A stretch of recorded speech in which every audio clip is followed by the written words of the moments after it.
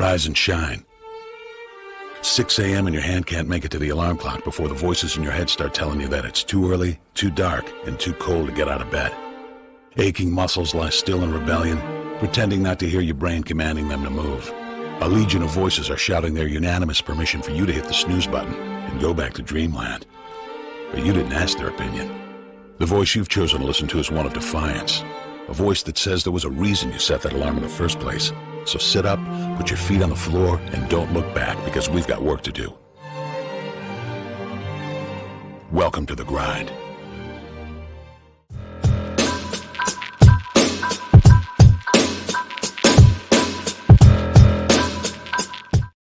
And ladies and gentlemen, it is my distinct honor and privilege to tell you that you all here at Team NBS are going to be on the clock, the rest of you, for the 2023 NFL Draft Night Pound National Game with the Professor Bill Carroll, who you see hyped up like it's Christmas. And, of course, at the bottom of your screen as well, Sensei Jeff Barnes here to bring you all the action, and it's going to be a great time for all involved. Listen to us while you watch the draft. It's a win-win for the world in general. Of course, this broadcast tonight is brought to you by RichKid Clothing. The next wave in black fashion comes out of the Bronx, New York. RichKid Clothing picking up where FUBU, Carl Kanai, and Rokawear all left off. RichKid is the next generation for Get Fly fashion heads. That's right. Streetwear is not dead. And something else that's not dead is intrigue in the draft. A lot of people confused and not sure what to expect. Last year, listen, guys, we didn't have a whole lot of quarterback hype. Now a number of quarterbacks assumed to be first-round picks, and people still don't know what the heck is going on. Listen, I see my dude brimming, and I'm not just talking about his blue glasses. Professor Bill, I was about to call you Jim. Who's Jim? Professor Bill Carroll. It's an unpredictable draft. I would push back on that a little bit because we're pretty sure one of the two players that's going to start things off. But from that, I mean, how far does this branch out? Do you find this to be something where you're just kind of out of your mind watching what's going to happen? Yeah, well, I'm pretty much convinced that the first player off the board is going to be Bryce Young to Carolina. And then it gets interesting because the Texans have a decision to make. They wanted Bryce Young. That was their top-rated player on their board. Do you just move down to the next quarterback because, yes, it's a position of need, or do you say, we're likely to be bad again next year? We still aren't sure exactly what we have in Davis Mills, and the next highest-rated player on the board may not be a quarterback. Might be Will Anderson. Or maybe, just maybe, the embattled Jalen Carter. I think it's probably Will Anderson, though. Yes, with the stuff imbrewed in his situation. But listen, let's take it to the guy who, for NBS Media, tracks the NFC South's Tampa Bay Buccaneers. At the end of the day, Carolina is going to see this as an upgrade no matter what. And I can make a pretty strong argument that I'm not going to say that it will guarantee that this quarterback is the best quarterback in the division, but he's certainly probably not going to be, air quotes, the worst one before the year is out. Would you say the same for the Panthers with whoever they get in the first round? Well, your worst quarterback may be here in Tampa Bay, with the best being Baker Mayfield, the rest being they don't know whether it's going to be Kyle Trask or somebody else. So if they do go with the Bryce Young pick overall, first overall, it is an improvement over anything. It allows them to do a lot of things. It allows him to play a little error football because he can kind of fix your mistakes as a coordinator. So if it's Bryce Young won first overall, the question is going to be more about who's going to be number two. But he is definitely an improvement and definitely moves him up quarterback-wise in the division. You know, and something I would add to that, too, we're looking at these quarterbacks, be it Bryce Young, be it Will Levis, be it C.J. Stroud, even be it Anthony Richardson. These are all guys who in some way, shape, form, or fashion have a flaw of some sort.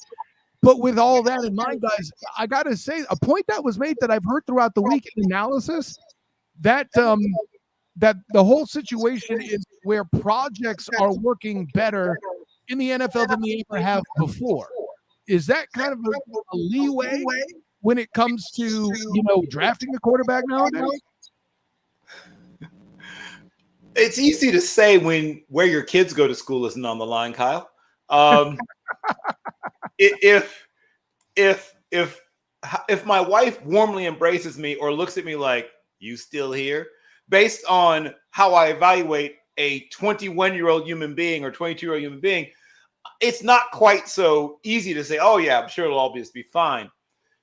There are still hard and fast rules, for me at least, maybe just me, about evaluating players. I don't want, if I'm picking in the top 10, to have to use my imagination too much. If I have to say, well, maybe this player can, or in the right situation, perhaps. No, there's more than one round of the draft. If I don't have a dead solid, really strong conviction that this player can definitely do the things in my system that I need that player to do, that's not a top 10 pick. In fact, in my book, that's not a first rounder, but I'm a stricter grader than some is what I've come to realize. But I'm not quite ready to tie, whether or not my kids have to play on a different soccer team or make new friends, if I have to buy a house based on whether some young man is ready to go or not. I'm going to make sure I'm going to look everything up. I'm a more rather than less information person. If there's any doubt in my mind, I'll find a different player. No, I see that entirely too. Let me go this way too, because for all the talk about quarterbacks and their potential, where I would answer back is there's a lot of people who are designed and asked to go after the quarterback in this draft as well. A lot of I've heard the number 15 first round potential players and prospects in this particular instance.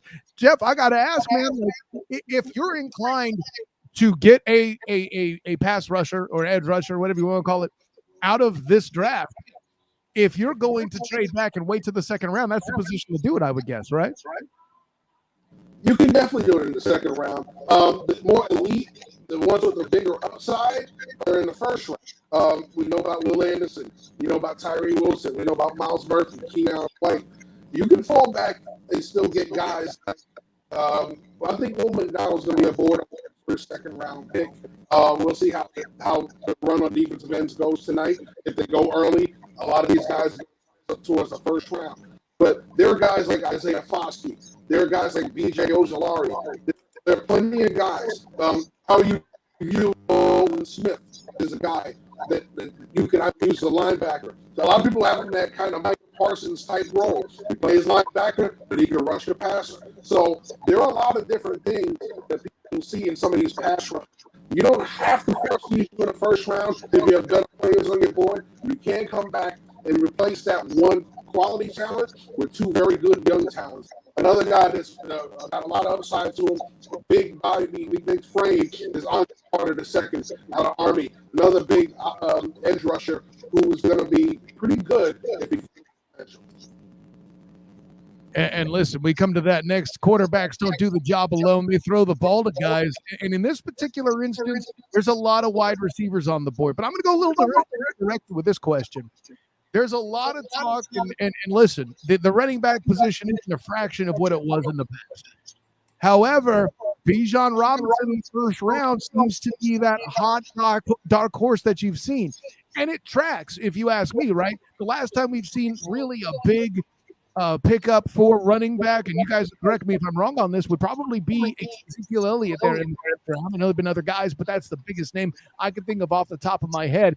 And he was more of a traditional type back. I think the reason why you might see a Bijan Robinson come off the board first is because he's more of a complete guy, a versatile guy, a guy that is just as much a running back as he is a slot receiver.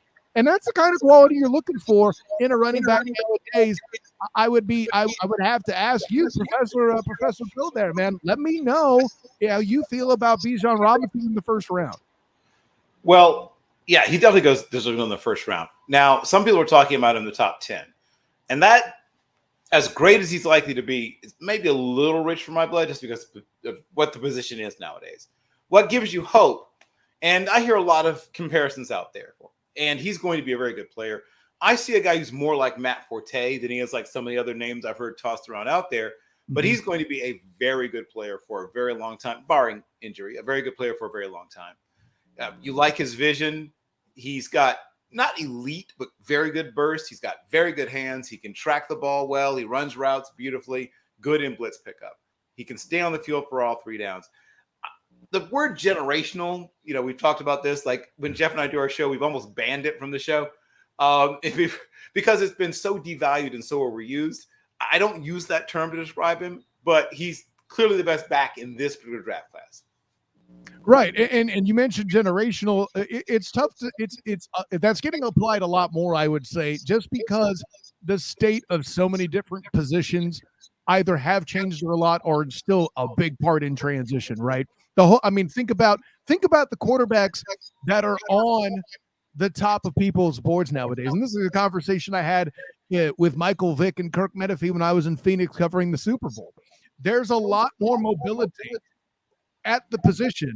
By the way, regardless of the fact where, the Super Bowl, this was the first Super Bowl where both quarterbacks were of color. But hey, listen, you got a guy in Jacksonville there, Mr. Sunshine himself. He can move pretty well. And Trevor Lawrence, it's not about that anymore. It's about mobility being essential at the position of quarterback, just as an example. And I mentioned earlier that running backs need to be able to be slot receivers in part-time, basically, to make packages unpredictable. Edge rusher, defensive tackles have to be faster than they've ever been.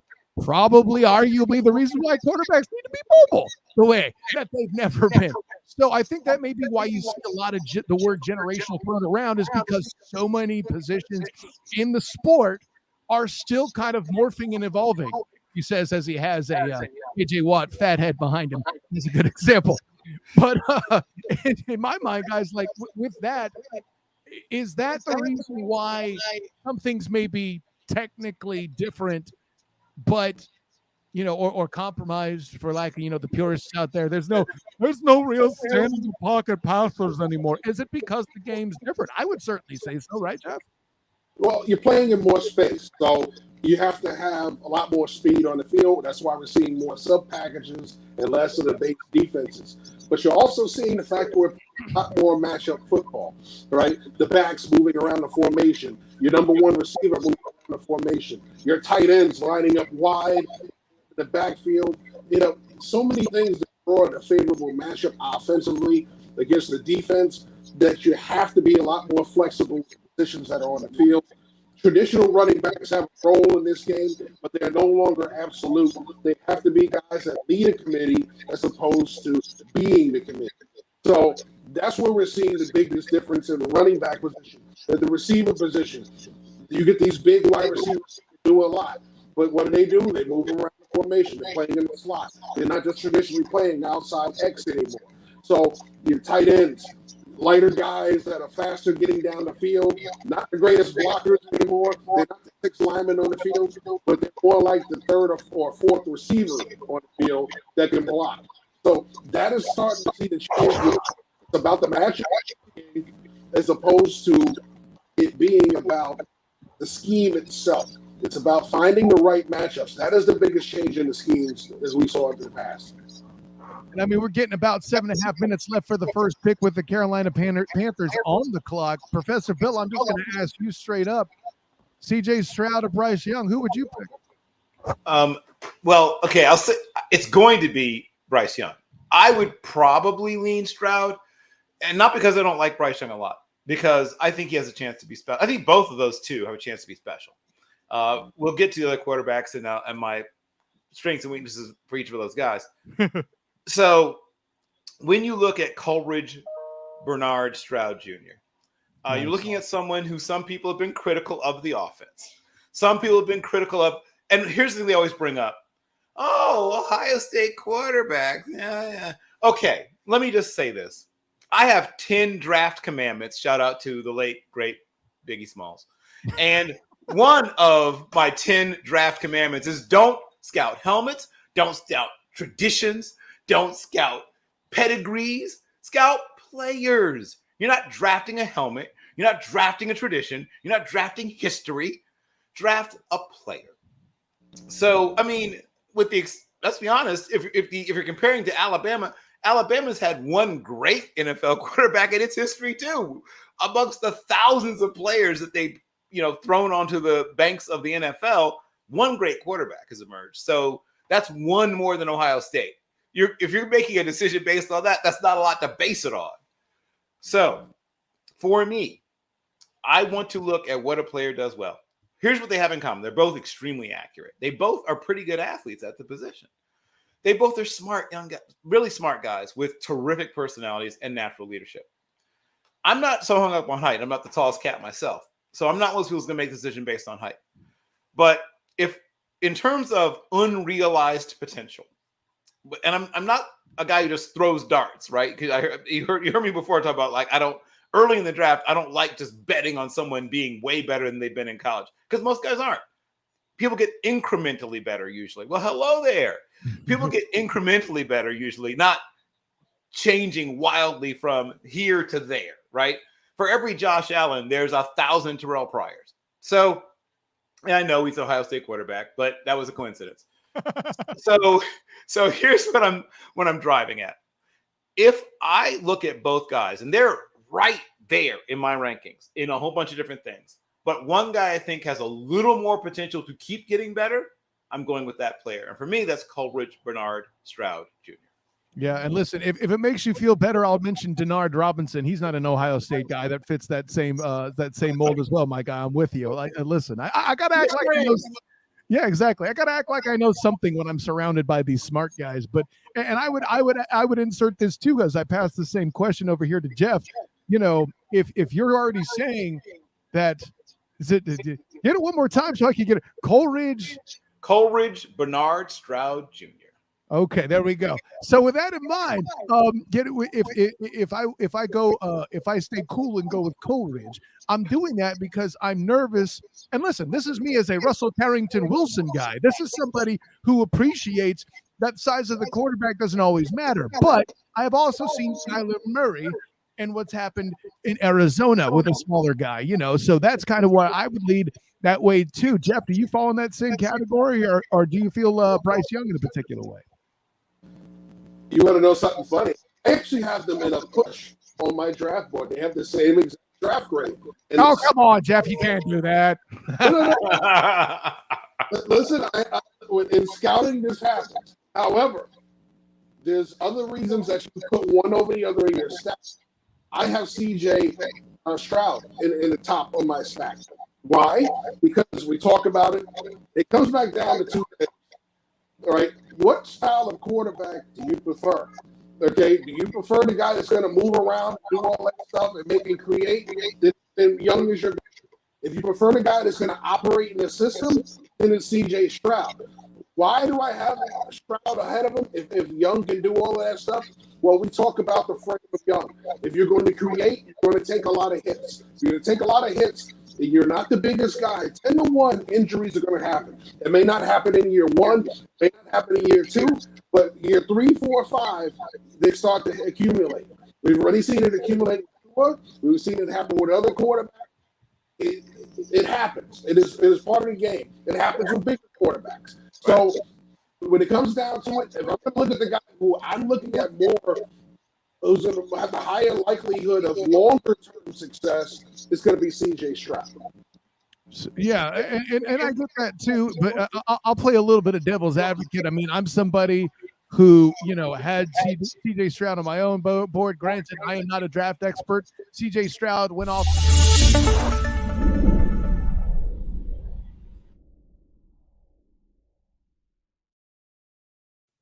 Bryce Christopher. The pick isn't in. I haven't seen who the selection's been yet, so I don't know if you guys have seen it yet. But Carolina does have the pick in. It is Bryce Young. Bryce Christopher Young, yes. We do have Bryce Christopher Young. Thank you for that briefing there, Professor. You typically on my show, I do middle names for those that have earned it. But since it is draft night and you are the first overall pick, but no problem dropping it for now. Now go earn it for the rest of your career. But and I was just about to say, I think what you're looking for there in the case of the Panthers, they have a lot of established talent there on the defensive side to bail out mistakes. I don't feel like their offensive line is particularly, bad. They might need some tweaks here and there, but you can do a lot worse. Hey, Houston, who is now going to be on the clock here shortly. But, yeah, with Bryce Young, I'll put it this way. Considering all that Carolina's given up to get him, Jeff, like what would you see that he has to work with, and how is he going to work in there? It allows them to play with how they want to play. They want to run football, they want to play tough defense, but they want a guy that's going to be able, like I said, extend plays, do things outside the pocket when things break down. Because let's face it, they traded away a lot of good talent this offseason. DJ Moore gone, Robbie Anderson gone mid-season last year. So they moved a lot of people out of that receiving. They're going to be building it young. It's going to take time for that passing game to come together. Lean on their running game. And when things break down, maybe they extend the bye time and create. Now, they have some good pieces there. Tommy Tremble at tight end. So they're going to be continuing to grow as a team under this new leadership of Frank Reich. That's going to be the biggest question. How different is it going to be from how they ended the season last year with that team getting a very big role? Can he extend that defensive play? Can he improve the play? We're going to find out early with a young man at the helm who can do a lot for this franchise and this offense especially. And, of course, now with Bryce Young off the board, a lot of the uncertainty getting accounted for, and it's now number 2 with the Texans on the clock. I got to say, I don't know that I believe all the scuttlebutt that they're not going to take a quarterback. But, hey, listen, the Texans have made questionable moves. I have no idea where I was going with that. The Texans have made questionable moves in the past. But I'll say this. If you were going to go anywhere other than a quarterback, where would you go, Bill Carroll? My belief is it's probably Will Anderson. And while I'm not saying that with 100% certitude. I'm not saying take grandma's operation money. I'm saying that I think it's well above 50%. I think it's probably somewhere 70-ish percentile that they're going to go Will Anderson. And then it gets even more interesting, right? Does some team trade up to try to make sure they secure the second quarterback? There's all these rumors swirling around about the Raiders and lots of other teams trying to make sure they get their chance at that second quarterback. It's a great time to be a team that's picking, anywhere basically from here to 6 or 7, because some team might get a little nervous in the service and decide that they can't just wait for that player to make it to them. So, and I got to shout out my dude in the comments, Christopher J. Smith. The ramblings of a 42-year-old man is he's definitely hyped for the Texans' next pick. I know he had his own musings on that there too, but I got to shout him out real quick since he's there in the comments, getting ready to watch for his Texans and all that other stuff there too. So welcome aboard there, Chris. But Will Anderson, I mean, you're going shock. I ain't mad at you, Bill. It's a good pick in general. Listen, as somebody who covers the Jacksonville Jaguars on a regular basis, by the way, I will mention my dude, Dalton Tinklenberg there at the draft for A7BN Sports as well. So shout for that. But, as somebody who covers the Jacksonville Jaguars on the regular, listen, anything where you're getting Trevor Lawrence to run a little bit more, to have bad footwork, which is typically the only thing that really makes him throw bad when he has bad footwork is when his throws go most wrong. But, we're basically looking at a situation where, the Texans look like they have the pick in. We're about to get that official here in a moment. But, I could see them wanting to get somebody to throw a passer off, especially in that division, because if you could put your those running backs in there, assuming Jonathan Taylor comes back to form, assuming Derrick Henry comes back to form, if you can make sure they stay one-dimensional, hey, at least it takes them more time to to put points on the board rather and run some clock. At least that you can get that working for you. But yeah, I'm with it too. Any other direction you would go other than Will Anderson, if in fact Stroud is not the pick, Jeff? Well, you could always improve that defense, right? You never really improved the interior of it since you got rid of JJ Watt. So the top player on my board is available right now, Andre Carter out of Georgia. If you really want to improve the defense, if you don't believe you want the edge rusher and improve it from the interior, a guy that's up the running game. We saw what happened last year when they had to stopping the run. A guy that's going to break down the pocket from the inside, do a lot of things for that defense. I do think they need to go quarterback. I know people were saying they're all right with their veteran Davis Mills. I don't see any one of those guys as a starting quarterback for an NFL franchise. I didn't see it before. I still don't see it now. Davis Mills after 2 years in the league. Get yourself a quarterback. If they don't want to do it, if you don't do it.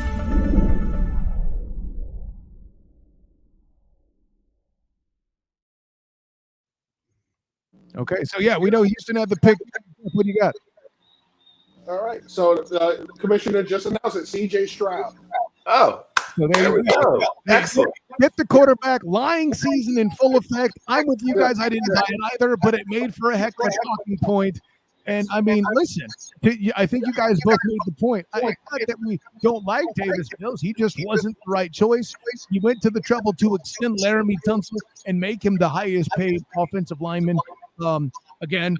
So with all that in mind, you got the left tackle, you got the quarterback. Actually, those are supposed to be the two most important things on offense. I'm not sitting here saying you're going to win the AFC South now, Phil, but I mean, you got to be glad with that pick, right? Yes, and it makes sense. I mean, I think, once again, you're going to hear a lot of smoke and very little of anything you've heard in the last couple of weeks. Almost every single bit of what you've heard in the last couple of weeks was, I'll use the term we used to use in the Army, Bravo Sierra. So you're going to have to sift through some stuff. So this makes way more sense. So if Will Anderson goes here, this makes perfect sense. The Arizona Cardinals desperately need, everything except a quarterback. So it works out well for them. And that sets up the Colts to either entertain the idea of Anthony Richardson or Will Levis. And could they, once again, not go quarterback? It's possible, but I think unlikely. I think we get our third quarterback off the board after I think Will Anderson goes here to the Cardinals. And let me check it up a bit there too, because the assumption's been Will Anderson or they'll trade out. I mean, I'm not ruling out trading out at this point. I mean, there's still a lot of moves. I would love to see Seattle, for example, come up and trade out and get their quarterback of the future, waiting behind Geno Smith, who will be there, for the next 2 years, I think he's signed for. That would be compelling for me. What do I know? I'm just a 49er fan who hopes that doesn't happen. And then on top of that, you're talking about the Titans potentially moving up, but I mean, I don't see that either. Malik Willis, blah, blah, blah. But, we're talking about Will Anderson as if it's been a given. Can somebody tell me why they're sure the Cardinals won't get Jalen Carter like Sensei Barnes there was talking about, doing a thing there? What about that? Oh, it's entirely possible. Very possible. Yes. I think, like Jeff said, these are two players who are, I'm not going to go to a straight push because, that's not very exciting television. But I will say that they're rated extremely similarly on my board.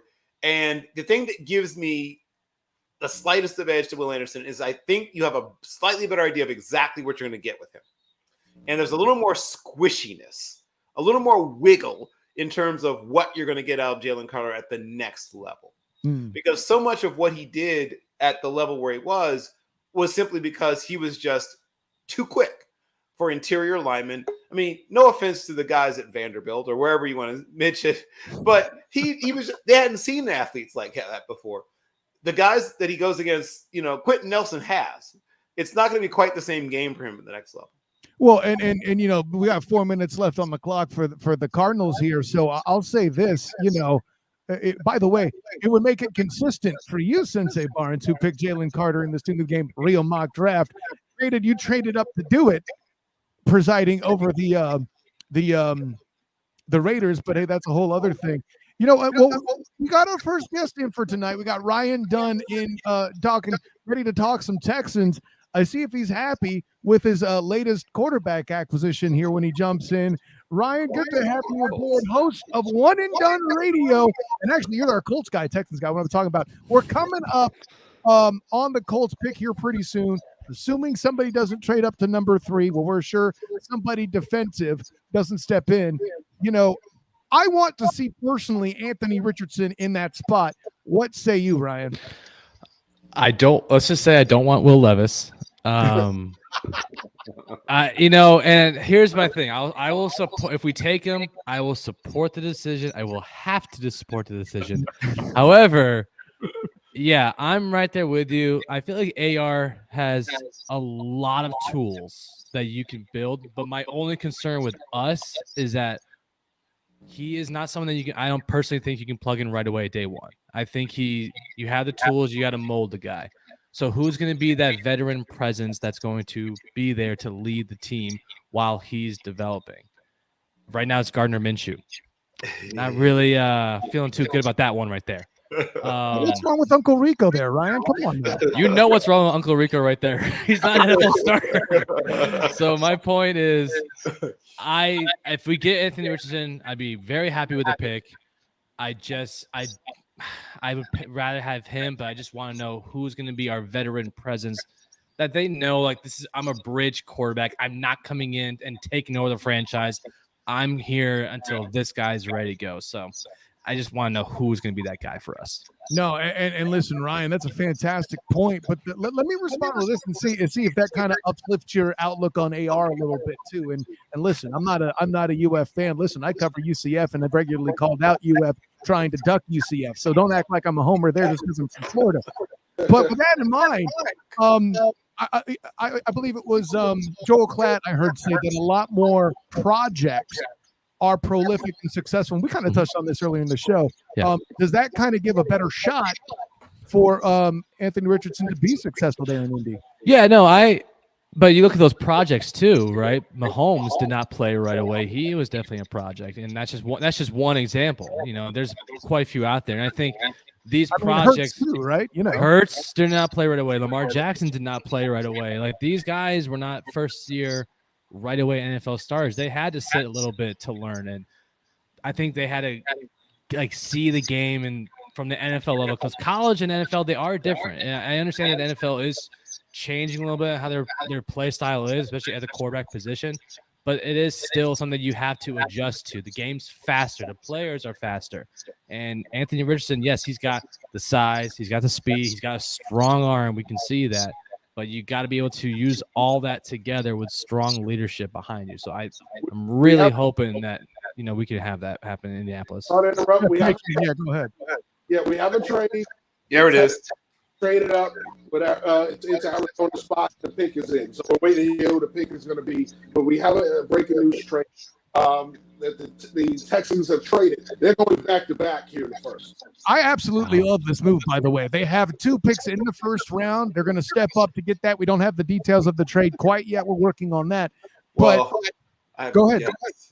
Well, I mean, it seems to be that now they're going to add both their quarterback of the now, and I'm going to guess Will Anderson, but Jalen Carter's not out of the question. Yeah, I mean, listen, there's 3 most important people, right? The first one's the quarterback. The second one, according to Jimmy Johnson, is the backup quarterback. I'm not going there.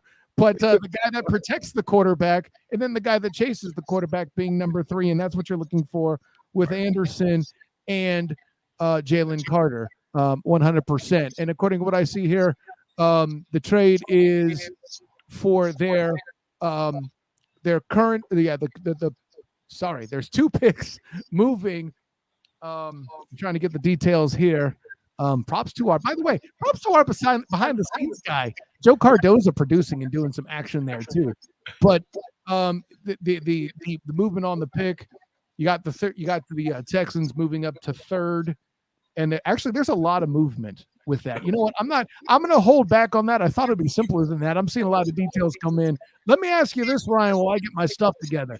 For the Colts now, they're going to be behind the Texans. Obviously, this will certainly lock in Anthony Richardson being on the board, as if that was any other question. But if there's something else they would need to supplement once they land one of these quarterbacks, listen, as a guy who digs Quentin Nelson, had a chance to see him in person when he played for Notre Dame, your line's going to be solid there, even sometime, number of years he's got under him. What's the next thing the Colts would need to work on to be AFC South relevant? Well, since the Texans just drafted Will Anderson, there you go. We still need help on the offensive line, especially at left tackle. Yes, Quinn Nelson is our left guard, and we do have a couple pieces on the offensive line. But with this pick, we may want to go and get some offensive line help. And then also make sure we get some receiver help too. If we are assuming to take a quarterback with a 4th pick, whoever it might be, you need to give him a weapon. Yes, we have Michael Pittman, who's a great weapon to have, but there's not much productivity after him. And yes, we have Jonathan Taylor too, who is entering the final year of his contract. Kind of a little worrisome there, but I look at a team. I look at like those positions. I'm not saying go for a running back, but I'm saying like at least offensive line and a receiver, or even a good tight end could be good options as well. But offensive line, receiver would be my priorities at this point because you got a young quarterback, protect him, get him help. That's how I look at it. And certainly a lot of the battles that I saw personally, even in Jacksonville, where a lot of the depth was, just not there. I mean, there was a lot of injuries in the receiver core and the offensive line. So I am not going to complain about depth there too. And speaking about not complaining, I certainly don't think Texans fans are complaining about jumping up and go back to back. That's huge, as they say. People were talking about this draft being unpredictable. Unpredictable was absolutely what we got tonight here, and we're not even in round 4 yet. Goodness gracious! So I don't know what to say about that. Let's say they pick up Will Levis. Which, listen, I'm with you, Ryan. I don't think he's the best prospect on this board. The mock draft that I hosted on my show, Will Levis wasn't even picked in the 1st round. So that should tell you what the media thinks in general. But the whole concept of Will Levis, if he's brought in, I'll say this, and you can tell me how you feel about it. Here's kind of my thinking on it as somebody who's not a Colts guy, right? You escaped a generation of non-mobile quarterbacks, bringing in old man Rivers, Phillip Rivers, of course, and nearly beating the Bills. You had Matt Ryan after that, Carson Wentz, and some kind of combination therein, limited mobility and all those guys. Not to say that Will Levis isn't an athlete, but he's not the AR-15.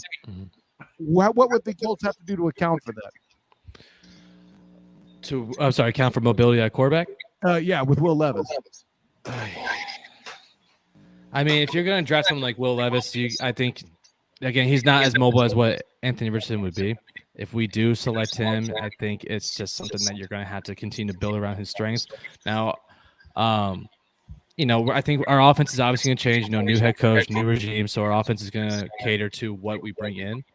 And I think with Will Levis, I think how I look at Will Levis, especially, I think he's got a good ceiling, but I think the ceiling is so much more with Anthony Richardson. So I think there's more risk, more reward with Anthony Richardson. I don't think Will Levis is a bad quarterback. I don't think he's a bad prospect, but I do think there's more upside. Like you said, we had a history of Rivers, Matt Ryan, Carson Wentz, not really guys known for mobility. And the Colts really haven't had a mobile quarterback. I know Andrew Luck was kind of mobile, but we kind of saw it didn't work out as far as health-wise. He couldn't take it. Right. So I think the size that you give for Anthony Richardson is pretty big as well. And he is more – I think he's probably faster. I don't know the numbers for – he seems to be faster than what Andrew Luck was in college. So. Yes. But I would take – I mean, the risk could be greater for Anthony Richardson compared to what you get with Will Levis. Yeah. The reward, sorry. Yeah. No, I knew that the risk reward, like that the range between the two would certainly be greater. I can definitely see that. I will say this in Will Levis's defense. First of all, he'll be keeping the same colors from Kentucky. There's that. But with that in mind, I'm kidding, Ryan. Come on. Are you trying to make this happen? Are you trying to give me a stroke right now? No, I'm trying to manage your expectations, but with that in mind, in Kentucky, he was used to playing with a solid running back and being a part of that puzzle of the offense. So from that standpoint, he would certainly be a more natural fit than Uncle Rico. There's that they got going for him too. And we'll see. The Colts pick is in. I'm just looking to get the update here as we're waiting for that too. As we're teetering on the edge of that, let me ask you this, Ryan, as somebody who is a rival within the division of the Texans, how do you feel about the move they made going up, securing Stroud and Will Anderson right here just in front of you? I wanted CJ Stroud personally. I felt if he was going to fall to us, I felt he was the best. What I saw against Georgia was like, I'm a Michigan guy. I mean, Bill knows that. I'm a huge Michigan fan. Oh, so when I mentioned Denard Robinson, you felt that. Yeah. So what I saw from C.J. Stroud against Georgia made me like, wow, this guy is now showing me more than what I was expecting. So,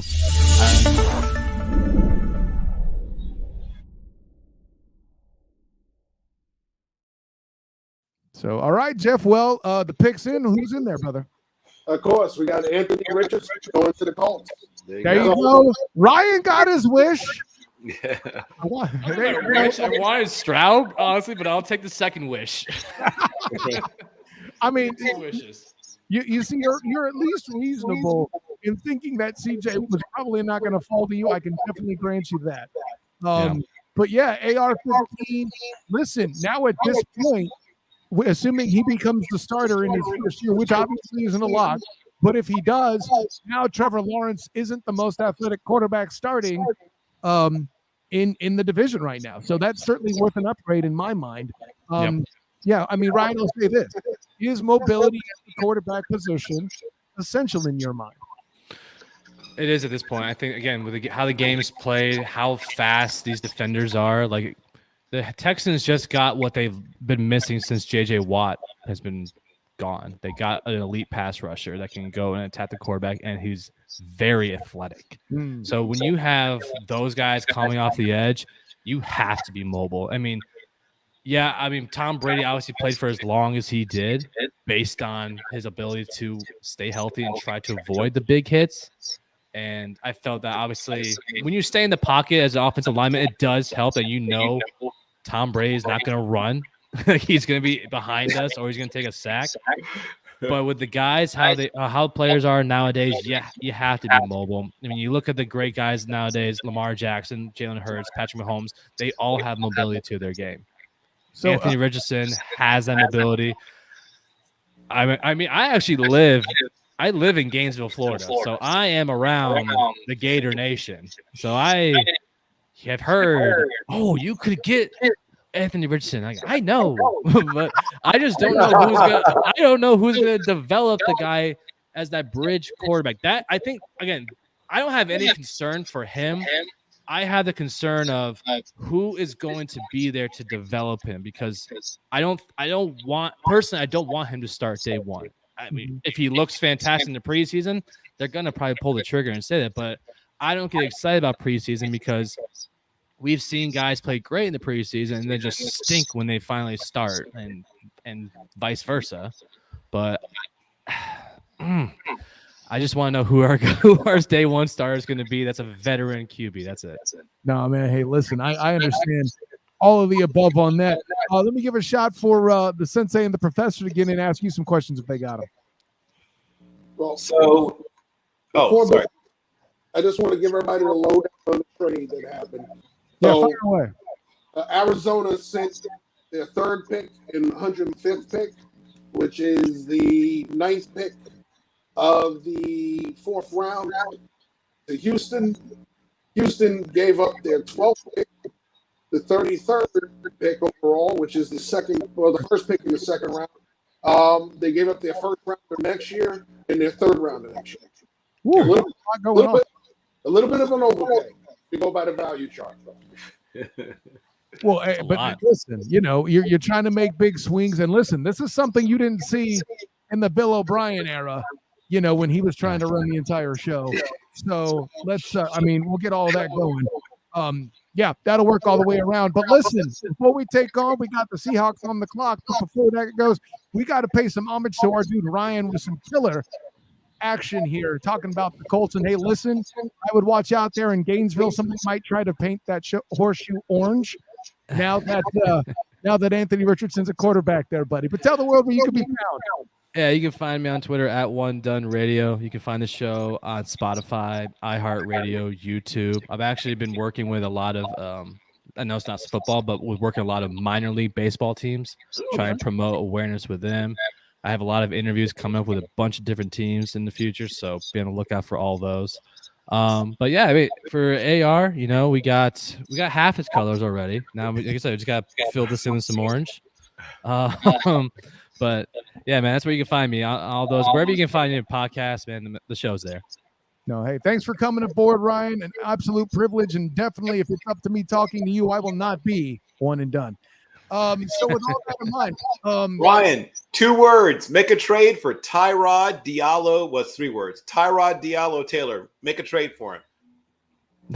Okay, he wants that veteran. That'll translate. I like the sound of that, Professor. You know what? I do too. I'd be okay with that. So hey, there you go. That'll be your parting gift, your fortune cookie, if you will, from the Professor. So thanks again, Ryan, for coming in, man. Yep, thank you guys. Only 3 hours south of you, Ryan. So by all means, man. Hey, I like it. Awesome. Have a good one, guys. All right, take care, Ryan. So yeah, I mean, hey, we're talking about how close everybody is to Ryan. Listen, I'm closer than you are. Come on, AJ.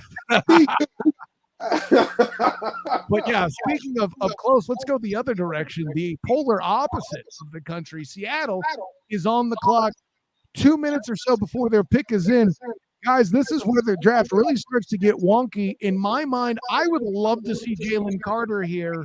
I'm seeing some nods from the Professor. What say you there, Sensei? Listen, I think it makes the best sense for them to go Jalen Carter here. I know people were talking about the quarterbacks. They're taking every last bit of minute. Don't be surprised if this pick gets traded. Yeah. Because they're taking every last second. Usually if you have your card, you pretty much know what's going on. So we're under a minute now. This might be a trade coming from no, they put the pick in. I'm gonna throw a dart. If they are getting trade offers, one of the strong ones will probably come from the Raiders. Yeah. Well, they're saying now they're picking it. So they have a pick in. Listen, if they're not going quarterback, and I wouldn't at this point, the top 3 quarterbacks are going. Well, really, 3 of the top 4 are going. Hendon Hooker's on the board, but he's a guy you got to wait for. I wouldn't take Hendon Hooker this high. I think you got to take the impact player defensively. That's got to be Jalen Carter. Or, hell, they can go Christian Gonzalez or even Devin Witherspoon at this point. You need corners too. So there are plenty of defensive moves for them to make. They're in range for all of those players. This is the best time to do it right now. Well, if they wanted to go edge rusher, which is something they've been struggling with for a while, I'd be remiss if I don't mention Tyree Wilson and Lucas Van Ness here. Is that too high for them? Little rich for Van Ness. I would go. If you're gonna go Tyree Wilson, this is the time to do it. Also, I mean, if you're talking about edge rushers, this is a little rich for some of these guys. Wilson's a guy that people mocked in his range. I still think it's a little rich for him, but if you're going to reach a little bit, he's the guy to do it for. Murphy's a little lower, and McDonald's way lower. So the next one that's going to come off most likely is Wilson. Do you take him right here? Do you wait? Like I said, you can get a couple of rushes in this draft. You don't have to force the issue. But you get the interior guy who's the best guy still on the top of the board. Number 2 just went off my board at pick 3. Number 1 is still sitting there. If you're at this position, the top guy on your board is still there. He could help you. He's a position of need. You take it, and then that's Carter. That's Jalen Carter. Jalen Carter. Yep. So with that in mind, I mean, Professor, I saw a lot of nods for other guys. Is it best to wait for Ezra, or has he? I got to put it. Someone's got it on their bingo card. It's best available versus need, right? So now they got that on the bingo card. Who do you got there, Professor? Yeah, I mean, I'm agreeing that Jalen Carter would be an excellent selection there. He gives them something they haven't had since the Michael Bennett days.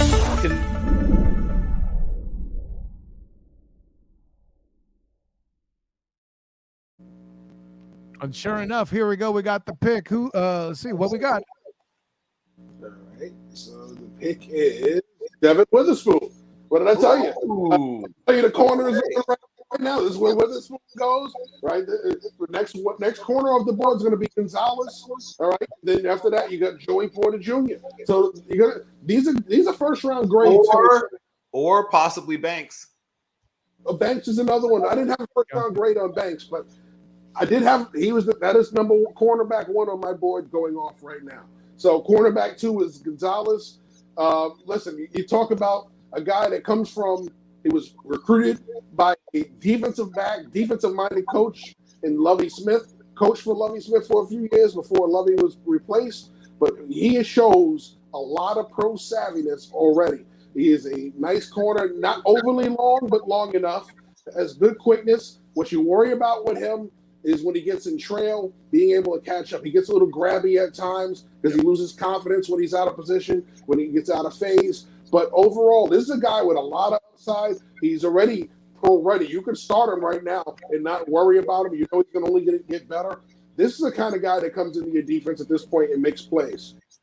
So with that in mind, I'll say this. You mentioned him being a bit tall at 5'11" for a corner. Like, I get it. Not the tallest corner, but acceptable. 180 pounds for a corner, I like. This is a physical guy, too. That kind of goes in with the whole grabby concept, playing more physical. I wonder, guys, how he pairs up with the Jamal Adams there in Seattle. I mean, let you continue to build on corner there, Professor, because that's what we were talking. Yeah. So shout out to my friend Jim Coburn, who coined the term edge safety. Nice. And Jamal Adams, I mean, he did lead the team in sacks, right? So you're talking about a guy who's legitimately an edge safety, but he could play further away from the line of scrimmage. And they'd like to be able to free him up to not have to play so close to the line of scrimmage. But I said that if you want to unlock the cage that your defensive coordinator's been in, get him better corners. You want to make your defensive coordinator more aggressive. You want to let him call more things, get him better corners. We're now at a point in the league where you can't just have one good corner or even two good corners. You need three. You need three really solid, preferably one who's excellent or elite, and then two really good ones. Because what did Jeff say before? What's the league all about? Matchups. Players over plays. We're going to find the person who doesn't want to be in coverage and make them cover. And we're going to make them cover all over the place. Won't you find that person the weak link? Oh, we're going to put you in highlight reel after highlight reel after highlight reel. So by adding Witherspoon to the mix, and he's a guy who I believe could find his way into the slot. I could see him because he is a little bit smaller. He's not as big as Gonzalez. He's definitely not anywhere close as big as Joey Porter Jr. He's a guy that could find his way into the slot. He's a really solid tackler for a guy his size. As was mentioned, my one real issue with him is the grabby, and he's not as athletic. The makeup speed that you have in Gonzalez, you don't have in Witherspoon. But he's a good athlete, just not elite. But yeah, he'll be fine. And yeah, well, in the Pete Carroll era, there was, a Brandon Browner in that group. They've learned to kind of adjust and deal with that kind of quarter. He could fit in there too. And I mean, the whole grabbiness really in his career didn't really kind of show out until he was at a different location. He had been older. It was a different style of defense. All of that here too. And so there's that coming up. I'm seeing that there might actually be a trade coming up here soon for the Lions here. Are they moving up? Yeah, the Cardinals are moving up to take that spot. This is all going crazy. Who said this draft was unpredictable? I believe it now. Yes. So yeah, somebody saw a chance to get Jalen Carter. Is probably what that is. Yeah, it's an interesting point. I mean, listen, it would fit in either place, but listen, with the Cardinals doing what they did to trade down, they come back up to get their guy, and they got some extra picks now to do it. Thanks to what they got from the Texans. On that, I shan't front, as the kids say. No, they don't say that, but just work with me here. But nonetheless, wow, that's interesting. I'm kind of stunned by that because I have to be honest, I was all prepared to talk about the Lions trying to ascend in the NFC North, but now not so much. So, we'll definitely be talking about that later, I'm sure, assuming they stay in the first round, which I believe they will. It will, like you say, we're waiting for the trade to come down. Jalen Carter is what we're throwing in the hat. Guys, I got to ask, if it's not Jalen Carter, whom do you think the Cardinals will be trying to snag? Well, go ahead, Bill. Oh, I was going to. I think we're going to say the same thing. I'm convinced that if it's not Carter, it's Gonzalez. Oh, okay, yeah, Christian Gonzalez, the number one on your board, by the way, at that position, if I remember correctly, for both you guys, right? Well, my number one, Jeff's number two. Oh, okay. There you go. See, this is why I need to read you guys mocks more often on Team NBS Media. Bing! Anyways, see, how's that for team playing? By the way, it looks like the trade for the picks were 6 for 12 and 34. So basically, they move up 6 spots and throw in their second pick in exchange for their pick. So, and the teams that are trading down, winning in these trades, right? We look at the value for 1,600. They got 1760. You couldn't have got an extra pick out of them to even it off a little, but they're obviously giving heavy value to get back up.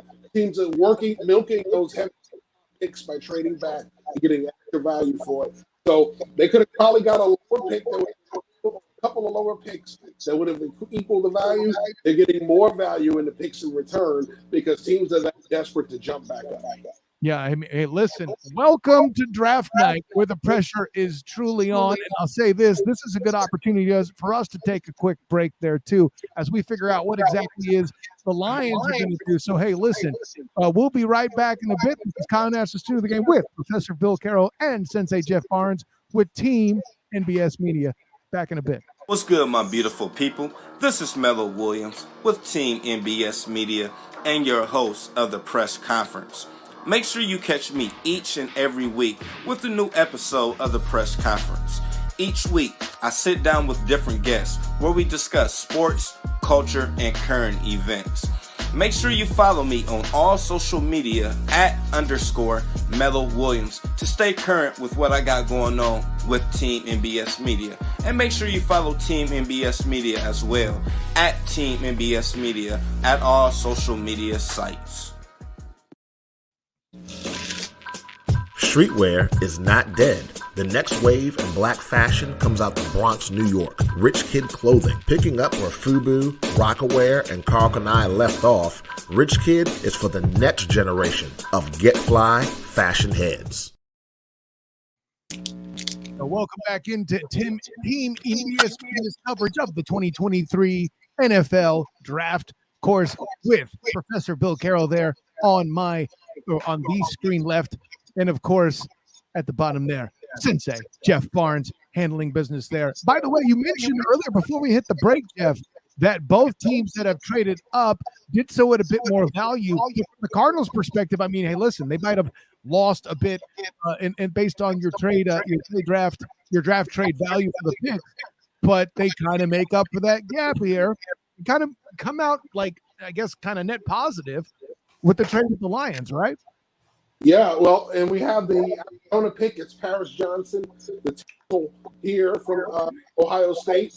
So he stays in red. He goes from Columbus to Arizona to Phoenix. But it comes down to, if you want to make the trade, sometimes that team is going to ask you for more. Does it mean that you lose a little value at the end? Yes. You give up a higher pick than you really should. Now, what's going to make it worth all as well is if that pick works out. If you trade up, you get the guy you want, and it works out, then it was a good trade. But you get the guy you want and it fails, then you not only overpay, but then you bust on the pick. It's a double win. So you really got to hit these picks. You want that guy. He's the answer. You better make sure that player is successful if you're going to give up all that extra draft capital. Because as you see, these picks do really matter. And listen, Professor, I know you're wearing the solid blue frames, but listen, you picked for the Cardinals in the student of the game real mock draft. I have to know what you think about Paris Johnson here at the 6th spot. I like Paris Johnson a great deal. I thought he'd probably be on the board a couple of picks later, but they didn't. They thought that the run on tackles was going to start around here. And there will be a run on guys that can play left tackle, partially because of all things you just said about the way the game is played and how many freakishly flexible, fast, and fierce pass rushers there are. You do want to make sure that you've invested all this in a quarterback, that quarterback is not spending all that time in traction. So you're going to see somewhere, maybe this starts the run. I won't be surprised if I think it'll be a little space because Johnson is sort of the clear number one. There'll be some other positions, probably a couple of picks. And then as we get towards the end of the top 10 and moving out of the top 10, watch for a run on the second tier or the next tier of those left tackle types. Well, and there could be a draft board strategy in here of some sort. Granted, I don't think the Cardinals have any more picks per se, but like starting a run at this point could take kind of your competitors out of this competition. You know, you're looking for a situation where maybe other teams in your division on the board, for example, may be going for a run for this. There's a lot of ways to play this where you can be trying to start a run, or maybe you just want a guy that badly And I got to tell you, in a world where you're looking for 2 straight seasons where Kyler Murray missed some kind of significant time, you gotta think the nerves to some of that is a factor there. Jeff, I'm going to go to you here. You know, I think the professor is kind of correct. And listen, as a practitioner of the beef, let me show you my credentials with my Aaron Evans original painting behind me there. But the whole, did they come up too high basically for this value? I don't know that they got what I would call best available here. Would you? Yeah, I believe he was this high on somebody's board. I think he's the best tackle. We had a lot of people mock 2 tackles going somewhere around top 10. You have Johnson, Skoronski from Northwestern. From Northwestern, yes. Yeah, so there are tackles going in the top 10. A lot of people mocked them. I don't think they mocked him in Arizona because we expected Arizona to pick a lot earlier. There was talk of him going to Arizona. That would have been a little too rich. Getting him here is not a bad job because this is around the range we're going to start to go. So this is a good pick. You traded back. You got extra picks. You came back up, and you got the player you wanted. You didn't spend extra value on him at 3. You got him with 6. So not a bad deal. Not a bad overall. Like we said, they got an extra first-round pick by trading back in Houston with next year. They have the extra draft cap spend. They did spend a little extra in the first trade. Kind of balances itself out for them. I believe there's a guy that's a talent. And guess what? He's the smaller of the 2 tackles, right? You talk about 6'8", DeJuan Jones still on the board. Somebody's going to end up with that. And I talk about DeJuan Jones, the more athletic version of Junior. So believe you me, this is a very good pick. It's about the range we would start, the highest range I've seen him mock. So I think this is about right. It's fine value. Fair enough. And hey, listen, going back to you for the student of the game, a real mock draft, eventually ended up trading up for Jalen Carter for your Raiders there when you were their GM in that draft. I mean, how do you pass up on Jalen Carter here? He's still on the board. Listen, I think it'll be a great fit for the Raiders. I thought it was a great fit as their GM so much that when somebody offered for me to go up and get him and he was available, I went up to get him.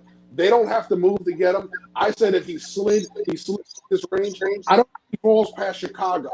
So if you're the Raiders right now, you want to improve this team, there's no quarterback to take in this range. People will say, Will Levis. You just got Jimmy Garoppolo. You don't need Will Levis. Get the guy right away, and that's Jalen. I can't front on that. And hey, listen, I would add this, Professor, to the whole Jimmy Garoppolo concept. As a 49ers fan, my favorite saying for Jimmy Garoppolo, despite being a Jimmy Garoppolo guy, is you can't help the club in the tub. And it's only a matter of time before somebody is, replacing him there with that group. Why not have it be a young Will Levis? You think that's that way? Is it fair to say that he is the closest, air quotes, of the quarterback prospects to David Carr, to Jimmy Garoppolo type? Not really, because their strengths are his weakness and his weaknesses are their strengths. So Will Douglas Levis has Donovan Levis. Has the only thing he has in common with those guys is throwing the occasional, for him, it's not occasional, ill-timed interception. But in Jimmy Garoppolo, you have your sort of classic game manager with plus, right? He occasionally gives you some big plays too. But he's a guy that gets the ball out on time, finds whoever's open, takes what's there, hits the tight ends a lot, works the middle of the field, hits running backs a lot, works the edges of the field close, and occasionally takes a deep shot outside the numbers. Occasionally. The thing that makes Will Levis interesting at all, right, is the deep shots deep outside the numbers. He's special when it comes to that. His ball placement is erratic a bit, sometimes beautiful, sometimes average, and sometimes what? And his decision making, if you do take him early, you've got to have the movers on speed dial, because this guy's, like I told you, he literally just boing, hits deep dropping linebackers in the chest. Hard, drills them. So he makes me nervous, quite frankly. That being said, Devontae Adams as an insurance policy is a nice thing. Go ahead, Jeff. Well, the pick is coming in for the Raiders right now. And looks like the pick is going to be Tyree Wilson. So they get the edge rusher. So Carter's still sliding. Wilson goes in the range that we expected. All right. So Will Levis, we expected one of these quarterbacks to slide out of 10. It looks like it's Will Levis right now. Will Levis, yeah. And I think the backstop, the thing that probably stops the slide for the aforementioned Mr. Jalen Carter is probably the Eagles, who are just sitting there lurking in the weeds. Which is interesting, like, because their defensive tackle room is amazing. You know, I mean, yeah, sure, and Ndamukong Suh may not be currently on it as he was this past season, but they got dudes that can play at that position. Why not get even more guys that can eat and make guys run around? Speaking of making guys run around, I would say this for the Raiders and their reasoning to pick Tyree Wilson, and that, of course, would be one, Patrick LaVon Mahomes II. You need to chase that man, and you must be poised when you do it.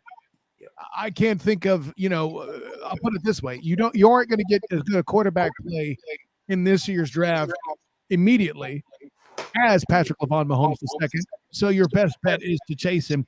And I mean, listen, these guys are thinking about winning their division. These teams, I should say, are thinking about winning their division first. So you have to think part of the situation here, right, gentlemen? That was aimed at which one of us? I'll hand it to you there, Professor. Yeah, well, so I was just talking to a very good friend of mine who is a highly placed person in collegiate recruitment and recruited a lot of these guys. He knows some of these players because seen them on tape or in person at camps. And we talked about Tyree Wilson, one of the players we discussed, and he said, he's certainly not finished. He's a guy that there's some definite need for polishing and growth. But he thinks of all of the pass rushers, including Will Anderson, he's the one who has the best chance to eventually be a consistent double-digit sack guy. And I had to agree. Anderson is more ready to go right now. Today, coaching is going to come into play with Tyree. But if they hit on this pick, it's the they picked, they got lucky a little bit, frankly, with Max Crosby. But as you might remember, they double-dipped a couple of years ago at the pass rushing positions and took one player very early, right, in Cleveland Farrell, who was a guy whose ceiling and floor are about that far apart. Right. The ceiling was touching the floor. And, heard a lot about his leadership and, he's a great guy and everything. I'm a great guy. I've got leadership. You shouldn't draft me. So you've got to draft people who can actually play football at a high level. And frankly, when it shows you they've turned over a new leaf. They're looking now at growth potential, guys who can keep getting better, and I think that helps them a great deal. No, I'm with that 100%. And now with the Falcons, the fraud cons, as I call them, on the clock. Go ahead, Jeff. We're talking about Jalen Carter. Go ahead. I'm gonna mention this. I've been speaking with one of my co-hosts on The Perspective, Phil Daniels, former Eagles assistant, former NFL veteran. So one of the things that we talked about was Carter falling. That was his prediction. So right now, we're talking. He's texting me now saying, "Remember my prediction?" And I told him I was about to bring it up on the air.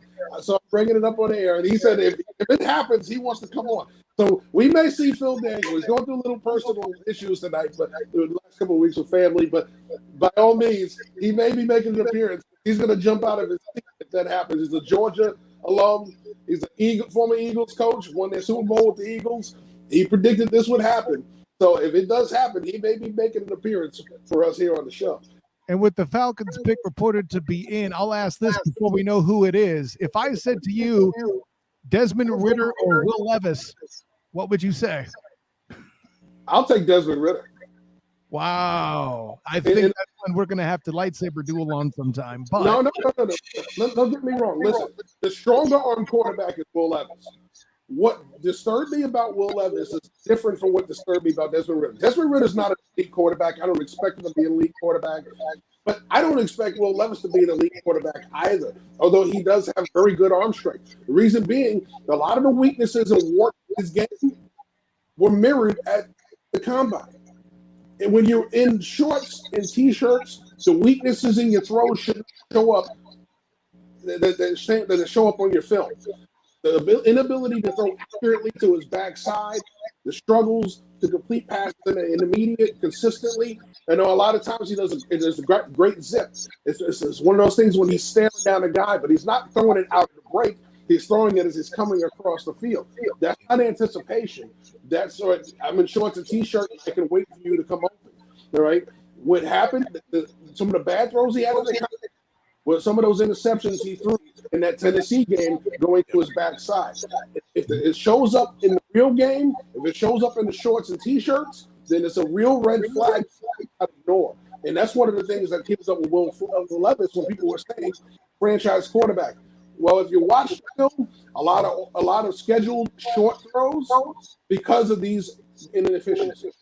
Yeah, and listen, in general, if you're looking to draft for your franchise here at 8, me personally, I wouldn't pick Will Levis, but the question is, I posed it as Levis versus Desmond Ridder. One would have to think about, hey, I think Will Levis has the better opportunity to bring the most potential out of all the weapons in Atlanta.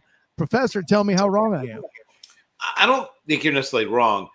Coach, so Arthur Smith Jr., who is the son of the founder of FedEx, so a guy who decided clearly he must love football, right? He could have just simply, just inherited billions of dollars, but instead he worked his way up, making those probably $14,000 as a graduate assistant, or if he's lucky, eventually getting to where he is now.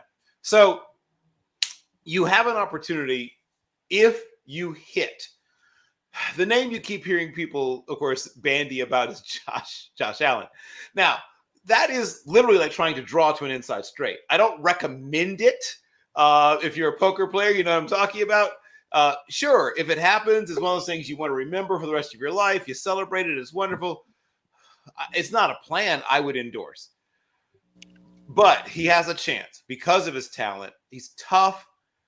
He wants to win. He wants to be better. He's working on things. But I think he has so far to go. It just scares me. Real quick. Oh, go ahead. I was going to say Wallace Barnes III. I'll give you a couple of quick names with Wallace Barnes III. Siaki Ika, right, who is one of the few sort of, like poor man's Vince Wilfork types. Like you don't see too many 330-plus pounders left because of so much up-tempo play in college football. Some smaller interior guys who are a little more apt to the way the game is played in college nowadays are Vilmini Fihoko from San Jose State, and then also out there, also out west, California, Jonah Tavai from San Diego State, who's more of a like classic 3-technique penetrator. So, yeah, and no, I'm glad I was going to go to that next, but hey, that's cool to bring it in. But let me stick with your inside straight metaphor there. When it came to Josh Allen, cards had to be drawn additionally later. I think in this case, you have Jack Queen, ace. Could Levis be the king that you need? Jeff, what do you got? We got a huge wild card here. So the Atlanta Falcons take John Robinson. I was going to.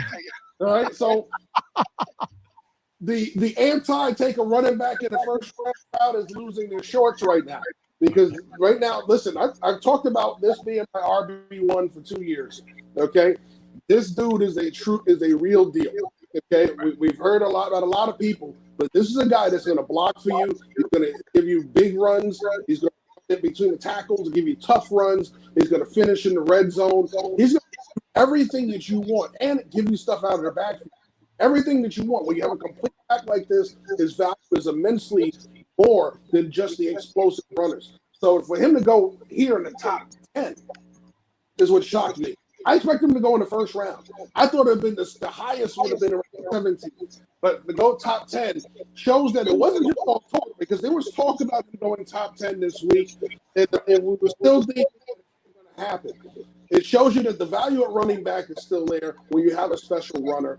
You take them early. And credit to the Falcons for being brave enough to do it. Yeah, let me build on that too and back that up. Last year, I feel like when we were talking about the draft and such that it was with quarterbacks specifically, everyone had Malik Willis as the top guy.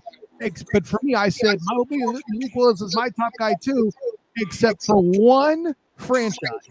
If the Steelers could get Kenny Pickett, you get Kenny Pickett.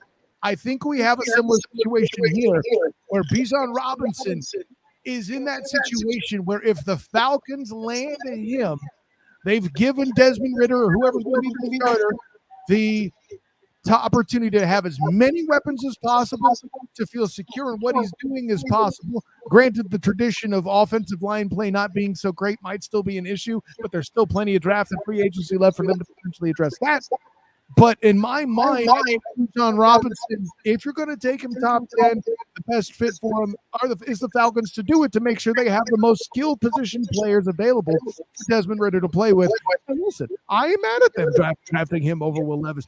Jalen Carter, I got questions, but hey, I'm not a Frog fan. It's not my problem. But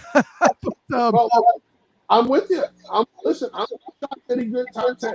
Like I said, the consensus has been not running, and I think he's special enough. We haven't seen it since, but it was McCaffrey the last one to go to 10. So it hasn't happened in a while. We've seen him fight to get into. I expect him to be in the first round, where, like I said, 16, 17 this range, not top 10. Kudos to the Falcons. Listen, you needed it. You believe he's a game player. He's a quarterback. You don't want your quarterback throwing 40, 50 times a game. You can live with 20, 25 times a game. This guy's going to help give a guy that's here. So, great job. It improves your offense right away. Still can find receivers. There's receivers that are top 10 in this draft. So, add a top 10 talent to your offense. So, yeah, and with that in mind, we have the Bears moving up to take the Bears spot, the single spot, with exchange. There's Jalen Carter. Yeah. I mean, with this, let's go ahead and do this. I know we got somebody in the virtual green room who's a fan of the rival of the Bears. Maybe we can get the enemy's perspective. Legacy Maker Sports own Darrell. Welcome back, Darrell. Fresh off of the Student of the Game podcast the other night. Thank you for that, and thank you for coming here with Team NBS Media. Kyle, Bill, Jeff, thanks for having me on. Truly appreciate it. Glad to be here. Draft night. It's our Christmas, y'all. It's our Christmas. I mean, listen, I know I don't picture it, but I have heard reports that Bill Carroll from the shower is singing, "It's the most wonderful time of the year." You know, it's life. It's what he does. But listen, with that in mind, you've seen a lot of movement on the draft board so far, a lot of the break, man. I know you're a Packers fan, but as a dude who loves the draft as you do, how do you feel about the movement so far, man? What are we looking at? Like, I lost kind of how many trades? Well, it's been crazy. I will say that. I mean, I had a friend of mine predict that we would see 12 trades. We might be halfway to that already. Let's see. We've got at least 3 or 4 so far. So I got 5 with this latest one. Yeah, we got 5 with the latest one, and we haven't even gotten out of the top 10 yet. So I mean, it's fast, it's furious. The only thing that would make me happy is if Green Bay trades up, but I really don't want them to lose any picks, so we're good there. They're let's stick where we are and see where we can go from there. Things are falling in the direction. We'll see. Actually, no, I did miscount. It is 4, so you were right. Really, not bad. But I mean, listen, you're a third of the way there. We're a fourth of the way through the draft. You're looking good, whoever made that prediction. That's all I'm saying. Yeah. With that in mind, I'll put it this way: the Bears, with a super big prediction here, we're predicting that the Bears are jumping up to get Jalen Carter. I mean, hey, Eagles, please don't. Here's some picks. You know, that's what it feels like from here.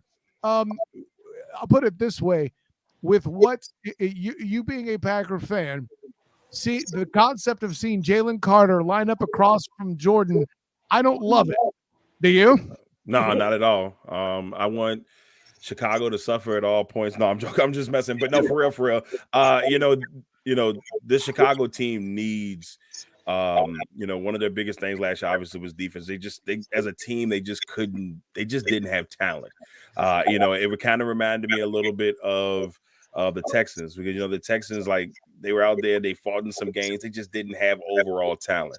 I'm not saying that Justin Fields is not talented or anything like that, but you bring a guy like Jalen Carter on, who in a lot of people's eyes is the number one player in this draft, and you can get him at, I don't know, 10. You're in great. Well, it looks like that's not happening. So the Eagles just got Jalen Carter, but if you're the Bears, you still can get an offensive lineman at 10 that would help protect Justin Fields. That's the biggest thing I think the Bears have to look into heading into their pick, because Justin Fields last year ran like a track star. He was up and down the field. We saw the talent with his feet, but he's a better passer than he is a runner. And just imagine if he had time to pass, what we could see from him.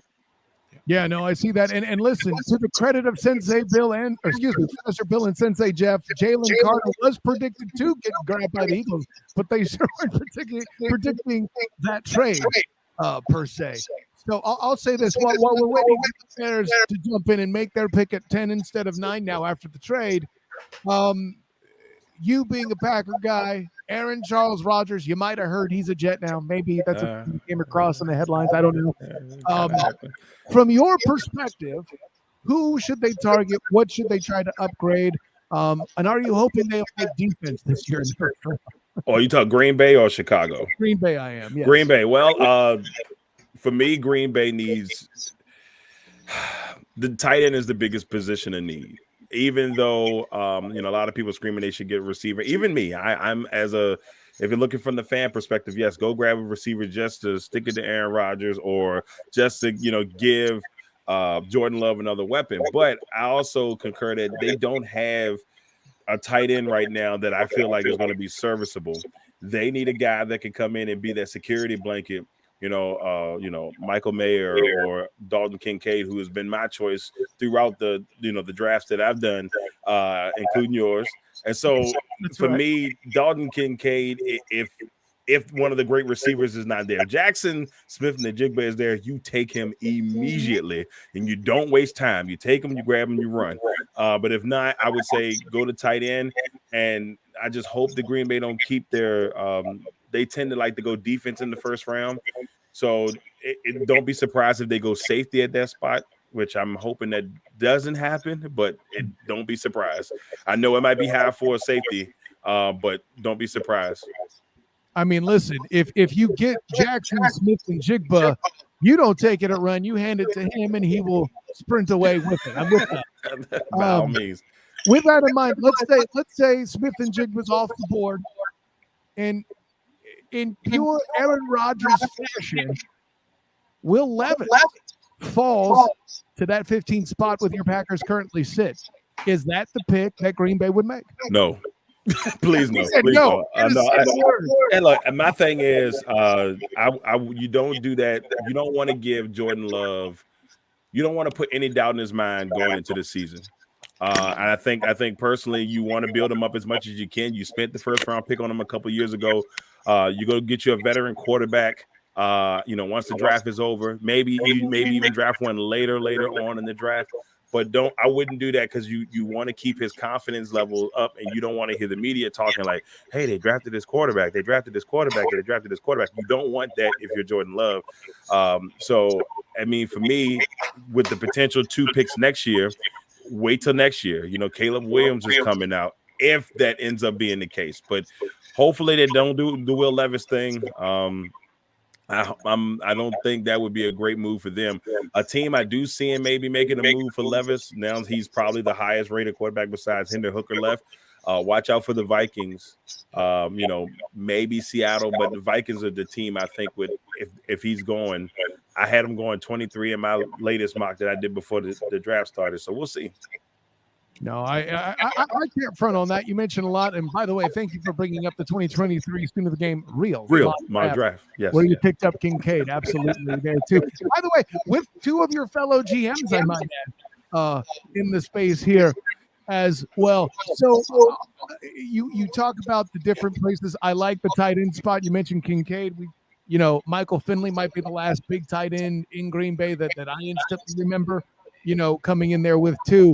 But I'll throw this to you. There's still plenty of time and space for some trades to come in. Right. Is there a scenario where you would feel good about Green Bay trading down? I would be okay with Green Bay trading down if the guys they truly want are not there. So, for example, if Jackson Smith-Njigba is gone, if maybe an Addison or somebody that they truly care, like one of those top tier guys, or either the top tight end was gone, then I can see them trading down maybe to the maybe early 20s, maybe even the later part of the first round. And if you're going to get more picks from it, by all means, I would be okay with it. But like I said, if it gets to the point where they completely just take away, if everything goes awry and, the people they truly want are not there, why not go and grab more picks? We're a young team trying to grow now. I mean, without Aaron Rodgers there's a lot of skepticism going on. So we'll see. No, I mean, well, right. The skepticism will run abound for sure. And I'll tell you what, since Legacy Maker does cover them on a regular basis, I right below, just like the Bears and Eagles traded, you have the Commanders. Sorry, the Red Tails. Sorry, the Commanders. There was Red Wolves, man. Here you go with the Red Wolves, right? But yeah, I tried to get them to go Dukes after Duke Ellington, of course, one of the great Washingtonians. That would have been actually brilliant. I would have loved that. I would have loved that. No, I can't front on that anyway. But what do you got, Jeff? This division right now, Darnell Wright, tackle. All right. The run on tackles is on. Yeah, so Skoronski is the one that's falling right now. So think about that. Because he's seen as a guard, that's why. Yeah. Well, I don't blame him. The length is a big issue there for him. That's one of the reasons why I know people like them. It makes more sense to take him inside. Question is, does it help him with functional strength? I think he's stronger than Connor Williams was coming out of Texas. So I think it's a good fit for him kicking inside. No, I certainly can't front on that too, especially when their main concern is trying to, protect Justin from getting creamed on the fields. Anyways, so no, what? I'm not above dad jokes on the draft show, gentlemen. Anyway, no, so with all that in mind, we're stepping forward here. We got Darnell Wright in, the student game Real Mock Dragon mentioned Peter Skoronski dropping on your guys with that too. I know that I've seen a few graphics here on the broadcast of him, one of the best availables, still up there. But let me run this to you, Darrell. We were talking about, I was going to ask you to fashion something about the Red Tails. Sorry, Commanders. What direction would you see them going? Well, obviously, I think, a lot of people said cornerback is the move. Our friend Candy Waller selected Deion Banks in the Real Mock Draft. And a lot of people see him as a big fit to their defense. Like, so don't be surprised if he's the pick there. If Joey Porter Jr. is there, maybe Porter Jr. is the spot. I would argue, and I don't know how a lot of people feel about this, but I would, even though they picked up some offensive linemen in the off season, and I got a gentleman from Kansas City, and I can't remember the other gentleman they got. I think they got someone from New York. They picked up offensive linemen, but I would, if there's a top tier one, like if Skoronski is there, why not? You want to protect Sam Howell. That's been one of their ongoing issues in Washington, is just being able to protect their quarterbacks. And so ever since Trent Williams situation went down a few years ago, it's been that way. So, and then they gave away Sheriff not too long ago. I say go offensive lineman. That's just my personal feel on it. But if they're going to go defense, I would say Porter or Banks, if one of those two are there. No, hey, and listen, I'm still sending Christmas cards to the Commanders front office for Trent Williams doing what he did in San Francisco these few seasons here. So I'm down with that. But before we let you go, Darrell, let the world know where you can be found making legacies. Well, you can check us out at www.legacymakersports.com. You can check me out on Twitter and on Twitter and Instagram at DLO_legacy. You can catch us on all the social media pages. Just look up Legacy Maker Sports, and you should find us there. And we cover a lot of everything in Virginia, the DC, the DMV area, and of course across the rest of the world. But once again, I truly appreciate you guys inviting me on. It's been a pleasure. Honor, joy, and privilege, Darrell. Thanks for coming in, man. Thank you, fellas. Hey, y'all have a great rest of the show. You too, Darrell. Happy Please. draft night. Yep. That's right. Merry Draftmas. Merry Draftmas. That's right. Let's bring Big Phil in. Let's bring Yeah, I was Big about Phil to. I mean, okay. There it is. There it is. I was just about to bring him in, but yeah, we got Phil Daniels in the room. What's going on, man? What's going on, man? I was supposed to be on with you guys tonight, but of course my daughter's in the hospital. I'm in the actually I'm sitting in the waiting room right now, so I can talk to you guys. But I just wanted to come on, and I remember I was telling Jeff and Joe and everybody that if Jalen Carter passed those first few teams, like the Seattle, Detroit, and those teams, that the Eagles would move up to get him, or they would take him at number 10. Y'all remember me saying that? Yep. So I got to tell Joe to Excited put you, that Phil. clip out there because I know what I'm talking about when it comes to the Eagles. I know how they think. I don't know if you were watching along, but they threw you your props when that came up, man. They were ready for that pick. They said Phil said that this was going to happen, so they threw you your props on the air, my guy. Well, that's good, man. I just felt like he's the best lineman, best defensive player in the draft, really. To pass up on him for him to get down to 9, for them to have opportunity to go get him, it's ridiculous. You know what I'm saying? I understand that he had some troubles in his life. He went through some things, and he had the situation with his teammate getting killed, and then he had the DUI after that. But I guess if it wasn't the first situation, the second one wouldn't be that major of a problem, because all these guys do some stuff when they're young. But I think that the Eagles got their replacement for Fletcher Cox in a year, and now you got Georgia. You got the two guys from Georgia with the Eagles, and you got the two guys from Alabama with the Washington. So now you got Georgia versus Alabama all over. I mean, it's funny. Like the closest thing I can liken this to is when Troy Vincent and Bobby Taylor were eventually replaced by Lito Shepherd, and I forget the other corner on the other side, but another good, really solid player. So it went from replacing Fletcher Cox and Ndamukong Suh. Now they have another pair of good young players at the defensive tackle position. And hey, listen, that's a big part of Nick Sirianni football is being polished on both sides of the trenches. Jalen Carter fits that mold. Listen, for my money, I think he got past Seattle and Las Vegas as well, because Seattle is a support group for people with chips on their shoulders, under Pete Carroll there, according to Richard Sherman. Of course, he said that back in 2014, but I digress. And then, over and above, we know the Raiders' reputation, gentlemen. Come on now. We're all of the right age demographic where we know that's a thing. So any of the past history may not have been an issue for them, or so you would have thought. But nonetheless, NFC defending champion Eagles make the pick there all the way around. And go ahead, Phil. It's good to see that Howie's making the right picks. Before he would reach on some guys, and now he's just making the picks that come available to him that falls in his lap. Look at last year's drafts, same thing, you know what I'm saying? He had guys just falling in his lap, just taking the smart picks, taking the guy the best available at that pick. A lot of teams like to reach and do things out of the ordinary, and it don't work out for them. But I'm good to see that Howie's actually taking guys that fit them for one, but they fall in the right place at the right time, and he's taking those guys. You talk about guys in the front office doing the right thing. You have to ask about the Texans and what they did tonight, jumping up out all over there to get those two picks right close together, to get CJ Stroud and Will Anderson. I mean, you got to give that prop as a move, right? Yeah, you got to be aggressive, man. I always say if it's the first round, if you want something, go get it. You know what I'm saying? Don't wait because you're going to end up getting somebody you don't want. So, I mean, if you're going to be aggressive and go get it, I think that was an excellent choice by them to go get the quarterback and then go get a pass rusher, things that they need the most. So I just think it's like you look at these teams that's not afraid to jump out there and jump out there and go get what they want. They're doing themselves a great service by doing that, and they're waiting, and then they end up hating it later on down the road where they got a guy they didn't want that don't pan out. So fair enough. Yeah, and I see it in the comments here that producer and boss man Joe Cardoza is asking if this is the steal of the draft here with Jalen Carter at that spot to the Eagles at 9. Steal of the draft? Are we calling it now?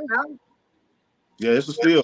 It's definitely a steal. I mean, you don't get a guy of his talent that's supposed to. He's the number one player, defensive guy in the draft. And he falls down that late. You get him at that pick. he's gonna make all those teams that didn't take him ahead of the Eagles hate him. I'm just telling you, man. This dude, you look at this film, man. You look at Jalen, and then you go down and look at the rest of the tackles. It's like Jalen is up here. The rest of the tackles about second round or later. They can go second round or later. There's nobody else in the first round that's even on his level as far as talent. You know what I'm saying? You know what I'm saying? So I just think that the Eagles, they got a stud, man. He gonna make all those teams that didn't draft him hate him. Before I open you up here to your fellow teammates here, the run on offensive linemen continues. The Tennessee Titans have stepped in at that 11 spot. Peter Skronsky off the board officially. And, I mean, listen, no longer wearing purple. He's going to be there protecting whatever it is they're doing at quarterback there in Tennessee. I got to tell you, I don't dislike the pick overall. In that particular situation for what they got going there. And, oh, by the way, they got this guy, Derrick Henry, that can run the ball pretty well, too. Jeff, let me ask you, man, how do you feel about Skronsky in Tennessee? Listen, it's something desperately. They needed to refresh the line. They're going to wind up picking up a tackle at some point, moving on from the line. They did sign somebody in free agency, but you still need younger tackles that are going to be the benchmark of your offensive line going forward. There's a guy that you can kick inside. If you really feel good about him playing, you can put him on the right side. I don't trust him on the left side due to the size. I think your left tackle needs to be a guy with some length. He's going to face your speed rushes all the time. However, your right tackle can be the shorter of the two. I think that he's going to kick inside. He's going to be a big improvement on the inside of that offensive line. He'll help open some holes. You got a guy who's got a nasty disposition. He's going to want to finish blocks. He's going to want to embarrass. Not mean spirit embarrass you, but he's going to be the guy that wants to push you. So that's a big improvement for this guy on the interior line. I think Skronsky's a good pick for him. So, gentlemen, I was about to hand it to you two to chat with Phil a bit. Do the thing. Professor, anything you'd like to ask? Well, I agree. And I first of all, the Skronsky pick is one that I actually got right. It's good to get some right. I did predict that's where he'd be picked and by this team. I predicted that Jalen Carter would end up going to the Eagles also, but I thought it'd be at 10. I thought they'd stick and stay and wait for him. But I agree, it was aggressive and smart to go ahead and make sure you'd be absolutely certain that you got your player. And I'm particularly interested to see what happens in the next few picks, because I think the draft is about to make another change of direction, which, right now it's like, it's been changing direction a lot. I think that's going to continue because teams are looking specifically at certain parts of this class and saying, there's a big drop between this player that's still available here and the next player after, just like Philip said about the defensive tackles. I like Carl Brooks. I like some of these guys, but as I said, most of them are mid-rounders, guys who might go in the third. And I love Dante Stills, and nobody's talking about him, but he's probably going to go in the fourth or fifth. But there's nobody quite like Jalen Carter amongst the defensive tackle class. So, and of course, Philip knows far better than I ever could hope to know. But you could literally be like my dead grandmother and watch a few seconds of Jalen Carter and know he's the best tackle in the class. So fair enough. Phil, I'll throw you this. The Lions are now moved down, or the Lions. The Lions have, excuse me. See, I'm seeing. Go ahead, Jeff. I think you're right. Detroit did trade back. They traded with Tennessee, I believe, because they were at 12 with Arizona. So you have Green Bay on the clock now. Right. Okay. So with Green Bay on the clock, we heard earlier from Darrell that offense would be the best move to kind of bolster anything you're trying to do with Jordan Love. I got to echo that, but I would ask this, Phil. Offensively, you got with the Packers in line. What's the guy that jumps off? You got to think Jackson Smith and Jigba here, somebody like that, right? You talking for the Lions? I'm talking for Green Bay. Yeah. Oh, Green Bay. Well, I don't know. Green Bay can go a number of ways, man. It's like I don't know who jumps out, but I know they've struggled on defense against the run a little bit in recent years. Maybe a defensive guy would be best suited for them. I know they got Love on the other side. I know you want to get weapons for him. You got to get some weapons. It's got to be a receiver or it's got to be like a D lineman or something like that. So I think that's the route they're going to take. But I think that when you look at that team, those are the positions that they need. Yeah, no, I can't front on that. Yeah, no, you're asking about the Lions. They did make the pick at 12. It looks like Took a running back. Yeah, Jahmyr Gibbs, right? So I mean, I don't like that pick. Here you go. I'll tell you why. Because here's a team that was next to last or last place against the run last year, and you go out and take a running back. You let one of your best running backs get away in free agency, and you bring the running back in from Chicago, and now you take another running back in the first round. I have no clue what they're thinking right there, because your D line need help. They got ran on like a hot knife through butter last year. And if you don't stop the run in NFL, you're not gonna win games. That's the point blank. So I don't like that pick. That's a straight F for me right there. A running back in the first round, you don't need. It's not a necessity to get a running back in the first round.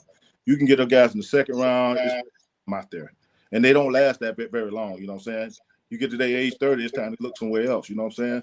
Maybe even before then. But I do not like that pick. They should have took a D lineman, somebody to help on that D line, because that run game suffered last year. Well, and I'll say this, Phil, as a 49ers fan, you say this past season, I would argue it's been a tradition that you run on the Green Bay Packers, but that's a whole other question. But yeah, so I'll say that too.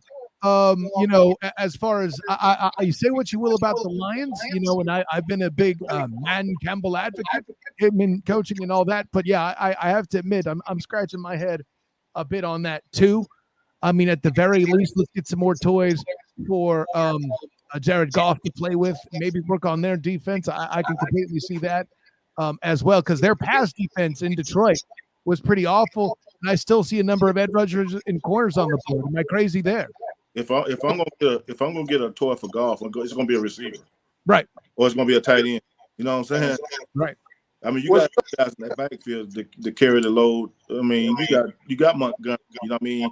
You don't need to go out and get a running back in the first round. You got to go look at what did you struggle against last year?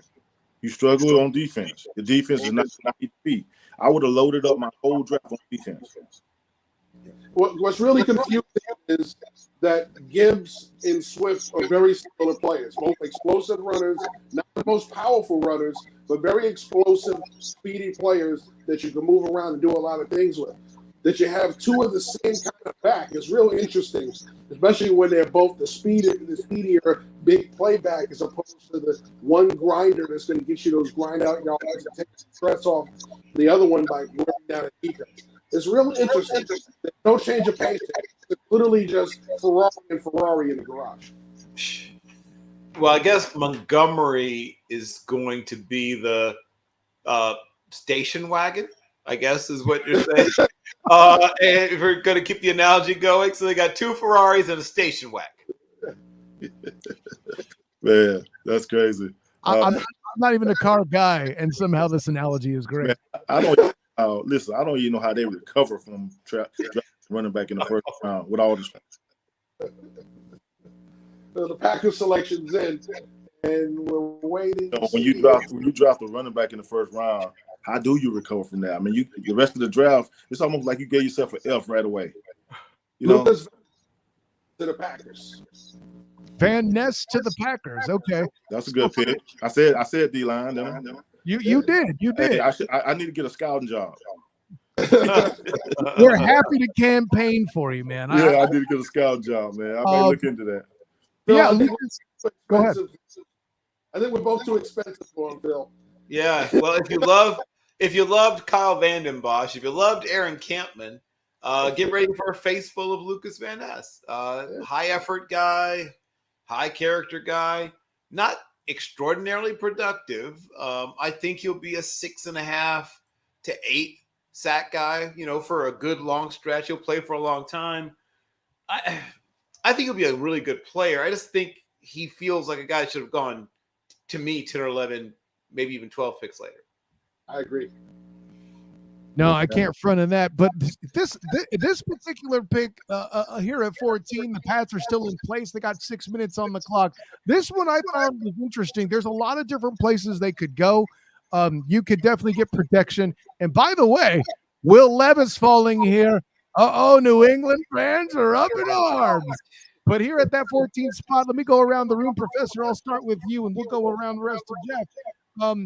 Who do you got at 14 there for the Patriots?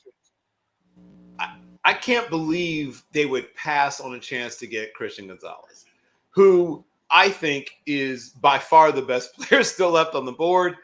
I mean, smooth, explosive, a good tackler, 6'1" and 3/8, 197 pounds, runs in the low 4.4s or high 4.3s. I mean, a lot of people said that they thought something was a little off on the time he was given at the combine. A lot of people I talked to had him clocked faster, tremendously fast human being. Has two sisters who are on the Colombian track team and are track All-Americans. He's got a tremendous track background himself. Really great hands. Like, there's nothing to really dislike about Christian Gonzalez.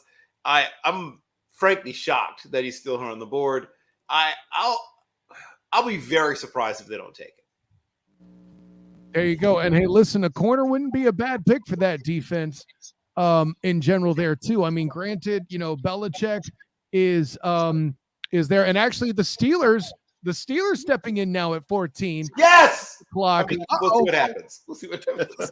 No, explain to me your elation. Everybody's going to be like, "We know it's Christmas for you, Bill. Why are you cheering?" Like, so if they said to themselves, "Oh my God, how is Christian Gonzalez still there?" Which I hope is what just happened. Because Omar Khan, you just made a friend if that's what just happened. And he said, "Okay, we got to go up and get him," because the once proud cornerback position for the Steelers, where they've had multiple Hall of Famers, has fallen on hard times of late, for those who hadn't heard. So this is a chance to rectify that because, and I don't say this lightly, he literally has Hall of Fame type talent. He may not get to that level, but his talent level is potential Hall of Fame. That's bold words. And hey, listen, that space is a tradition of defensive players, 100% on that. I mean, if you're, I'll give you this: the Steelers as a franchise, they're storied, they're a big deal defensively and all that. Mean Joe Green and more, and yeah. So you get 17 and the 120th overall pick, 4th round for the Pats, for them to jump up 3 spots. So yeah, there you go. That's in play there too. And hey, I have a feeling whoever the Pats are targeting, 3 picks later, not necessarily a bold jump for them to expect what they have in that particular cookie jar, so to speak. Bill Belichick know how to draft, man, because he's traded down a couple times already, right? I mean, trading down's typically what he does, yeah. Yeah, so he tried to get as many players as he can because he know that they can develop these guys and they're going to build a team because he know he need a lot of help in places. So he's one of the best coaches out there, and then he got one of the best staffs out there to get guys ready to play. So he's going to continue to trade down and get the guys, and guys going to fall in his lap, and they all going to be good picks. They all going to be good picks. Well, Phil, it's interesting to see your faith in Bill Belichick because his first round pick last year, a lot of people thought was strange. Anyways, so I had to make the joke, Phil. I'm sorry. but listen, with that in mind, in that division, bolstering your defense isn't a bad idea, especially since it appears Lamar Demetrius Jackson will be retained in Baltimore, like some of us smarter minds predicted. And also, Joe Burrows in that world. I mean, well, then there's the Browns.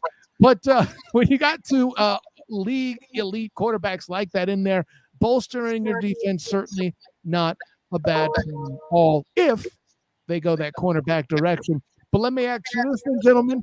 If they don't go corner, where do they go?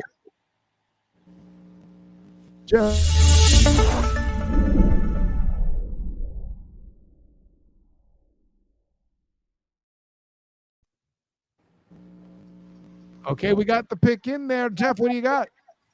So the pick is not a corner. It's Broderick Jones, the tackle from Georgia.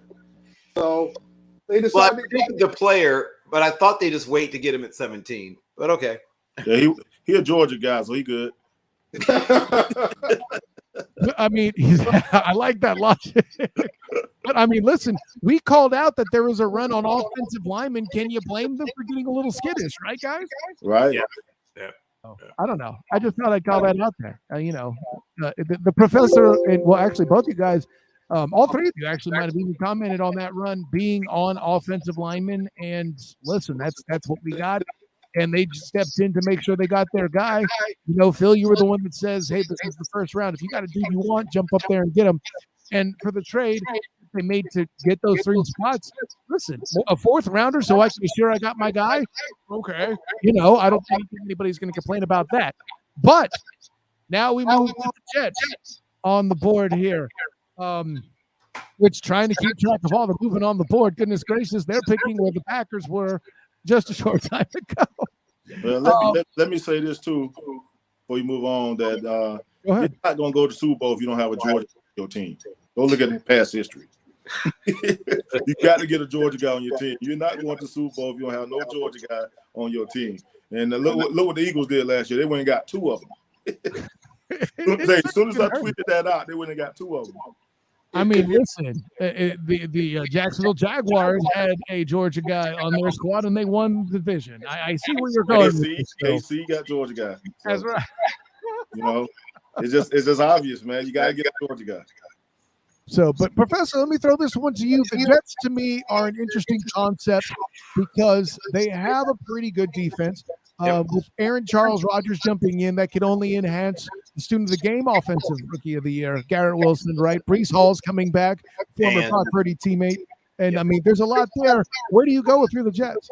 Well, they could – I mean, one thing that's popping in my head is they could be reuniting Wilson with his old teammate Jackson Smith and Jigba and further wrapping their arms around Aaron Charles Rodgers, giving him the thing that he could never get his – you know how sometimes when you date somebody for a while and say there's a dream trip you wanted to take, but you never get to take it for some reason. Then you break up. And the next person you get with, you go to Italy with them, right? So this is their chance to go down the canals of Venice with a new wide receiver and Aaron Charles Rodgers, a dream he's had for years. I mean, I can't front on that. And listen, I'm glad that Mr. Rodgers will be able to get some pizza from somewhere other than Domino's if we're keeping up with the Italy metaphor there. Jeff, go ahead. I gotta jump off because my daughter's in the hospital. Like I said, I gotta get back to her because she's gonna be missing me in a second. So, hey guys, have a good show, man. Continue to do what y'all doing. I enjoy being on here with you guys, man, and hopefully I'll make some more predictions in the future. Man. Thank you involving Georgia players, most likely. All right, man. Best wishes, Phil. We hope everything works out. Yes, thank you, man. I appreciate prayers for your daughter. Appreciate it, man. Thank you, guys. So we got a little bit. Go ahead. So we know that Arizona hired then coordinator Jonathan Gannon as their head coach. Well, apparently there were conversations that were had before he was supposedly available. As a result, they kind of self-imposed a settlement for tampering, basically. So the Eagles and Cardinals will swap 3rd-round picks in this year's draft as a result of this. So there you go. Say it one more time because you broke up just a little bit when you said it. So basically they're saying because there were premature talks with then coordinator Jonathan Gannon of the Eagles, the Cardinals hired him as offensive coordinator, as their head coach. They are saying they basically came to a settlement to kind of settle the tampering charges, basically. Yes. So therefore, they're going to be swapping 3rd-round picks in this draft as a result of that settlement. That is fascinating. Okay, cool. Well, there we got that caught up. I appreciate the dynamite drop in there once again, Sensei. We are back on track with that 100%. But yeah, let's get back in with the Jets.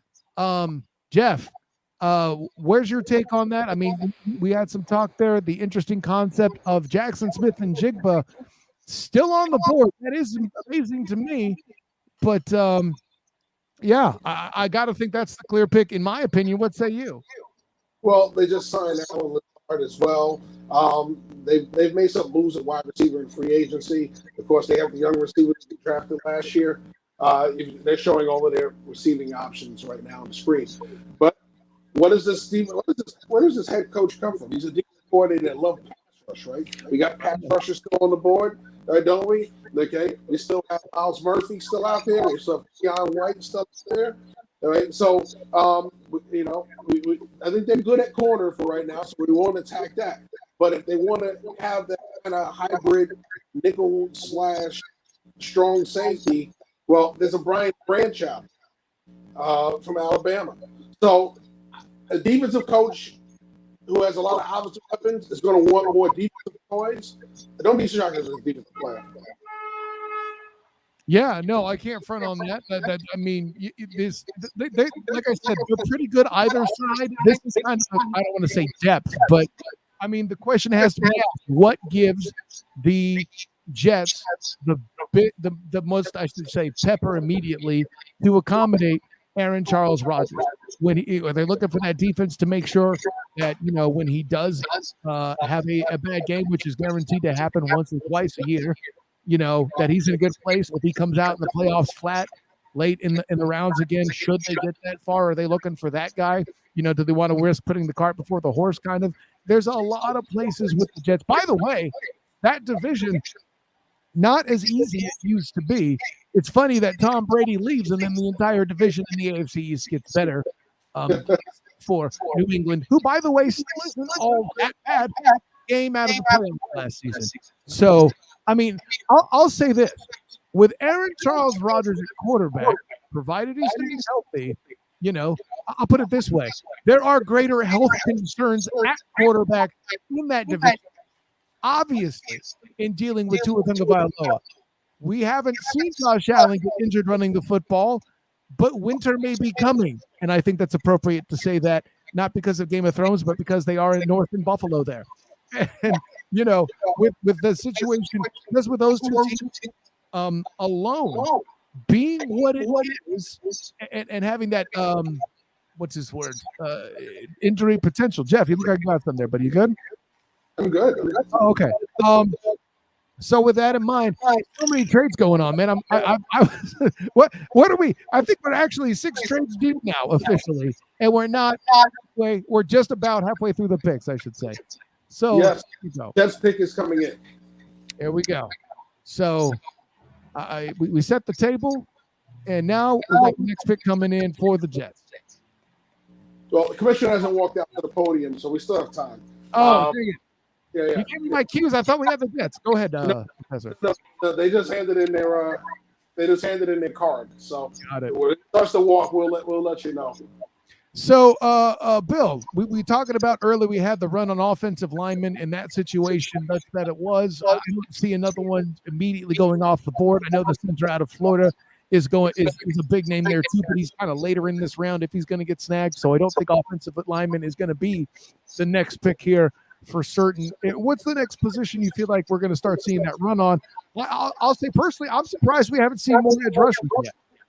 Yeah. So that's well done, sir, because that is the next thing you're about to see. Hey, you're the thing is there's a drop off, not in talent but size. So the ones that give you enough size that you can play them with their hand in the dirt and even kick them inside and things like that, we're pretty much done with those, with the exception of guys who were seen as later round picks.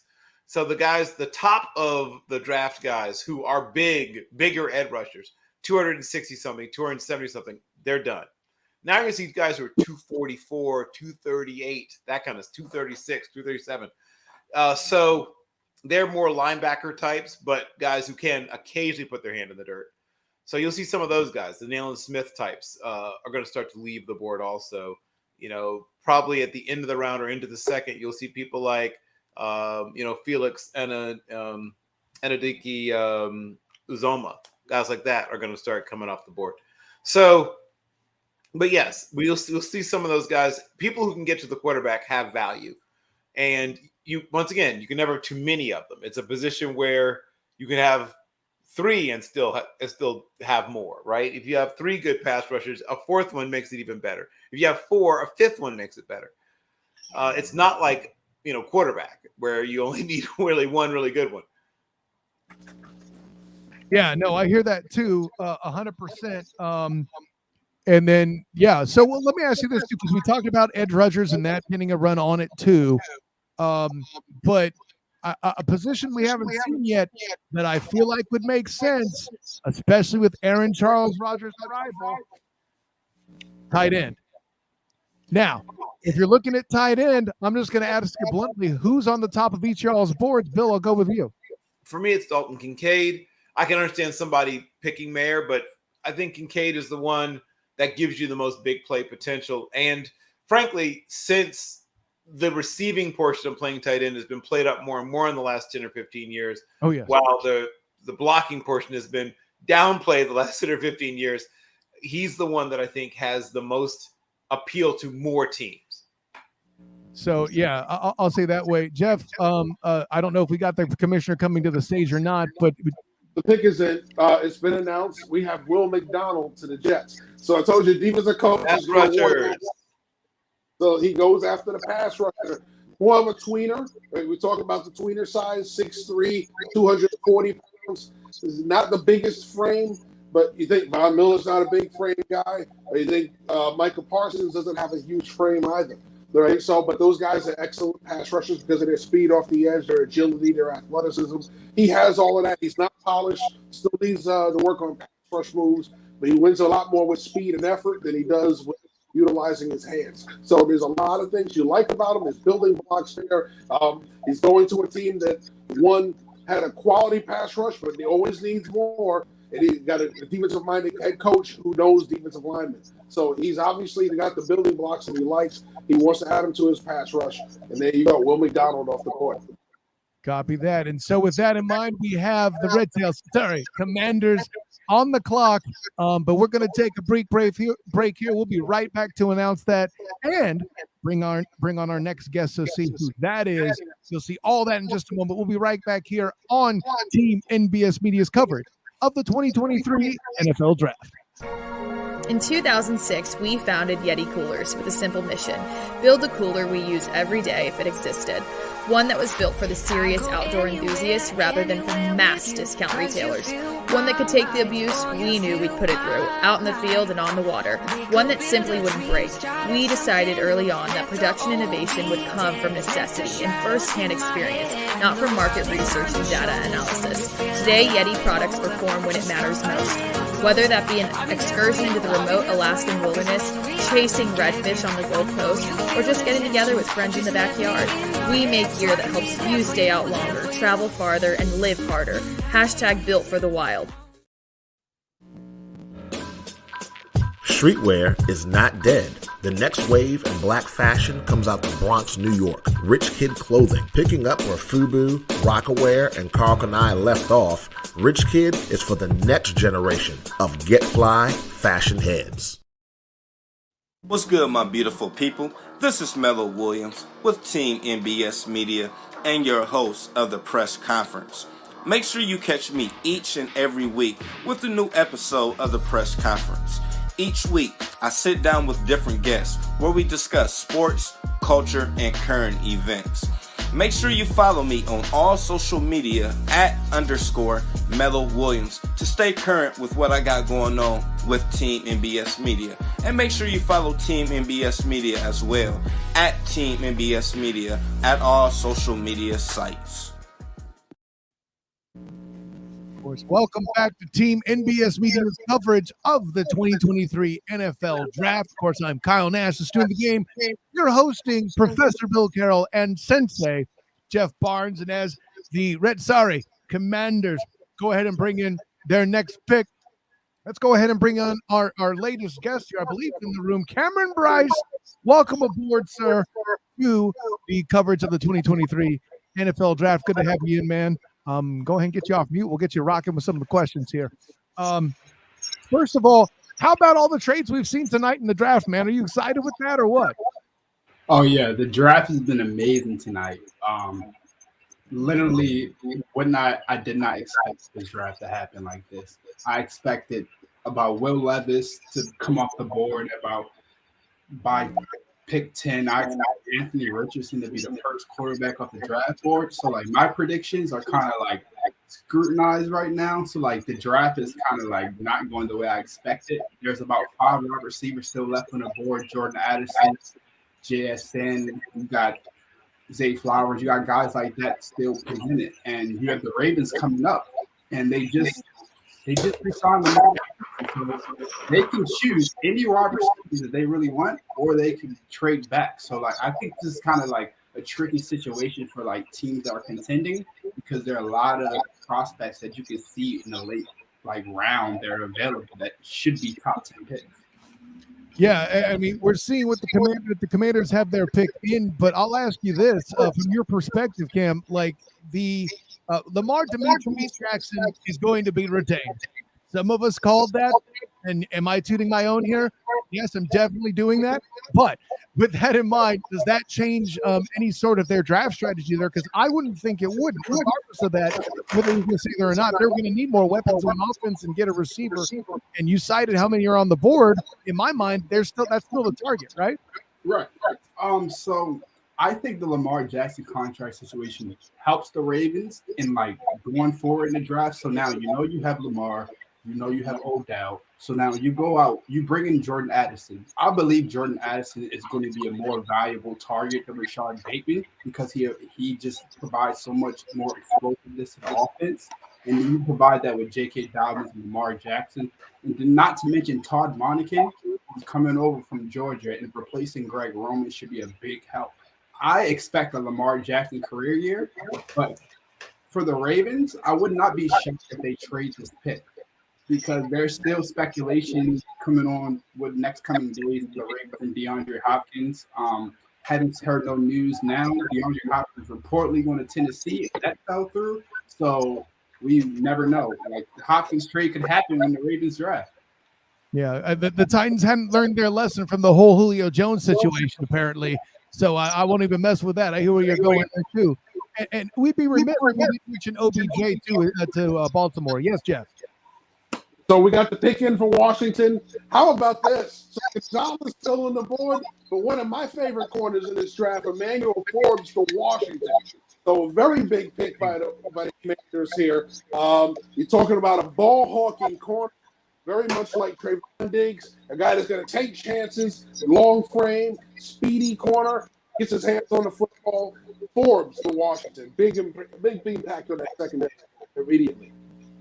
You have an inquisitive face, Professor. Let me know what you're thinking. I like Forbes, but he did come into the combine at 166 pounds, which, while I'm not one of those people that believes that he won't be successful, because the way he plays, you saw him play against LSU, Florida, Georgia. He's played against a high level of competition. He's held up well. And as pointed out, he is par excellence. The thing he does better than literally every other corner in this class is get the ball back for his offense. But he can definitely get tossed around a little bit by some receivers just because he's 166 pounds.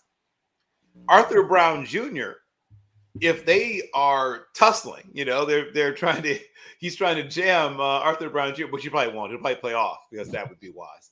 But I mean, I'm just telling you, he's going to literally look like Debo up against Chris Tucker's character Smokey in Friday is what he's going to look like. So it would be wise for him not to try to press him, but he is occasionally going to get just, a bit overmatched physically. I am a little surprised. I do know they love SEC players. I mean, as was pointed out by Philip and others, it's like a reunion for Alabama players there with Washington, and they have some other SEC players as well. I don't know what it is that's causing them to shy away from Gonzalez, because I just think he has the cleanest tape of any corner in the class. It's hard to find a bad game. It's hard to find bad reps for Christian Gonzalez, quite frankly. But I do like Forbes as well. I just prefer Gonzalez. Well, it's funny you should mention Christian Gonzalez, because next up is Bill Belichick. Bill Belichick loves defense. What does he take? Christian Gonzalez. Right there, right behind Washington. Look at this. We didn't even have the production meeting with Bill Belichick, and we have Christian Gonzalez off the board. Listen, you got to love it. you're in a world where there are quarterback upgrades in the rest of the division. One would argue that the Patriots are the only team that haven't upgraded quarterback of late, regardless of how you feel about Mac Jones. It's listen, if you can't beat them, find somebody who will cover them. I guess they got a decent pass rush in New England, and not something that I'm going to necessarily start parties over. But at this spot, getting Gonzalez makes sense with the way you have him on your boards. And gentlemen, we've cited earlier, if you're going to wait and pick later for a particular position, it would be edge rusher in this draft. Let me ask this: does the plethora of edge rushers in the draft, is that the cause of why we've not seen as many as we would have thought? Like, there's plenty of them. We can get them later. Do you think that's kind of the prevailing attitude? Are we going to see some sort of a lawsuit of collusion? Because that's the case that edge rushers are dropping. When you have top positions, that tends to happen, right? The best ones go, and then you get a lull. Well, we've seen pass rushers go in spurts. You grab one early, you get another one, and then piece by piece coming off the board, they just have to come off in bunches. There are plenty of pass. There aren't a lot of complete ones are gone. Now you're seeing them skill sets come off. Long rangy guys coming off. The speed, the more athletic speed rushers coming off, but they're coming off in pieces. The cornerbacks, we're seeing come off in different orders than people had them ranked. So that's a big thing that we're seeing with the corners. The fact that Gonzalez fell so far compared to the guys that went ahead of him. I had one, so it's not shocking to me that this one went one out of the corners. But for Gonzalez to go after Forbes was a big shock to me. As much as I like Forbes, I didn't have him ahead of Gonzalez.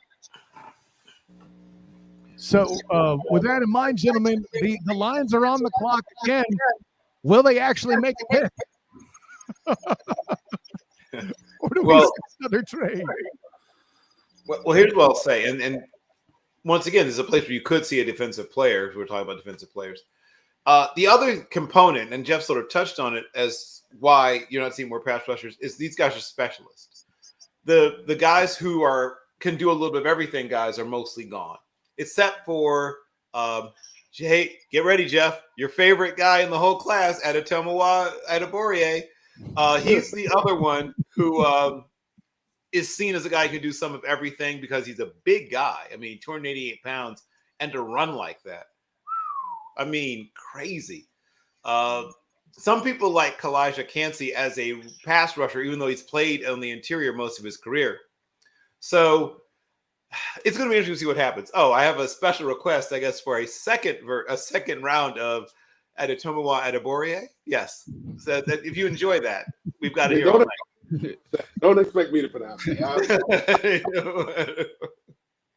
I mean, well, listen, if it's the enunciation room, you got Tagovailoa out of me. All right, let's settle down on that. Cam, let me swing back over to you real quick, man. We touched on the fact that there's an abundance of offensive players out there, and it's looking pretty solid. If Baltimore has anybody in mind, I know in the Student of the Game real mock draft that Zay Flowers was the pick. There are some boards I'm seeing with best available that it's him and JSN, for the most part there too. But is there anybody on the defensive side that you feel like is worthwhile for the Ravens to take a shot at here in this first round? At the beginning of the year, I was very high on Joey Porter Jr. Just watching his film and just seeing the what he did on tape in college. I wasn't too high on how it would translate to the NFL and working in the Ravens scheme. They're aggressive, a lot of man coverage, and with the loss of Marcus Peters, I started to think the Ravens could actually draft a corner in the first round. And then I started to look more into Deonte Banks out of Maryland. I think he's a really good corner, and I would not be surprised if the Ravens draft him right now because Deonte Banks is going to be gone in the second round. If he's not drafted in the first round, he's going to be drafted in the second round. So I think coming into this draft, we all had the idea that it was going to be offensive loaded, but in the end, it's just like at the end of the draft, it's starting to become more defensive players and more defensive players. And I feel like the Ravens are going to make some shocking – it's either going to be a shocking trade, I hope with DeAndre Hopkins, or I believe they'll just go back and get the corner that they think is best for the fit right now. And listen, I got to give you props for pointing out free agency taking place in a matter of speaking, where trades could be made for existing players. That's certainly a wild card factor here, especially with D-Hop out there in the wings. On that, I cannot make a comment. But the Deonte Banks pick is intriguing because this time last year we had a local kid that got picked up, Kenny Pickett there in Pittsburgh, made an excellent impact on the division.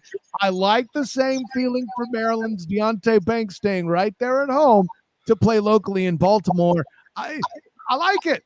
What can I say? Everyone keeps telling me how it's a business, Cam. Well, hey, how about putting some butts in the seats that way too? Let's get some red in the building there. Right. I can't on that. Homegrown talent. So, well, and let me go a different direction when it comes to Baltimore. Listen, for my money, probably I can make an argument that the AFC North is the toughest division in the league. When you're looking, it's nice to say we want to win a Super Bowl, we want to make a playoff run, but you can't really do that till you get out of your division. In your mind, what do the Ravens need to shore up to assure that they remain not division relevant and have a shot to win the AFC North? I think, honestly, at the end of the day, it comes down to health. The last 2 years, it's not his fault. The O-line has been iffy, but Lamar Jackson has yet to finish a full NFL season in the last 2 years. So that's also a big concern. But some of that concern has the lack of talent around him. I believe he's been asked to do too much that an ordinary starting quarterback has done. Yes, we have the Patrick Mahomes and Josh Allen, but they have never been asked to do the amount of things that Lamar Jackson has to do. So I think this is going to be the first full year that we actually see how the Ravens are supposed to be. So this year, I honestly think it's a Super Bowl bust year for the Ravens. It's just what they have done in the past 5 years of Lamar Jackson. They finally decided to let everything off the leash this offseason and go all in on him. So I believe he'll have a big career year, and it'll just be up to that defense, honestly. Listen, I agree with you. If there wasn't a run on beef already, I would say that that's a pick they should make here in this round themselves. I don't think that's going to happen until the later rounds. But yeah, I'm with you. Doing what you can to, at this point, not just because of the contract, but to preserve Lamar Demetrius Jackson's a great idea. In my mind, it looks like the Lions might actually make a pick tonight in the first round, gentlemen. I'm excited to announce that their pick is in. That's a good thing. So with that in mind, I'm waiting on just let me know when we got the signal that we know who the selection is, but we know that their pick is in, which is newsworthy tonight for certain more than other nights. What are we up to? 6 trades now? 7? I don't know. Yeah, we're so on the defense.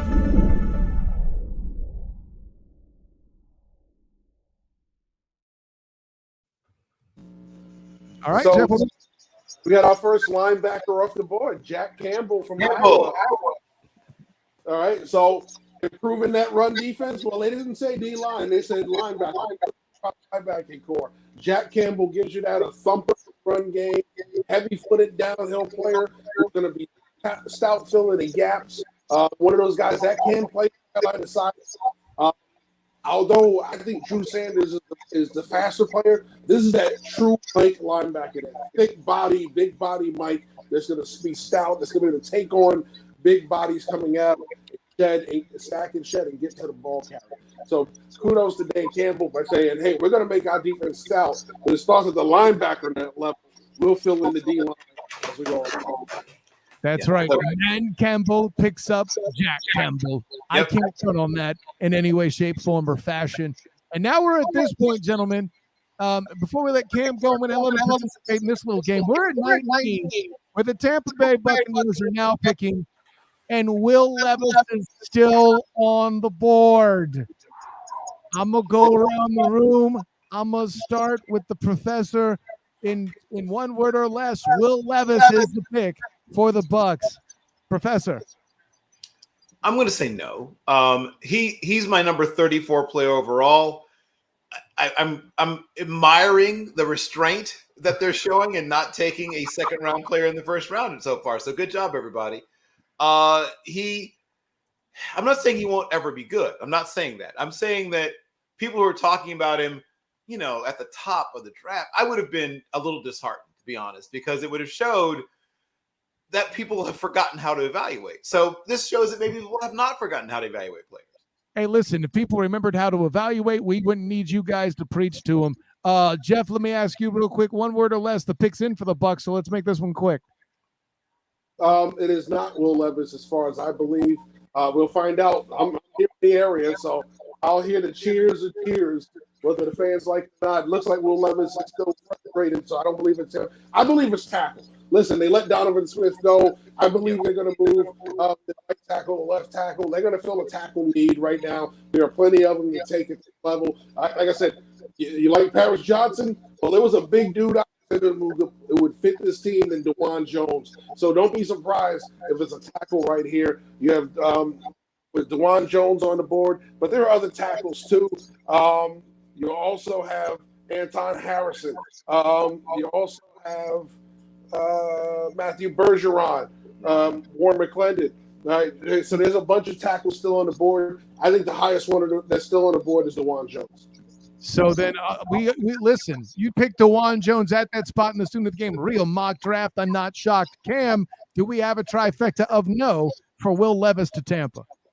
Yeah, I just think it's not the right fit for Tampa. Honestly, I would rather trust in Baker Mayfield right now than Will Levis. It's not the right fit. You don't go this high for a second-round quarterback this early. And the way the Tampa's team is built, they don't need a quarterback to develop right now. They can have Baker Mayfield for the next 2 to 3 years. What they need right now is to protect Baker Mayfield and get that offensive line right. Yeah, I mean, people tend to forget that they have a solid roster now that Thomas Edward, Patrick Bieber, Brady is no longer in town. I get it. It's from the long hair days. I say that. I'll throw out one other potential landing spot. This could be also the first tight end off the board. Ooh, I like that. That is a possibility, but it is not because it is a tackle. Defensive tackle. We're talking Kalijah Kancey. Campbell. Yes. Kalijah Kancey. Good spot for it. Pittsburgh. So you talk about that disruptive interior presence, Kalijah Kancey. Right? People compare to Aaron Donald. It's in terms of athleticism, not an overall player, but he's a very disruptive inside interior player who can move and make plays all over the front. He can also chase down plays. So one of the things you worry about him is getting overwhelmed by bigger blockers. But overall, a very good pick. And, the defensive coach, Todd Bowles, is going to find a way to make him work for him. No, listen, that's a great point. We got a guy in there that's going to chase down mobile guys, they're in that same division. Your Alvin Kamara's, your Bijan Robinsons, as of tonight, for example, they're in Atlanta and all that. But let's see, we're on the picks. Yes. So,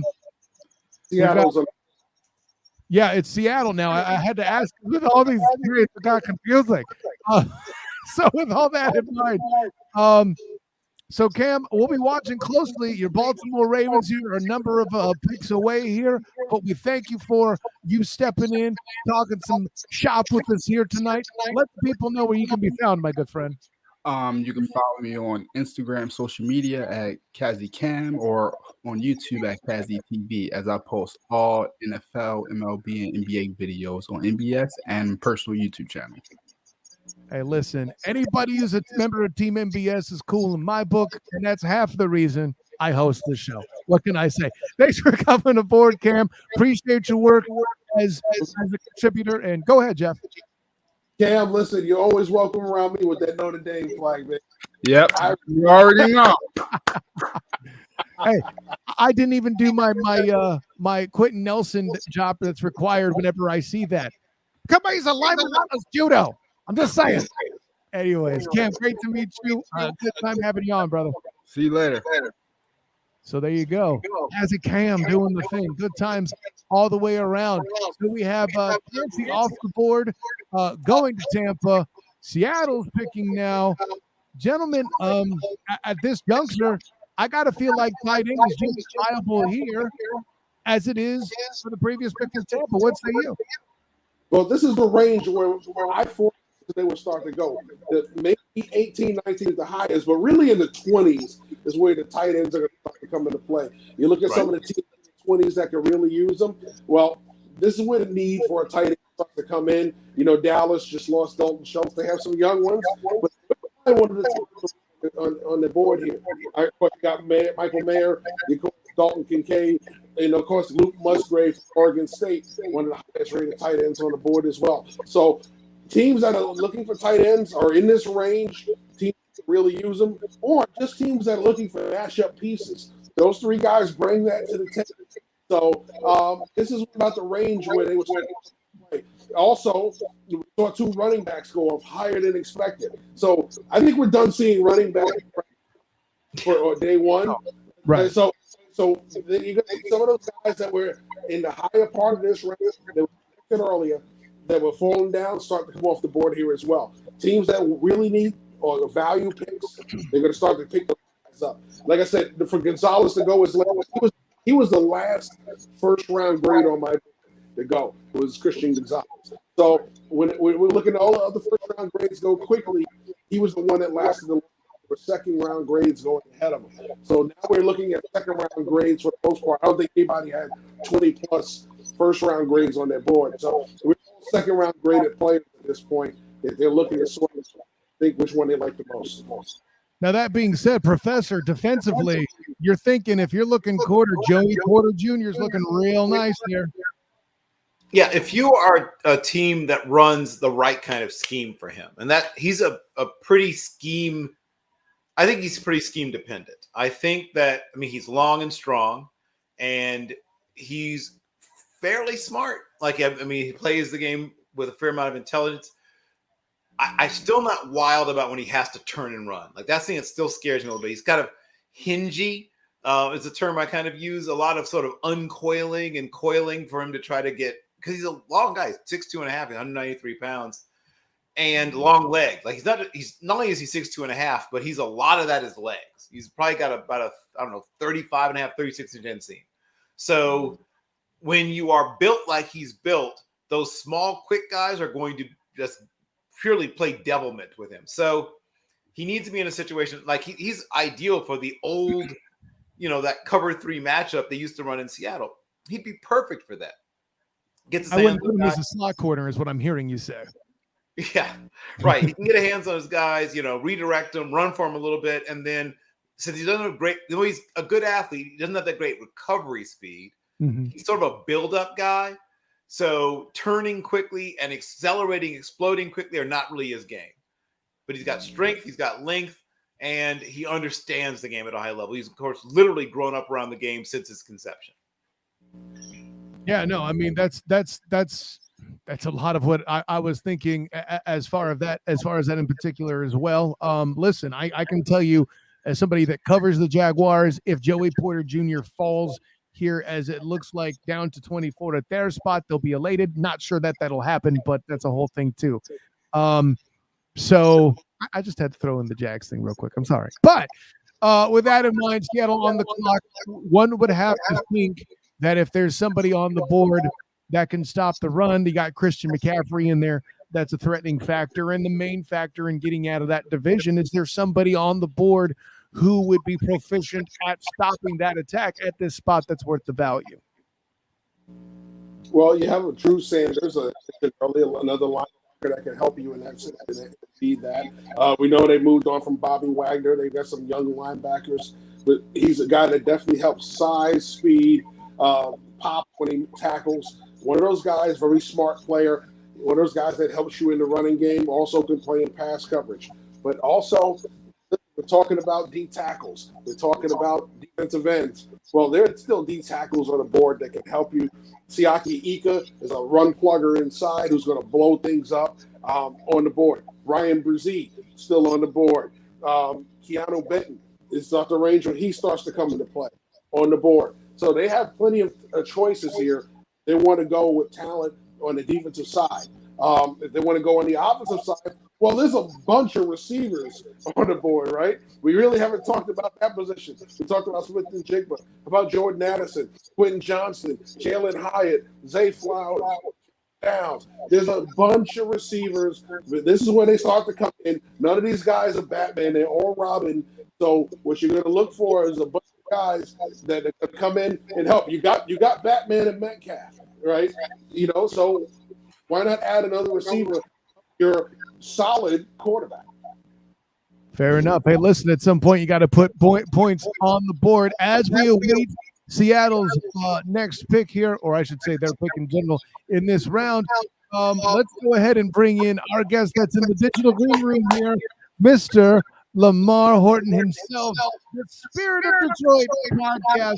Listen, I got to say, the Detroit Lions have been making a lot of moves and doing a lot of things there in the background, and then also picking a running back in the first round. So Yes, a whole lot of mixed emotions there in Detroit. What do you think about the Lions' action so far on the board tonight there, Lamar? I love him. So when we look at it, the running back thing, I know a lot of people are like, he was my number one running back in the draft. A lot of people were looking at Bijan. Bijan was a distraction to me because this guy was doing everything. In pass protection, he was doing everything. Running the ball, he had long speed. It was amazing to get him. I thought he was a second-round pick, but the Lions know the running back class is kind of thin, and then it kind of fattens out in the third round. So they just went and grabbed that guy at 12. I'm okay with it. But Jack Campbell at 18, that's almost prophetic because I picked Jack Campbell at 18 in the draft-a-palooza with Bill Carroll. And I thought I was just being a clown. I thought I was just, hey, look, Jack Campbell's my guy. I love him. I love what he does. Yeah, I can get him at 46, but I'm going to get him at 18. And the Lions just thought just like me. So I'm very happy. I'm elated. You know why? Not only is my running back number 1, DeAndre Swift, now my running back number 3. I have an earth, wind, and fire running style now. I have a great offensive line. I have a decent quarterback. I have 2 number 1 receivers in Amon-Ra and Jameson Williams. And you're telling me now I got two gap defenders in Malcolm Rodriguez and Jack Campbell that can stop the run in the middle? I'm straight. I just need a corner in the second round, and I'm good. I'm good. I can hear the excitement, and listen, I'm hoping with the Earth, Wind, and Fire running style, you're still excited about it in the 21st night of September. But anyways, I'm sorry, I had to do it, Lamar. You set the table. But with that in mind, man, listen, you mentioned Jack Campbell, my man, Campbell, your coach. I know his first name's Dan, but I'm a believer. Okay, I'm not a Lions fan, but I'm a Dan Campbell guy. He's Man Campbell to me. But you got to feel like Jack Campbell fits in that whole I'm going to bite your kneecaps off concept too, right? Right, and I think that's why we didn't take Jalen Carter at 6. Now, I was criticizing. I'm streaming as well. Right now, we're at the casino. We're posted up. I'm streaming as well. I thought at 6 you get, you get Jalen Carter because your culture and your this, that, and the third. You can change the world. But what they didn't do, they didn't go Jalen Carter. They trust their culture to be built and added to. So Jack Campbell just fits their culture entirely. And I think that he's a need, as well as we have no alphas on that defense, with the exception of Aiden Hutchinson. We have no guy that's a captain on that defense. We have a lot of playmakers. We have a lot of people that are looking for somebody to look up to. With Jack Campbell, we get that leader, and we also get an individual that can play. And he's not just a culture fit. He's a scheme fit as well as a talented player. So I'm very happy. And well, let me add this too. So with that in mind, listen, the NFC North is currently a power vacuum as I see it, right? Coupons, whatever, 13 and whatever. We all knew that was fake. Aaron Charles Rodgers no longer in the division. Justin Fields still trying to get figured out in Chicago. Maybe they will, maybe they won't. They did draft an offensive lineman to kind of take care of that and clean that up in its own way with Jalen Carter. Or excuse me, I'm not Jalen Carter. Sorry, Darnell Wright. And trying to get that figured out.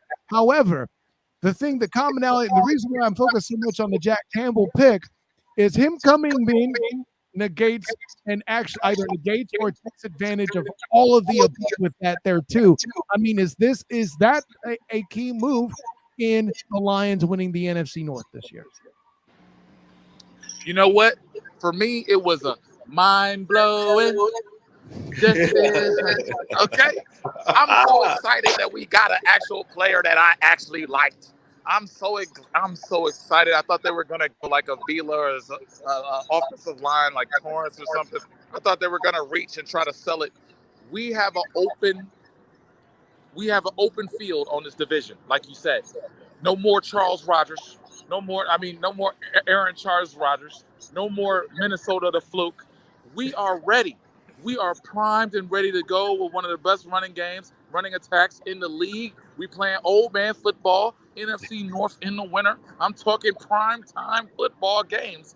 And not only that, we are led by Aaron Glenn, Dan Campbell, Brad Holmes. This draft is what we needed. And when we fill it out and get more corners, and obviously we get Jared Goff a backup, that because that incumbent is the only question mark on this team, in my opinion. We gonna run this division for 3 years. We coming. We up. We ready. What are the kids saying? We're lit. I'm not going to knock that at all. By the way, Seattle has picked Jackson Smith-Njigba for pick number 20. Listen, that's a surprise he got slid all the way to 20. But listen, if you're Geno Smith, you got to like the pairing of DK Metcalf, Jackson Smith-Njigba, Kenneth Walker establishing himself as a solid running presence. And, of course, Pete Carroll acquiring the offensive lineman that Russell Carrington Wilson asked for years and never got.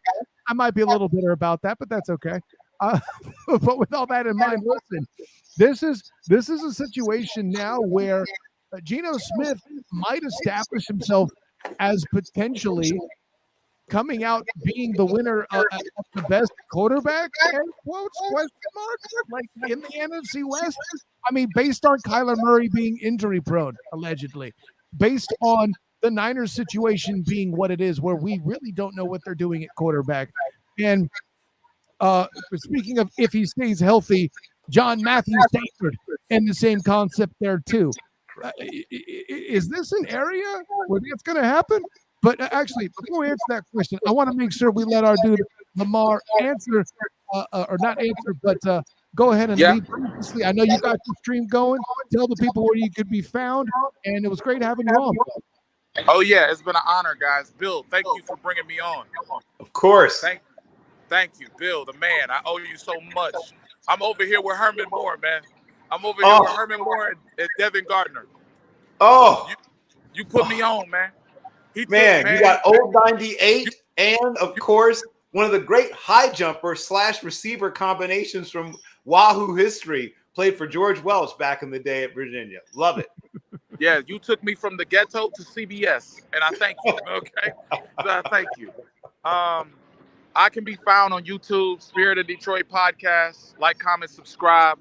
I also can be found right now on Micro Mike's channel. Right now we have 1,000 in the chat. You know, we're going crazy. This pick, man, I'm telling you, man. I gotta talk to Brad Holmes. Thank you, man.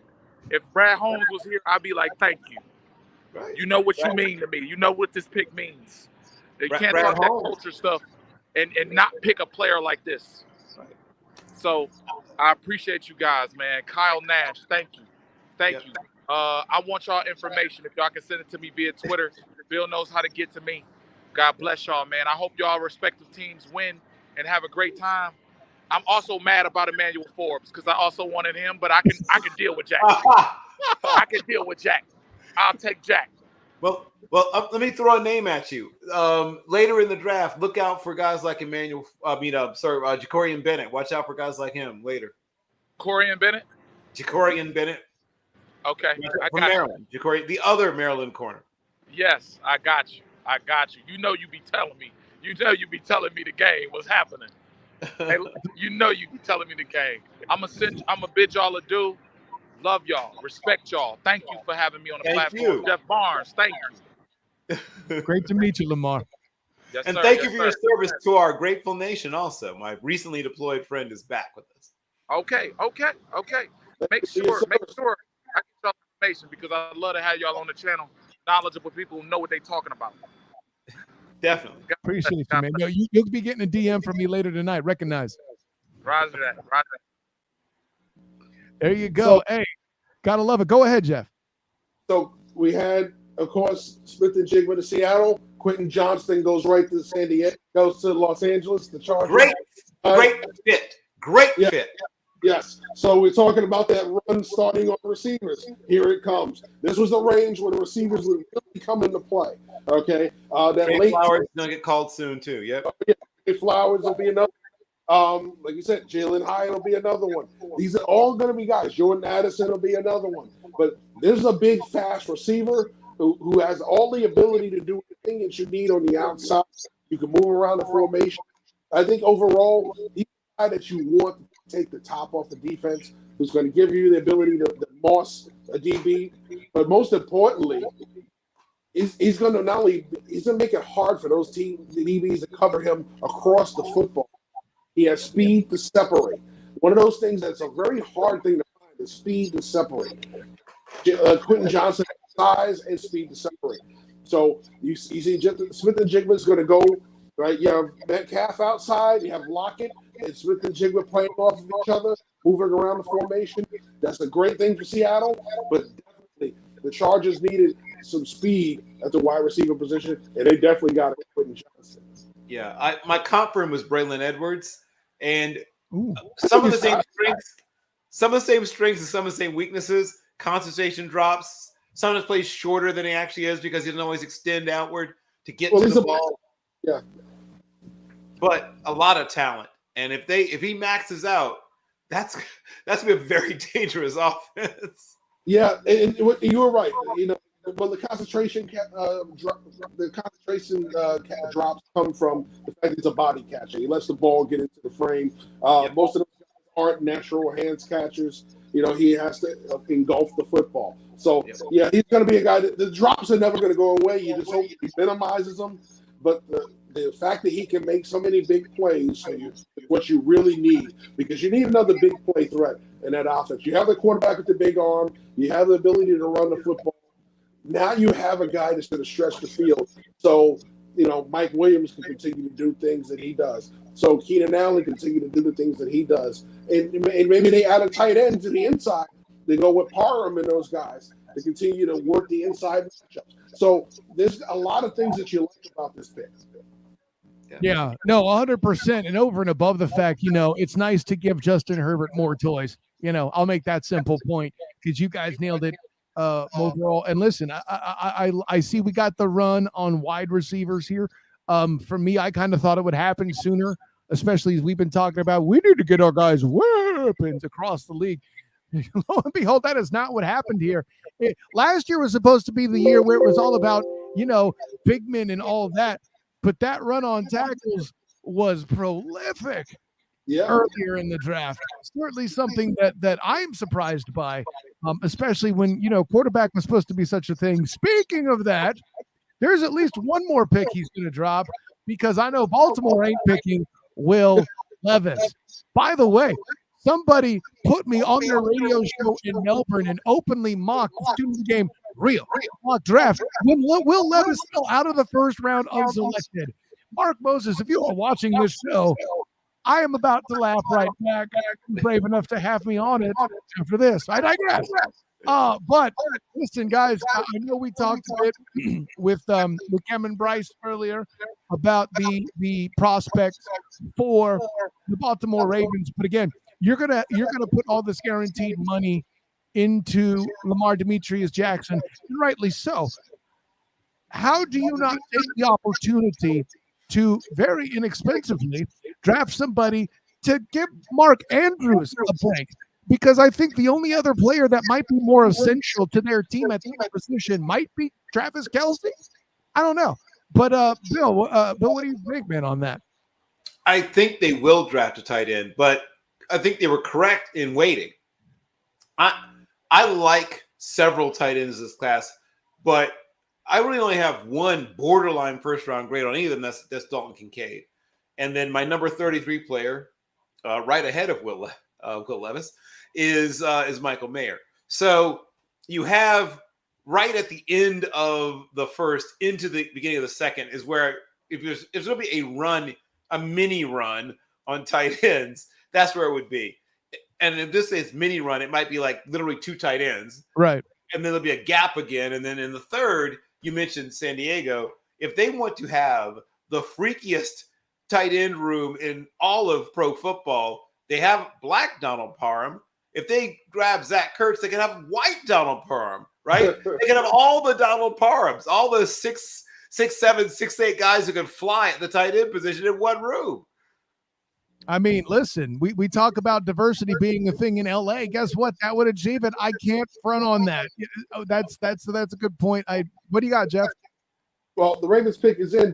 But when you look at the Ravens, it would be interesting if they took a tight end, because you do have Andrews, but you took Isaiah Likely last year, who came out and showed that he can play at the next level. So I think this is going to be either a receiver or a defensive player. I think overall that they're going to add to one side of the ball. If they add tight end, it'll be later in it, but there's got to be another guy, right? You just signed Odell Beckham Jr. to a 1-year deal, so you got a receiver there. You got Bateman on the outside, on the other side. Who's in your slot, right? So I think that's what it could be Nolan Smith. Yeah, it could be Nolan Smith, because they had aging pass rushes as well. So, and Nolan Smith is that hybrid type guy that they use on the outside that can drop and rush. So that is another good idea for the pick here. But I think definitely you look at receiver. We have the run going. Zay Flowers gives them the speed of the slot that we're talking about.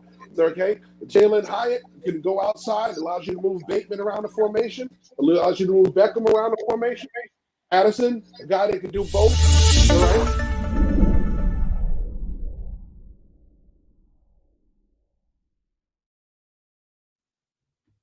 And then you have it, Zay Flowers. Shout out to my man Matt. Yeah, I know he's very happy. Matt loves Zay Flowers. You're shouting out Matt there too. I have to shout out the student of the game, Real Mock Draft, who at 22 had Zay Flowers as well, by way of Nicholas Jorgensen. When a dude from Denmark sees it coming, that should tell you everything you need to know, guys. By the way, shouts to the Gul Klud podcast there in Denmark.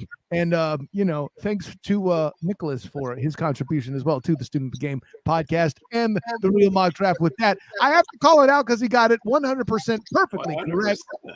And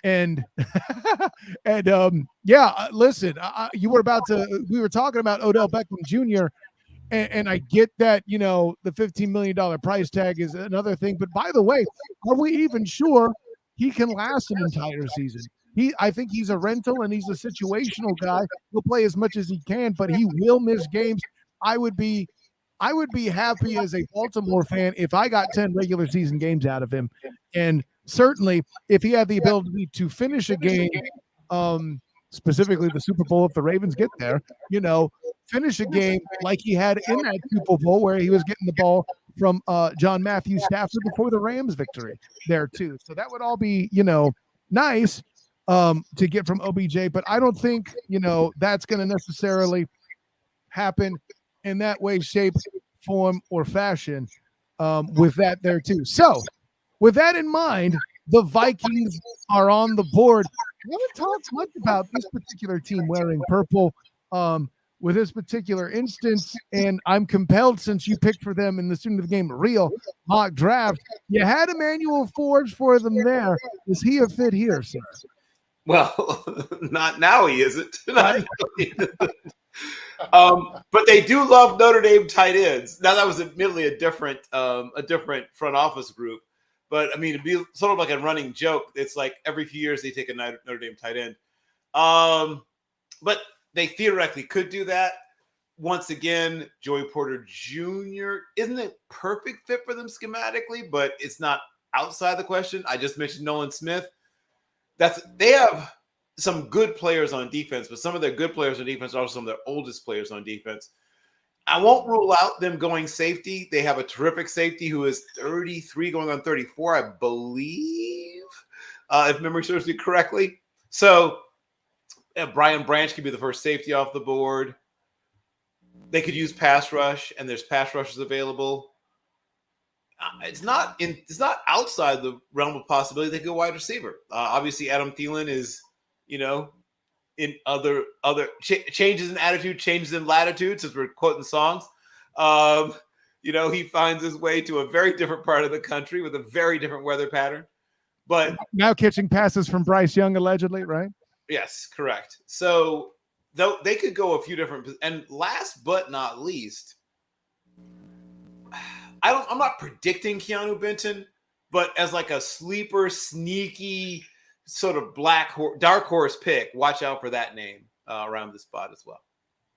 I can't front on that at all as a concept, certainly. But with that in mind, you are watching the Team NBS Media 2023 NFL Draft coverage here. And of course, part of that is brought to you by RichKid Clothing. Streetwear is not dead. The next wave in black fashion comes out of the Bronx, New York, with RichKid Clothing, picking up where Fubu, Rocawear, and Carl Kenny left off. RichKid is for the next generation of Get Fly fashion heads. RichKid Clothing, good times all the way around. Thank you for your support of Team NBS Media's broadcast here, covering the 2023 the actual NFL draft. So with all these mock drafts you guys do, and I'm doing the real mock draft for the end, there's everything going on. This ain't the mock. It feels like a mock because there's that many trades, guys. That's where I'm at. It's okay for you to misspell Carl Kanai because we all know you were Team Fubu anyway. Just as long as I'm still invited to the barbecue. As long as we're Team Jordash, then you wouldn't.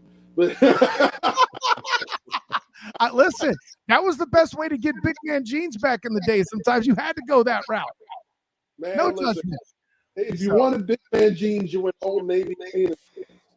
There you go. Yes, I'm bringing the cards. I will do precisely that. Yes. Okay. I love it. So with Zay Flowers off the board for the Ravens, I got to admit, we're talking about receiver. I love that concept, Bill. The more weapons, the better for Kirk Cousins. But I don't think they're going to get Will Levis. I'll put it that way. In my mind, I feel like this is a group that needs an edge rusher in general. And I get while the quarterback class in general in that division might be weaker, all the more reason to get in their head and get some turnovers to help, especially if they get a turnover in prime time to help Kirk Cousins out. Am I right? I kid. But edge rusher for Minnesota. I mean, I got to throw it out there as a concept, right? Yep. Yeah, like I said, I think they'll be looking. The pass rushers that are left are guys who are not really first-round grades, as Jeff pointed out. They're second-round grades you pushed up a little bit.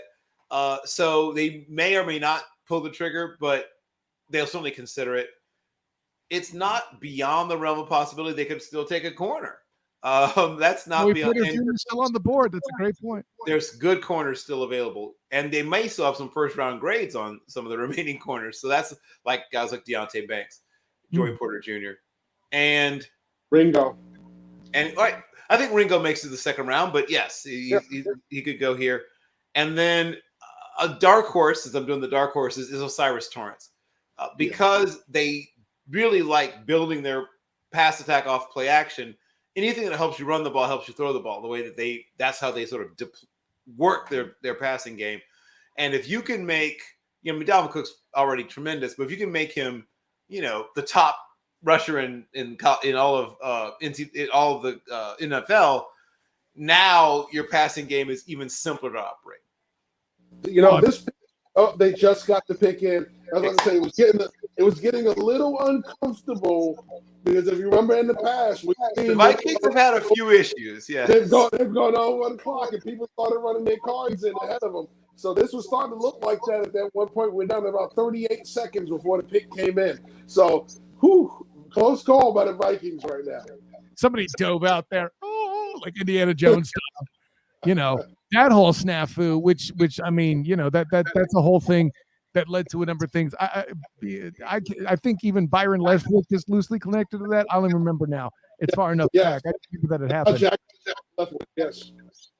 There you go. So I'll say this, and again, because the NFC North is that power vacuum division, I mean, the conventional wisdom, air quotes, would be that the team that was 13-4 last year would maintain, but we all know that was gilded. I didn't have any reason to believe that was any bit real. But with that in mind, I feel like the best thing to kind of protect that house. You mentioned defense being a good thing. I'm with that too. More weapons is good. I mean, they can't really get a quarterback right now to replace Kirk Cousins. So really, it's definitely. I mean, this is just the best player available situation for Minnesota, right? It's that simple, right? Yeah, well, this is a defense that they switched to 3-4 last year, so they went odd front, right? Tweener outside linebackers are what you normally use in an odd front. So they have options here at pass rush if they really wanted to. So when you look at what's on the board right now at edge, so we have.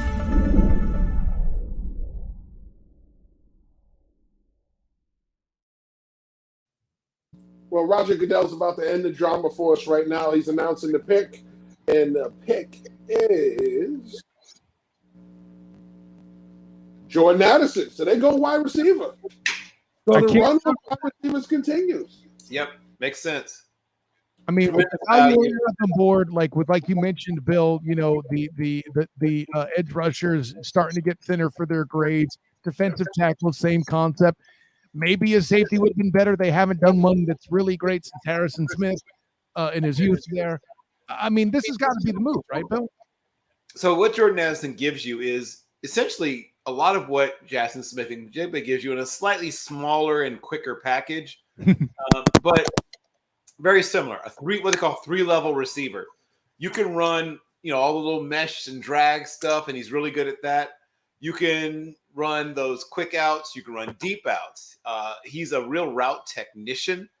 You know, think of Stevie Johnson, right? If you're looking for sort of a guy he's somewhat similar to, maybe a little faster in a straight line than Stevie, but similar in a lot of other ways. He can threaten deep, even though he's not exactly a blazer. He understands how to vary tempo so well that he lulls you to sleep. If you ever watched Greg Maddox pitch, guys would think, oh, man, the next time I face him, I'm going to murder him. I'm going to take him 500 feet, right? And he would get you out on an 89-mile-an-hour cut fastball, but you think, like, I just missed it. The next time, I got him next time. Corners have that same experience with Jordan Addison. There's nothing about him that seems overwhelming. He's not the biggest guy in the world. He's not the fastest guy in the world. But somehow you're always not quite – you're just a little bit out of position. But next time, I can get him next time. And that's the kind of career he's going to have at the next level, too. He's so professional. He's so proficient. He has a very low bust factor. I think he's one of the safer picks we've seen so far. Yeah, I mean, I'll put it this way. Addison went higher in my mock. He was going to the Titans at 11. So that should tell you everything.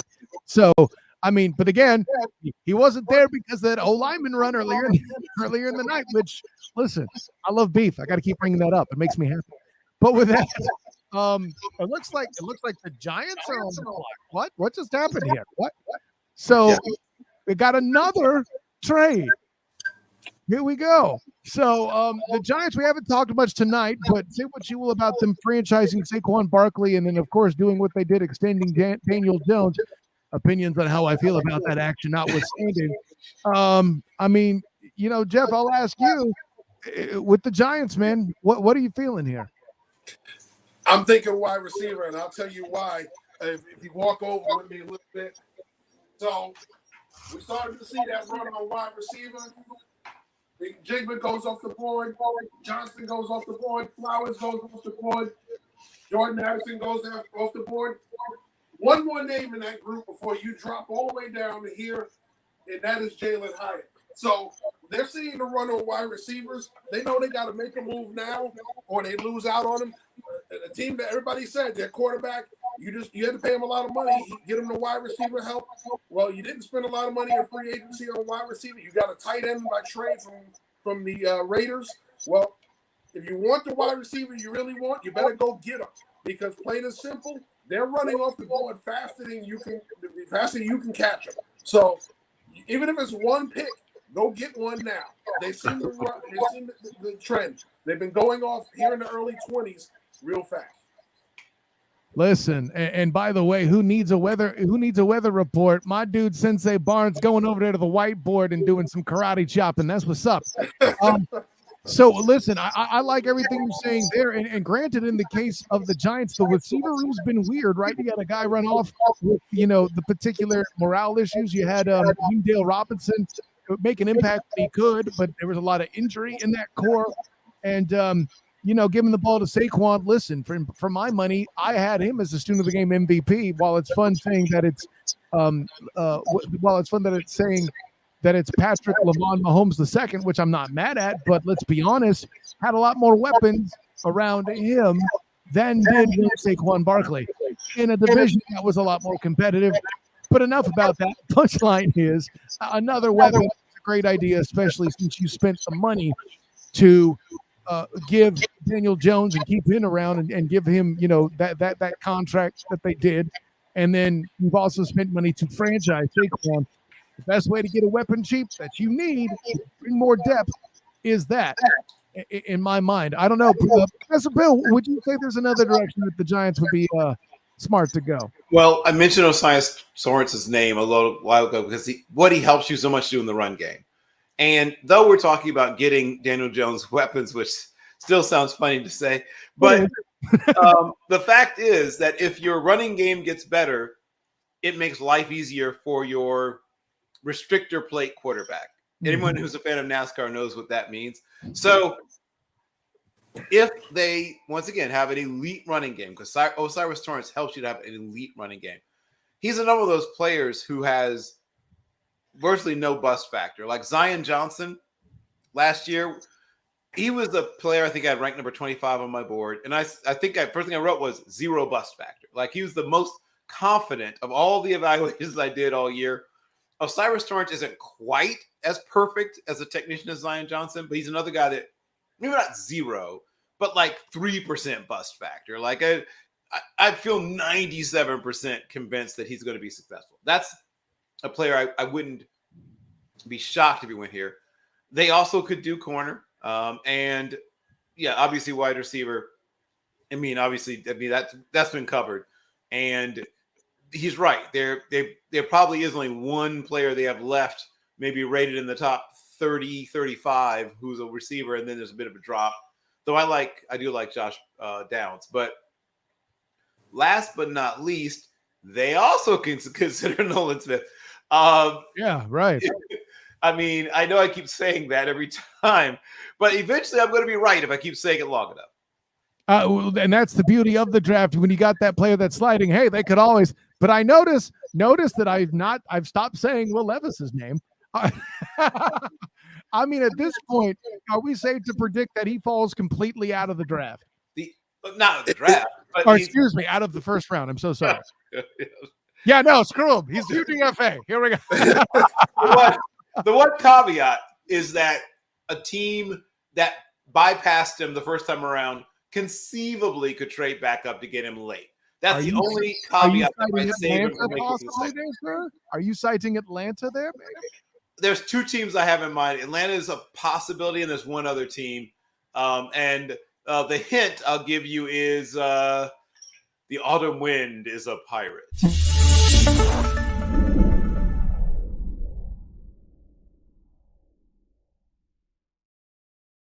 That's a great hint all the way around. And now we have a hint at what the next pick is. Jeff, what do you got? All right, so the pick is cornerback Deonte Banks from Maryland. So they go with speed, but on the defensive side. So the Giants felt this is time to make our move, go get our corner. Well, you one of the fastest corners in this draft class. One of the guys who's been the fastest risers during this process. Very good year. Came out this year, athletic. I think one of the things that you have with him is that he doesn't really backpedal very well. He's more of an in-your-face corner, much as J.C. Horn was. When they play off, they don't play as well. He gets out of phase. He grabs when he gets out of phase. But I think one of the things is you think of a fast corner, you think he's going to have a fast back pedal. He doesn't. He has pretty lazy back pedal, so it allows receivers to break his cushion down faster, and then that's what causes the separation out of the break. But overall, very fast player, very athletic. I think they'll refine that back pedal. I think that's a coachable point right there. So I think overall, this is a great pick for the Giants. He fits what they want to do schematically. He's a player that I believe is tough enough to handle New York. So overall, good pick. So for anybody that's looking for the Jacksonville Jaguars to be picking right now, keep this in mind. They were at 24. The Giants chopped up one spot, and then now the Buffalo Bills have jumped up and are going to make their pick now. I think there's something going on here. It's not going to be a running back. I know that, but I mean, anybody who was thinking that the DeAndre Hopkins sweepstakes was a thing, well, I think we're out the door on that here. I think they're going for their receiver pick here. Or is this the part where I'll let Will talk about Nolan Harris again? Or Bill talk about Nolan Harris again? Well, here's what I'll say. I think Jeff maybe almost was prophetic. I think all the things he said about Jalen Hyatt were true. He may have just been one pick off. Yeah, perfectly fair in that particular context. But so, I mean, the Bills are the team in the AFC East that if anybody was asking if there's one that's going to take a step back, it would be them.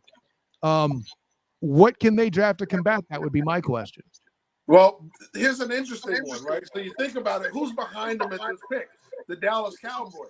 Well, the Dallas Cowboys, one of the things that they've lost the past 2 years, starting guards. They lost Connor Williams. Last year, there was Connor McGovern.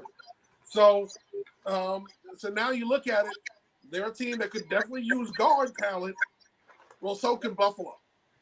So if it's not one of those receivers that they really want, because they also lost some talent there, don't be surprised if it's a guard that they think they may lose to somebody like Dallas. Well, you say guard. I mean, let me ask you this, Bill. Earlier, you're the one that brought up Osiris Torrance. Maybe this is that fit. It could be. I mean, if you're thinking interior offensive line, unless they really have fallen in love hard with one of the centers, which I can't rule out, but I'm guessing Osiris Torrance if they're thinking offensive line.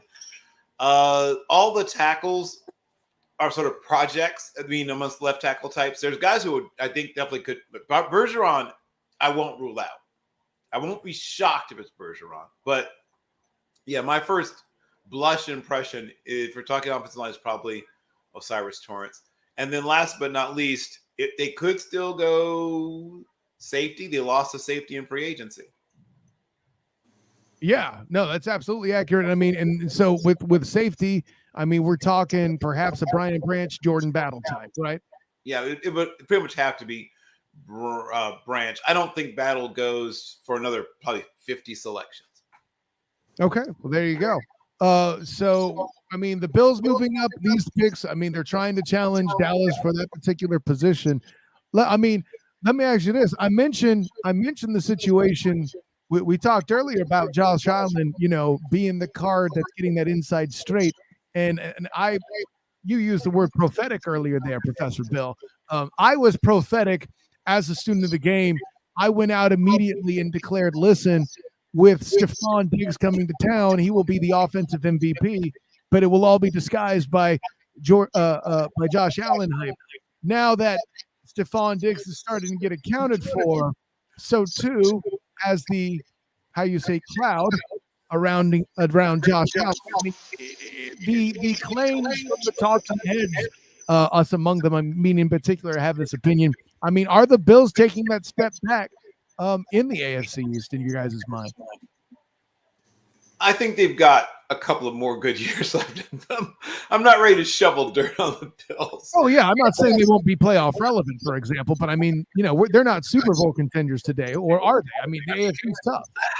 I think they could still be Super Bowl contenders. The two things, and this could be said about a lot of teams, but if they don't have injuries at key positions, right, that's the first thing, right? One, that has to happen. And then two, if some of the younger players that they have had successfully navigate moving up into bigger roles, because they are moving on slowly but surely from some of the more established players they've had in the past. Yeah, no, and it's kind of that changing of the guard piece. That, I mean, listen, I'm a guy that covered Gabe Davis at UCF. You know, I'm the one who told him on the sideline in the opening, in the home opener there at FBC Mortgage Field, hey, I totally think you guys go to the Super Bowl. Now I feel like a real goofball, but nonetheless, I mean, that's a guy that's going to be making a difference there for a while. I'm assuming they can hold on to Stephon Diggs. Weapons in the air aren't the issue. It's the running game, my question. And they're certainly not doing that at this point to supplement Josh Allen running it. So they can't really do that here either. It's a rough spot. They're moving. I'll put it this way. If they're moving up to get something other than interior linemen, I'm not sure what it would be exactly. But I can tell you a couple of things. Go for it, Jeff. All right. So if it's not interior linemen, like I said, they have very similar needs to the Cowboys. They don't need the tight end, but they both need linebacker. I talked about Drew Sanders, a guy I marked at Dallas at 26.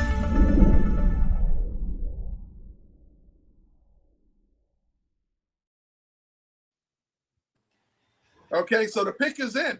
So they decided to go Dalton Kincaid. So they first tight end was in the need of a tight end. They went Dalton Kincaid. So the first tight end comes off the board is Dalton Kincaid, the Buffalo. Now you pair him up with Dalton Knox, the two Daltons, okay? And you have two dynamic tight ends that work in tandem together.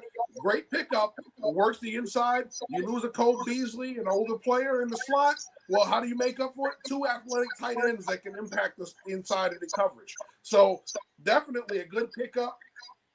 They had very similar needs. We talked about it. Dalton Schultz leaves Dallas. Dallas is a needed tight end. A lot of people believe. Well, I guess Buffalo believed Dallas was going to take a tight end. They jumped ahead of them. They got the tight end. Now, as you've seen a couple of times on screen, you've seen Wallace Barnes. That is yes, that is my older brother. He is related. Yes. So, Cowboys fan. He believes D-tackle. He wants to show up the run defense. Well, you know, there's another guy that can help show up your run defense is Drew Sanders, Leighton Van Der Esch on a short-term deal. Your young linebackers are still developing, but you don't have a big linebacker other than Leighton Van Der Esch. Drew Sanders is a big linebacker that can help you out. You're in them sub packages with lighter bodies. Putting him together with a Van Der Esch gives you two big 6'4" plus linebackers that can be physical at the point of attack, that can help you in run defense and cover. So I've mocked Drew Sanders to the Cowboys at this point. See, I think it would be a great pick for him. I believe he would be great for him. I don't know if they take him. Dallas does not typically take D tackles in the first round. So that's why I have not mocked Eaton to Dallas in the first round. But believe you me, Drew Sanders will be a big pickup for him. Guess what? If they want to go tight end, Michael Mayer is there for him. Like I said, Musgrave is there for him. If they want the receivers, they have that as well. Dallas has plenty of things they can take at this point. Depends on their board. There's a lot of things on the board right now. Offensive line help. Torrance is still there. Avila is still there. So right now they're a kid in the candy shop if they're in Dallas War Room.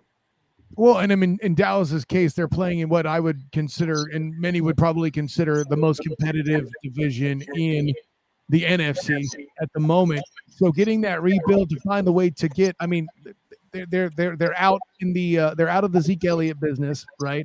They're bringing in Pollard. They're trying to get the most out of Dakota Prescott with his new contract. I went full name for you there, Professor. Yes, so Dakota Prescott. That's yes. right.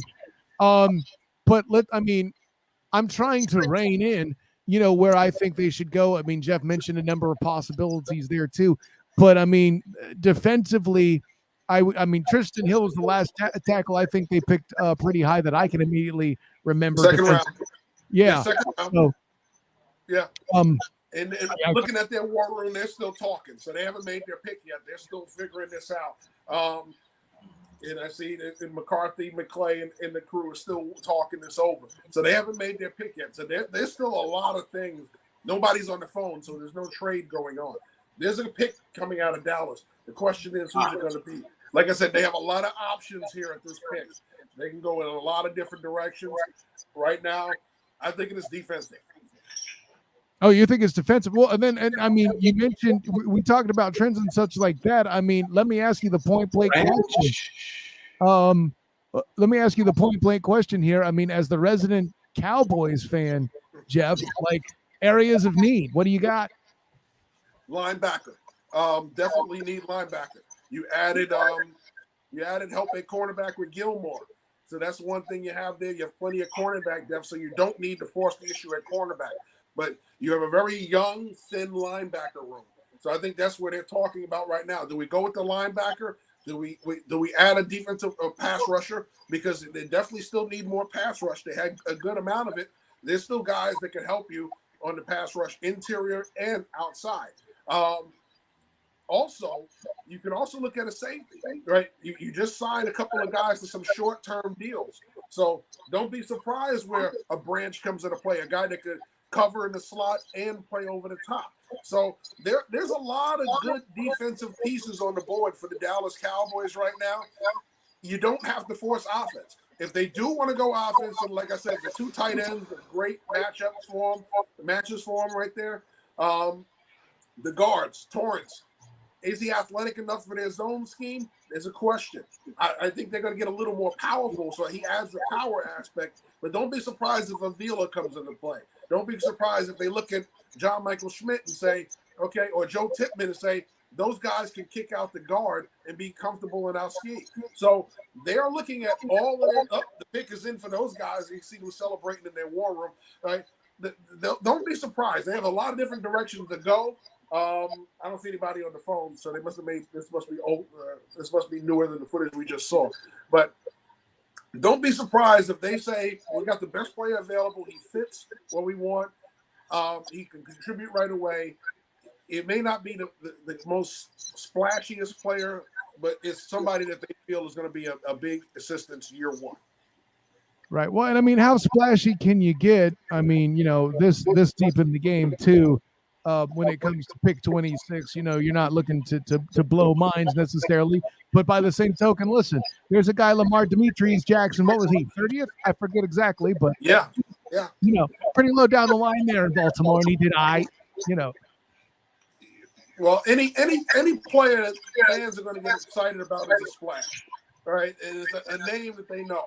So, like I said, if it was a Michael Mayer, while they don't really need Michael Mayer because of the young tight ends that they have, adding a Michael Mayer instantly goes, great, we have the greatest tight end room in the league right now. All of them are young. All of them are big tight ends. All of them catch the football very well. All of them are tough matchups because everybody talks about Mayer. Yes, he's not the most explosive down the field, but he is one of the best at using his body to get open. You're talking about another former basketball player that knows how to shield you off and use that big frame to catch the football. One of the knocks on him, some people said, was the contested catches.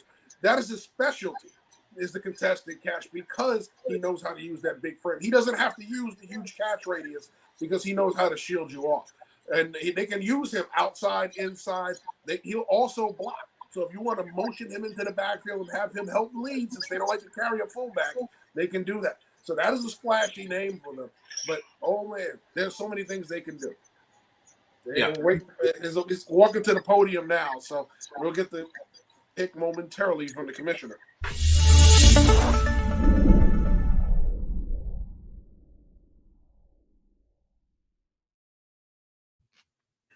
All right, Jeff, who you got? All right, so we're saying defensive tackle for the first time, and I can't count how many years, Mizey Smith from Michigan. Oh. All right. So they value athletic, quick upfield, very disruptive player. Okay, Mizey Smith is that guy who's disruptive. He's going to get in your backfield, blow runs up. So they're trying to get somebody that's not only going to impact the pocket, but somebody that's going to create negative runs. Okay, so that's a big one. I like Ika better because I believe Ika is going to be the one who translates the most when it comes to stopping the run at the next level. Sometimes Mizey Smith gets enveloped on the block. and he'll take the runner down 2-3 yards down the field. Well, 2-3 yards in college becomes 5-6 yards in the NFL. You just don't get there. So, yeah, I think this is a real interesting pick because it fits kind of like what they like. They like to play fast on the defensive line. Matthew Smith plays fast. Ika's power, Matthew Smith is fast. Well, and I would add this too with the concept of competing within the division. That's a pickup. I mean, think about it. You're going to be stopping what the Eagles are doing in their creative backfield, now bolstered by Bijan Robinson and others. You have what's going on there with what's going on with Brian Robinson being one of the best stories in the NFL, producing as a solid running back there with the Commanders, so, disrupting those teams is a big deal. And, oh, by the way, there's a Saquon Barkley guy who's pretty good, that you got to be able to get in the backfield and divert him. So those are three factors there, I think, that are a big part of that pick being made. Not the one I would have made, but I can't front on it. But we got the Jags on the clock once again at 27. We'll see if they actually pick this time right after this break. You are watching Team NBS Media broadcast of the 2023 NFL Draft. Streetwear is not dead. The next wave in black fashion comes out the Bronx, New York. RichKid Clothing, picking up where FUBU, Rockaware, and Carl Kanai left off. RichKid is for the next generation of Get Fly fashion heads. In 2006, we founded Yeti Coolers with a simple mission: build a cooler we use every day if it existed. One that was built for the serious outdoor enthusiasts rather than for mass discount retailers. One that could take the abuse we knew we'd put it through, out in the field and on the water. One that simply wouldn't break. We decided early on that production innovation would come from necessity and first-hand experience, not from market research and data analysis. Today, Yeti products perform when it matters most. Whether that be an excursion into the remote Alaskan wilderness, chasing redfish on the Gold Coast, or just getting together with friends in the backyard, we make gear that helps you stay out longer, travel farther, and live harder. # built for the wild. You are watching Team NBS Media's coverage of the 2023 NFL Draft, brought to you by RichKid Clothing. Welcome back to Team NBS Media's coverage of the 2023 NFL Draft. Of course, I am Kyle Nash, the student of the game, here with Professor Bill Carroll to the screen left. And, of course, down on the bottom there, the sensei, Jeff Barnes, as we are waiting for the Jags pick. The pick is in, so we know that. I'm going to call Joey Porter Jr. on behalf of my good friend, Travis Holmes, because I know that's what he's looking for. And, yes, Bill Carroll, being the best dressed man in streaming media, isn't far off. He's got the coat and the vest, combining the forces of me and Jeff. Jeff, you had your vest on earlier today, but nonetheless, see, it's still there. There you go. Listen, I did my green tie. We're good. But you gotta have the matching kicks, right? You gotta have the matching kicks. Absolutely. I hope my feet aren't that green. Anyways, no, with that in mind, guys, listen, I with the Jags, for me, it's about retooling their defense, right? Because offensively, I can complain all I want about them having retained Cam Robinson and letting Jawan Taylor go. But, I'd have to get past that. There's nothing that can change that at this juncture. If I'm a Jags fan, I'll have to deal with it. But listen, their running back core, excellent. Their receiver core about to be bolstered, by the way, by one Calvin Ridley. Looks really good. Trevor Lawrence looks like he might be making that leap. We got national media guys wearing wigs simulating that cat. But in the meantime, Garden Key gets shipped off. Their corners, Shaq Griffin, rightfully so, was drawing a bit more cash compared to his performance. They've parted ways with him. I feel like defense is a spot, and a lot of the speculation has been corner, but I've also heard tight end out there by amongst the Jaguar elite. That one I'm not getting. I think that's more kind of a luxury pick for me. But, at the end of this day, in my mind, best available, we're looking at Joey Porter Jr., right? Yeah, he's still the highest rated player on my board. I'm shocked that he's lasted so long. I thought he would have been gone. Yeah, I think, you look at Joey Porter Jr. You look at, they've got a pretty steady group, and maybe offensive line help. They still want to add to that. But I think overall, you look at what they need. The cornerback makes sense, right? The defense last year struggled at times, especially in the secondary. They gave up a lot of big points. You want to tighten that up? Well, it starts with good cornerback play on the outside. They play a lot of zone. Well, people love Joey Porter in zone when he's looking at the football. So that's definitely a big move for them. Safety, they have some weakness at the safety position. We talked about Brian Branch, all right? So there's a lot of positions, a lot of things that need on the defensive side. I'll be shocked if they go offense, but I think there's definitely defense is where they got to be hanging their hat right now. Professor, go ahead. Sorry. Oh, he's getting to the podium. Yeah, I'll go to Bill here after we get the pick officially there too. But I think it's cute at this point that they have the best available listings up there, and Will Levis is still at the top. And you're just like, bruh, unless Atlanta picks him at 27, stop trying to make fetch happen. Take it off the screen. Well, Oklahoma tackle Anton Harrison off the board. Did not expect that, but I'm not mad at it if I'm a Jaguar fan either. Listen, protecting Sunshine Trevor Lawrence is the great move here, and you got to account for Jawan Taylor's departure. Let me go to you, Bill. You had some inquisitive-looking faces. You were introspection there. Yeah, so I'm higher on Anton Harrison than most. It makes me a little bit happy to see him go here because I did feel like he was on that sort of first to second round bubble. I think he has a lot of potential because of things maybe in the coaching. There's some technique things that maybe, frankly, wince. That big hop step thing they do, I don't like.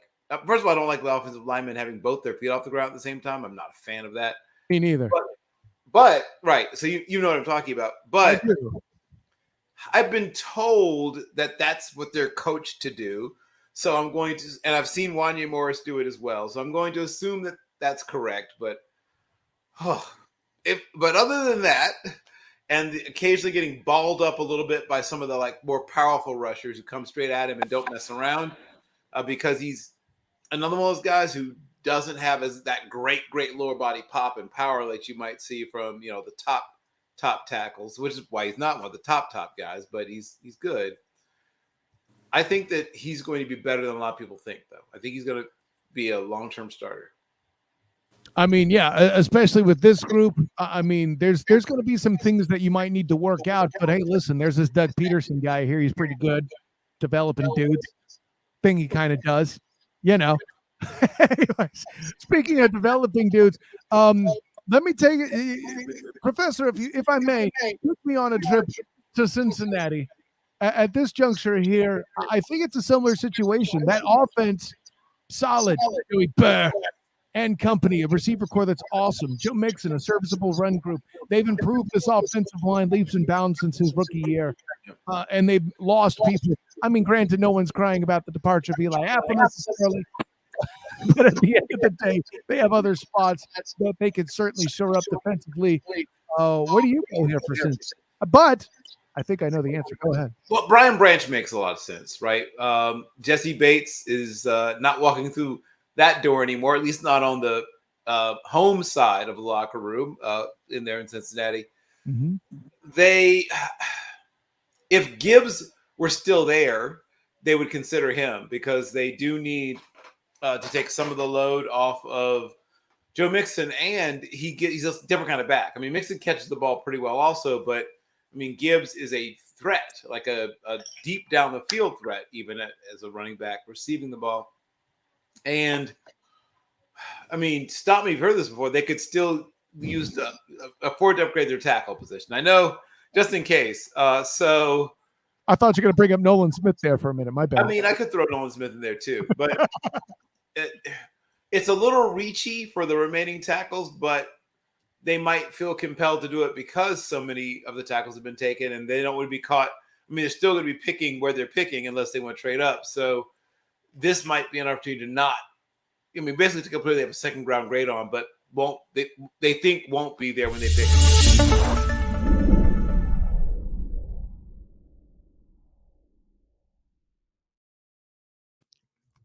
What we got, Jeff? The Bengals add to their pass rush room with edge rusher from Clemson, Miles Murphy. So we're talking about those thicker body defensive ends. Here's one of them. Not the fastest, not the most explosive, but heavy-handed, thick body, heavier frame, harder to move. When he gets rolling downhill, it brings a lot of power with him. He's not the speed the power guy. He's just straight power. So you're talking about more of a left defensive end, a guy that's going to help be stout against the run, a guy that's going to get you about 5 to 7 sacks a year, more off of effort and power than off of total skill. He's strong. He's going to be able to match up with the sizable tackles and match strength. So a crucial piece to that front, because you talk about their ends. They needed more help. They also have guys that are coming in cracks. So definite need for Cincinnati there with the pass. Miles Murphy. I mean, I'm looking at his highlight film. He looks like he could be cast if they decide to go live action instead of computer animation for the Juggernaut in the future. I mean, this is a dude that would fill that role nicely. Listen, that's the upgrade we're looking for if you're a Bengal fan. But considering you got to attack, Lamar Demetrius Jackson, Kenny Pickett, and Deshaun Watson, who might be mobile again still. We don't know exactly based on what we saw last year, but assuming he puts his feet back under him there in Cleveland, I mean, those are all things and factors that you're accounting for there. I don't dislike the pick. I'm just critical of the ACC's conference, but that's a me problem. Anyway, but all that in mind, speaking of critical of divisions and conferences, we're back in the NFC South, and the New Orleans Saints are on the clock. Professor Bill, I would have to go to you on this one. Which Saint do you see marching in at this particular pick? So, players that I would be considering, the aforementioned Osiris Torrance, who's been brought up before, is a possibility. Michael Mayer, the second tight end off the board, is a possibility. Jalen Hyatt is a possibility. That's what they have one speed receiver, but he's really seen as more of like a special teams guy, gadget guy, as opposed to like a real full service wide receiver. Everybody can use pass rushers. There's no team that has, please, no more pass rushers. There's a chance that your friend and mine from, played his ball not far from me. Once again, Adetomiwa Adeborie is a guy that at least be considered at the spot.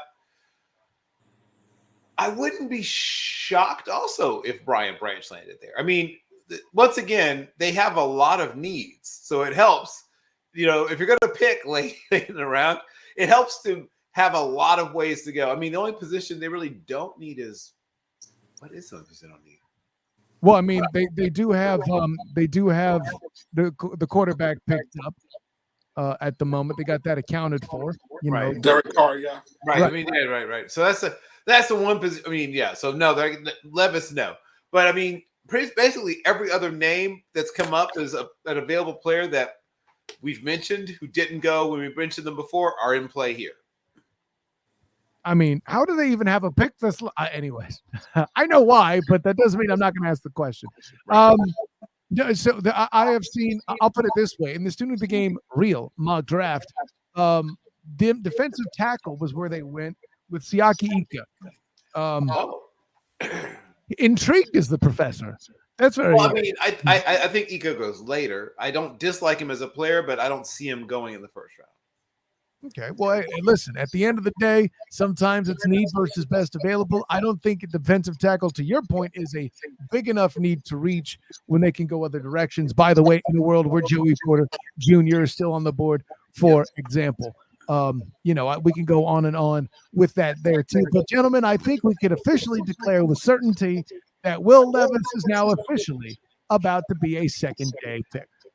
Well, there's still 3 picks left, so we'll wait until the third pick comes off the board. But at this point, it looks that way. But if you're going to get a quarterback that's falling like this, there's always that team that wants to consider the 5th-year option. In order to do that, you got to take them in the first. So you really got to hold on, every bit of patience you have. So that last pick comes off the board the first before you can fully guarantee he's not a day one pick. I mean, and I'll put it this way. I'll say this much. At this point, it would require a trade in my mind. I mean, the pick's being announced as in for the Saints. So with all that in mind, there's no way you would believe that Jalen Hurts, Patrick Mahomes' second job isn't any sort of jeopardy. So, I mean, if they're that desperate to replace Chad Henne in Kansas City, I can't help you. Go ahead. So here's the interesting situation for teams. So if you don't have Will Levis high, but you have Hendon Hooker higher, who do you trade up to go in the first round and get the 5th-year option for? Do you do it for Hooker, who you know is coming off the injury? You get the extra year with him. Also, you get the extra year after that to develop him. Or do you use it for Levis, who you come in, you develop him, and then you put him back out there if he has to prove himself before you get to the 5th year. So there's two schools of thought there with two different quarterbacks hanging on the board right now. Do you get one and treat this year like a red shirt? Or do you get the other one and treat it kind of like a red shirt?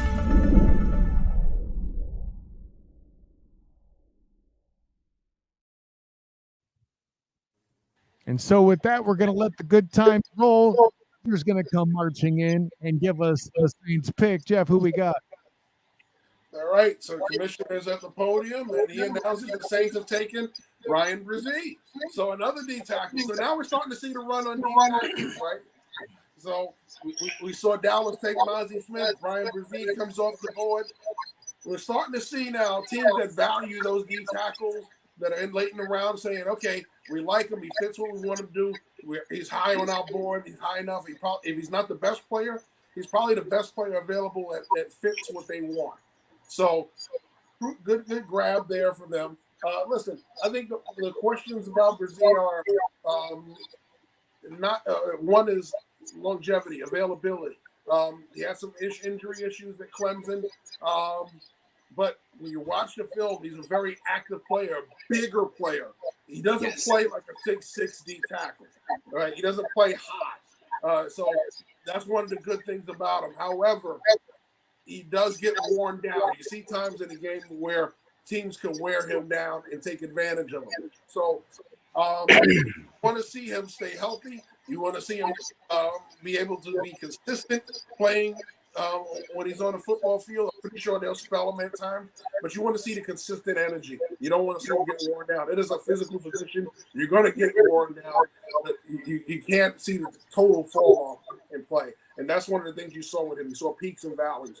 If as much as they beat up Carter for it in this process, they should have beat up Brzee as well. Yeah, no, I'll agree with that. I mean, and part of Brzee's build, like he's very long, and yes. I think that's his main asset there. Listen, 6'6" isn't just a pair of numbers. His arms, I think, are really standing out in what he does. In that middle portion there. He's not 300 pounds, which I could take or leave. He might bulk up a little bit once he gets there. And that may solve for the injury issues once he has a little bit more mass to him and he actually has his body demeanor correct and can, figure out how to move with that little bit of extra weight. That could solve for that there too. At least I would assume that's the thinking for the New Orleans Saints. Bringing us to the Philadelphia Eagles, the defending conference champions, for the next pick here on the line. Guys, I got to ask with this in particular, how do you make that any better in the case of the Philadelphia Eagles? What do we do there? We're going to that. I mean, listen, I'm going to go to the Cowboy fan, because since you know thy fucking here, bud, where you look at the Eagles in this instance? Well, you just continued, right? You keep getting more and more depth. You have pretty much a starting lineup set. So what do? Well, you had injuries at slot corner. There's corners on the board. You had injuries at defensive end. There's defensive ends on the board that fit what you want to do. You got plenty of D tackles now, so you don't have to worry about D tackles, right? But you can add a linebacker. We talked about Drew Sanders still hanging on the board. So there are plenty of people that they can add at this point of the draft that help them not only with their rotation, but also helps them with depth. Okay, having a starter quality player as a backup is never a bad thing. So talk about a pretty stacked team. You can add something there that's going to help you at a position where you can add a rotation, spell player, get this player involved, and they don't have to have the weight of the world on their shoulders. So now, Philadelphia is in a very nice position when it comes to looking at the board. Yeah, if they decide they would like to have yet another Hassan Reddick to go with their current Hassan Reddick, you could go after a guy like Nolan Smith. Once again, they're solid, more than solid at tight end, but they do like 2 tight ends. They could grab, the other tight end. You can never have too many corners. I've said that a bunch. I'll never stop saying it. They could also add to the offensive line. There's not too many first round grades left. But once again, they might feel like there's a player that is close enough or we like enough that it makes sense to take him here. Is there a position I'm leaving out? I mean, the linebacker was done, I think, until well into the second. I stand by what I said. No, and I can't front on that. Listen, I think Michael Mayer's still on the board. That's a fifth. Michael Mayer, Michael Mayer, Musgrave, both of those tight ends. Only 1 tight end's come off the board so far. So they have their pick. If they want to add another guy to go with Goddard, I know they have a couple of tight ends behind them. One of them was a former quarterback, believe it or not, at the University of Buffalo. So he was just, at Senior Bowl a couple of years ago throwing the football. So he is now at tight end. Don't be surprised, though, if they make that move. Listen, we saw them have Ertz and Goddard for many years. So that is not beyond Howie Roseman to load up the room there. So, like I said, anything that they add at this point is just extra padding for their roster. They have plenty of talent at the starting position, and this would just add to it. This is a very well-rounded roster in Philadelphia. So we talked about pass rushers. You talk about receivers. Like we said, Hyatt still on the board, Downs on the board, Tillman on the board, A.T. Perry on the board, Rashee Rice on the board. We could go down the list of receivers that are still on the board. A lot of these guys are going to be day 2 receivers, so we'll be talking about them tomorrow night. But if there's anybody that comes into the round, it's probably Hyatt.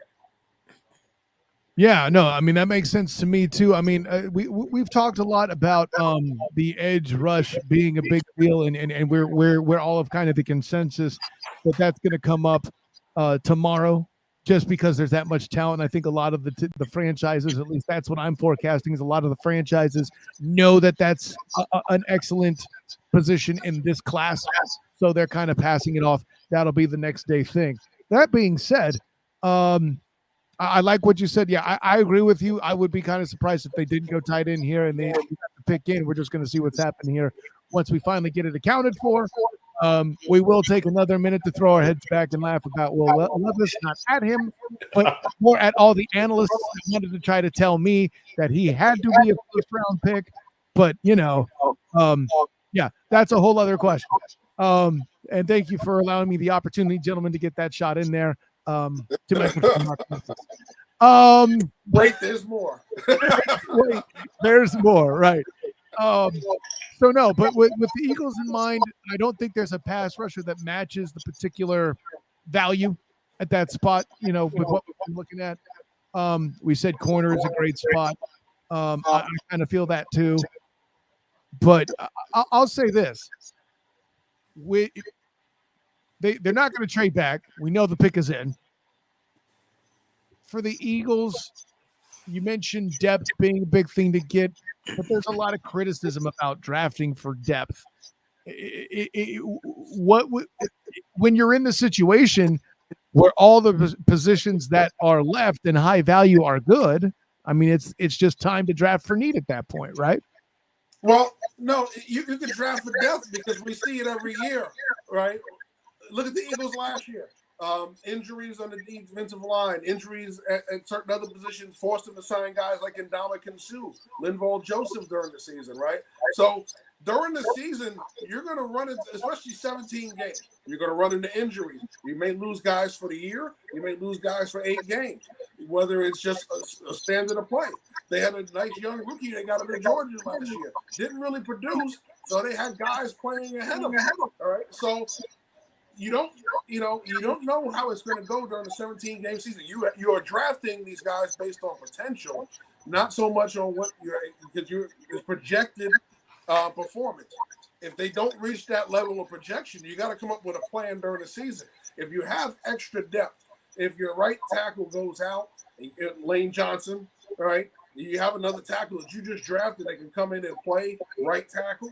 Well, there you go. You don't have to rely on these journeyman veterans that you're signing off the street.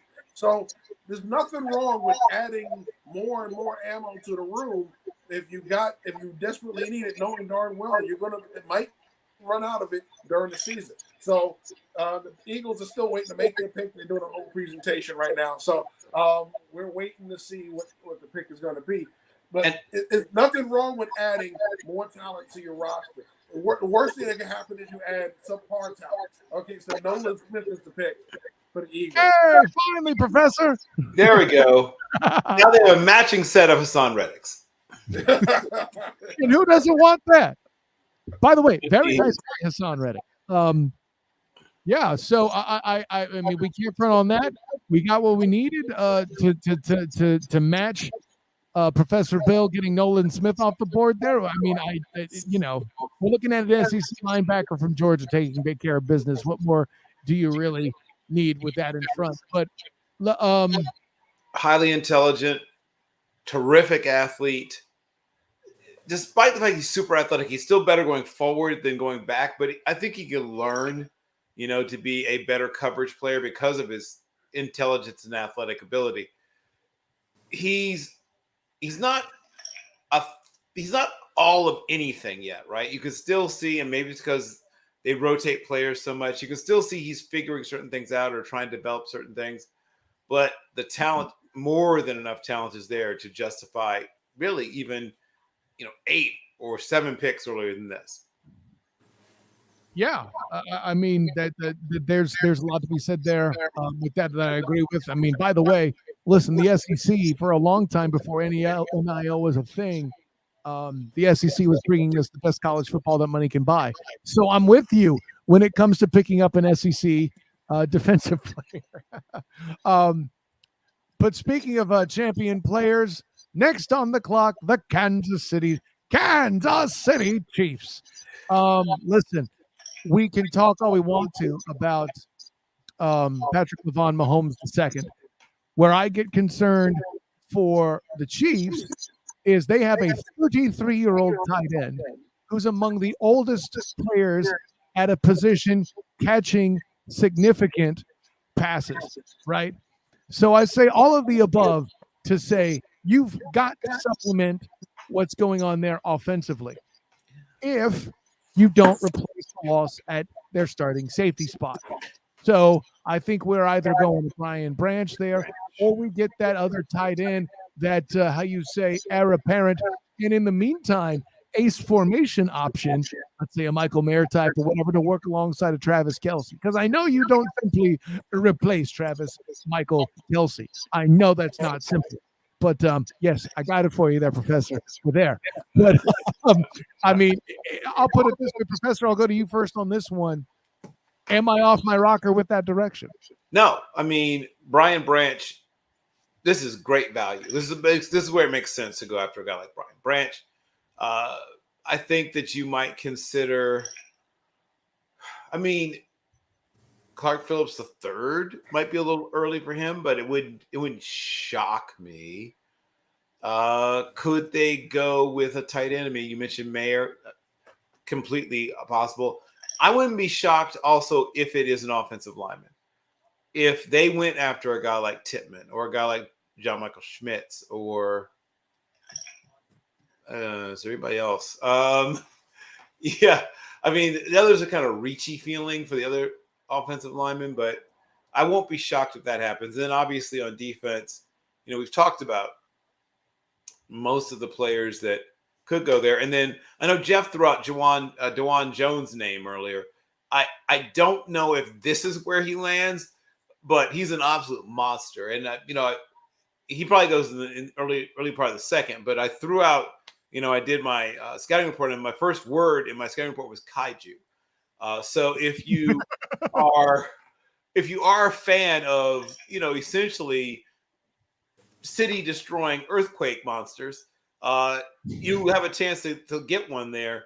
Now they had Orlando Jones. I mean, not Orlando Jones. That's the old 7-Up guy.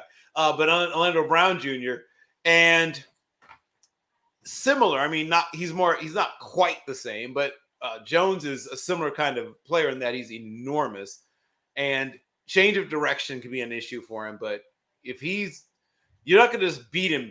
Like, you have to have a counter move. But those are players that come to mind. I mean, they're in such a position they can take whatever they want. I mean, there are other teams that literally can take whatever they want. Who else should I mention that I didn't mention? Well, I know that you're telling me about Clifford Franklin there at wide receiver. Oh, no, Jones, right. Sorry, you were just mentioning the actor. My bad. Listen, it's good to be the king. And listen, when you are the Super Bowl champion, Super Bowl 57, and you usually have a good roster. And when a lot of the guys haven't left yet, this is the position you're in. I'm 100% with it. No, I don't think Tippmann or something like that is the pick here, even though somebody in the Student Game Real Mock Draft did reach for Joe Tippmann in the first round. I don't think I have him there myself. Right. But you're guessing if you're trying to predict it. And at your point, they could go either way here with either filling in the defensive needs, which is about the only thing immediately, I think, or I should say it's the worst impact for players that have departed. But how much are you trying to build around, a $250 million contract and Patrick Mahomes second and keep that maintaining its value? It's certainly a tough question. The Chiefs pick is currently in, but so at this point, Jeff, I am going to say that Will Levis is officially a day 2 draft pick. Yeah. Argue with me on that one, unless Andy is something I am not ready for. Of course, shortly after this, we'll be wrapping up our coverage and going through everybody's favorite picks, biggest surprises, and least favorite picks. Right. And Levis Watch begins again tomorrow. Then Levis Watch begins tomorrow, where here on Team NBS Media, these fine gentlemen will be attacking the 2023 NFL Draft. So be ready for that too. So listen, tomorrow, the holiday does not end on day 1. No matter how late in the night it is tonight, it will be ready tomorrow. Boom. Can't say that about Christmas. You can about draft day. And that's all I can say about that. Does Christmas have a Kevin Costner movie? Probably, but it doesn't have a date. Anyways, I love it. But before we get to analyzing, what we liked best about these drafts, I will say a quick thank you to all our guests that came on board. A lot of fun coming in there. And, of course, a special shout to Phil coming in from the emergency room. That's dedication right there. Definitely love him jumping in. And what can I say? I let him have as much time as he wanted because he made the leap, man. He called it. He called this shot. He called the shot for Jalen Carter. He had a number of cool shots here in people's mocks. Zay Flowers among them. So there's that as well. So lots of props to all of that as well. But Jeff, I'm going to say this here coming to you. The NFC South in its situation did not draft Will Levis, but I will ask, as far as quarterbacks go in that division, like I still don't understand what we're looking at exactly. Like, this is going to be a rough patch. And Will Levis, Hendon Hooker, Stetson Bennett. I mean, I'm not really buying Bennett as a big NFL prospect in and of itself, but SEC, blah, blah, blah. Punchline is, with Levis falling like I did, and you kind of posed it earlier, would it make sense for a Hendon Hooker or a Will Levis to fall somewhere in the NFC South? Well, the team that I cover here in Tampa could use another quarterback, right? They want to challenge Kyle Trask. They didn't exactly endear him for success when Tom Brady was out last year. They were trying to get Blaine Gabbert ready in case they had to break that glass. But here they are now. Tom Brady's gone. Kyle Trask, they didn't prepare him, so he is what he is currently. And they have Baker Mayfield as their veteran option. Well, it would be great to bring in another young quarterback to compete for the future with the guy that you drafted for the future. Will Levis fits that situation. The Chiefs selection will come in the middle of my analysis, so I'll stop and say that when it comes out. But also, Hendon Hooker gives you a chance to develop Hendon Hooker. Let him heal this year, come out next year after he's had a heal and hurt and learn, and then he can come in and do his thing next year. So credit where credit's due. If they're smart, they make that move. And okay, so here we go.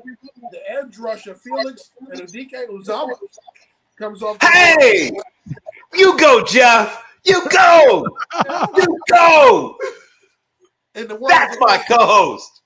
In the words of Will Smith, my stuff works out sometimes. Now here we go. And indeed, these two are the bad boys of the draft world, Professor Bill Carroll and Sensei Jeff Kelly. But now that we've officially hit pick 31, because there's not 32 because Miami, which ironically fits into the bad boys theme, but I digress. I'm more than intrigued at what will be seen as the favorite. We'll do favorite picks, biggest surprises, and least favorite picks, starting with you, Professor, your favorite pick of the 2023 NFL draft. Gonzalez making it to New England, where they were picking after trading down. Oh, there will be ruining. The ruining can now begin. They will rue this day because he's gonna throw some blankets on some people. Like he's got special ability to cover. And you mentioned you may not be buying Stetson Bennett as a pro prospect, but you will be buying a Kia at a price you can't turn down in Stonecrest, Georgia, right? At Nally Kia, because he's going to find a car or a crossover or an SUV that's just right for you and your family. I can't put it. There's an endorsement right there. Outside of calling an offensive lineman an earthquake-inducing monster, I can't come up with a better endorsement. Sensei Jeff Barnes, your favorite pick tonight? Well, it's going to... No, you don't get it, says Sensei Jeff. Go ahead. Yeah, so it's going to be a couple of picks because I'm shocked that it happened this way, but you can start calling Philadelphia Georgia North because the D tackle last year, the D tackle this year, the defensive end, they go at the end of the draft, the bookend those picks. They have loaded up that defensive line with Georgia talent. It's all going to be effective talent in their scheme. They find ways to make these guys effective. They utilize their skills, and they just keep loading up on this talent. So credit to the Eagles and Howie Roseman for doing a great job of saying, you know what, I'm going to be a little aggressive, jump up one spot so I don't give up a lot. They get the D tackle that's falling my way, and then turn around late in the ground and go, oh, he's still there too? I'm going to add him to my already loaded defensive line room and allow them to wreak havoc on the line of scrimmage. The one thing that Georgia and Alabama at college football level do well is control the line of scrimmage. Yep. Well, guess what? The Eagles are learning that lesson at the pro level. I mean, I can't fret on that with this particular instance, but gentlemen, I would be remiss. I'm going to keep it nice and simple and match the people of the world, and especially a particular fan base who really doesn't see a lot of light during the season anyway. I absolutely love the Texans doing what they did to double up on getting Will Anderson in their ranks there after trading up using their first round pick to go up there, get a guy that they need that's going to provide that extra work on defense over and above what they got in there at quarterback with CJ Stroud having cake, eating it too. If you can do that in the draft, you're looking good. And yeah, so I got the Texans pick of Will Anderson at 3 for my favorite pick of the 2023 draft. Let's go to biggest surprise. Professor Bill, what do you got? I'm a huge fan of Will McDonald IV. And as big a fan as I am of him, I thought he was one of those guys that would go, if he went in the first, it'd be right at the very tail end, like Kansas City. When he went as early as he did, I was like, oh, Like I thought I might be too high on it. It's like maybe I'm not. Maybe I'm not as high as I thought it was. Because most people I hear talking about him as like a second and sometimes even third rounder. I was like, I could see him in the late first. Maybe not. Maybe he doesn't make it to the late first. That was a pleasant surprise because I'm a fan of his. But yeah, he went earlier than expected for me at least. Fair enough. Sensei Barnes. Oh, I said it when the pick happened. Pick 16, the Commanders and Emmanuel Forbes. One of my top 5 corners. The fact that he went before cornerbacks number 3 and number 4 is what shocked me, and considerably, ahead of those guys. He goes right before Gonzalez. We're still waiting on 4 to get picked. All right, so I don't even know what to say about that. Listen, I know I'm a fan of him. I know a lot of teams liked him. I didn't realize that Washington liked him that much. No, hey, listen, you got a lot going on there. I can't front on that. I would go with Jalen Carter, but Phil called it, so I can't do that because it's not a surprise to him. So, but I will say for me, my biggest surprise, Joey Porter Jr. still on the board after the first round. Listen, with all my Jacksonville Jaguar coverage that I've done for the 3-point conversion and in A7BN Sports, bing, all I've been hearing in these circles and centers is, boy, wouldn't it be great if Joey Porter Jr. falls to us. In the Student of the Game Real Mock Draft, Joey Porter Jr. traded up to get him in that mock there with Travis Holmes executing that within that mock there. And now he's going to be drafted in probably the same round as Will Levis, which once didn't have a bad swing to it, but now it does because it's day 2. I digress. And lastly, and I'm wondering, this is unanimous, gentlemen, your least favorite pick of the 2023 NFL Draft. Bill Carroll, what say you? Yeah, well, I don't want to be too critical. And it's not so much least favorite. I'll just say it's the riskiest. Anthony Deshaun Richardson is a potential superstar. I think everyone knows that. Everyone agrees to that. And if properly guided and molded and things like that, I mean, we could be talking about a guy that, wins MVP awards, wins Super Bowls, etc. But there's things that frighten me. I mean, he's got some serious mechanical issues. Serious. And they're not even the same ones. Like Josh Allen, it was the same thing. Like, oh, yeah, okay, you're opening up too much. Your toes pointing the wrong direction. You're overstriding. It was one particular thing. And if you could fix that one particular thing that he tended to fall back into, you could tell he could get better. It's just that he has not even the same mechanical issue. Like you'll see him overstride in one game, then understride in like one series of downs. You'll see him overstride, understride, throw the ball with both feet off the ground, which sometimes you see Aaron Charles Rodgers doing, but he's doing it on purpose. Like he's doing it, because he's practiced it enough times that he actually knows how to get away with it.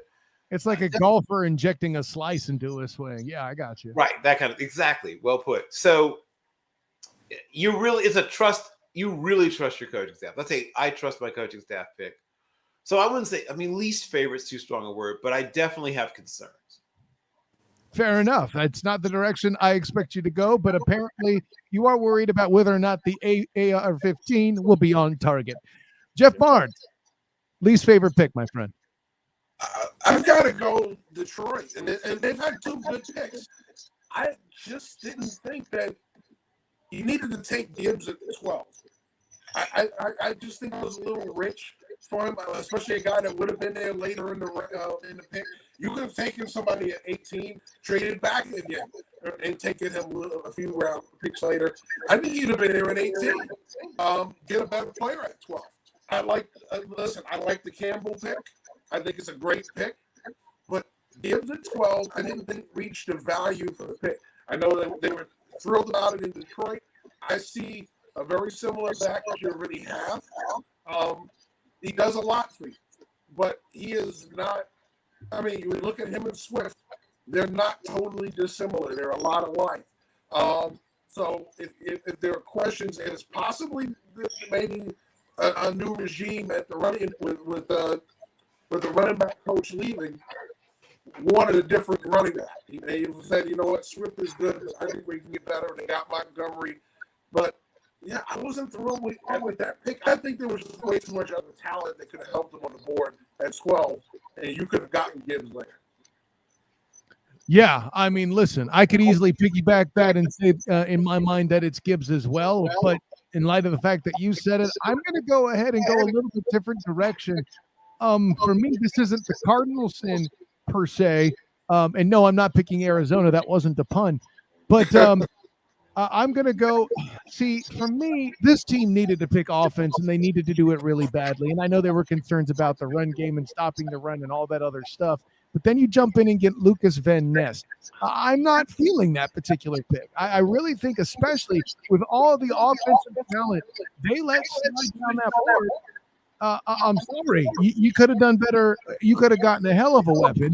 We know for a fact that weapons are the things you ain't got, because the weapons you did have, some of them went with Aaron Charles Rodgers to New York, and now you're starting anew. And listen, if you're wanting to become a running team with Aaron Jones and AJ McCarron there in that backfield to become a run-first team, cool. But by the end of the day, you still need to be multidimensional if you want Jordan to be a quarterback that fans will love.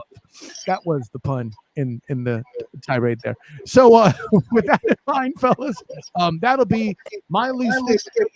And with that, Professor Bill Carroll, tell the world where you can be found, my friend. Well, at 11 Bravo, it's ELEVN BRAVO 138, 11 Bravo 138. There's an article that'll be popping up about what, probably just hopefully tomorrow, about our recent 7-round mock draft. I'll put some best availables at each position going into tomorrow's draft. So there'll be an article about that popping up. And I'll be doing some. I don't do draft grades because, I mean, once again, it sort of seems sort of silly to me. But I will do draft analysis of each team's draft. So at some point in the next few days, you'll see a bunch of articles of me breaking down what I liked and what maybe I have concerns about of each one of the team's drafts. There you go. Sensei Jeff Barnes, tell the world where you can be found. Well, you can find me at Jeff Barnes 29 on Twitter. Also, you can follow the at NBS Draft Central account. We also deal with that as well.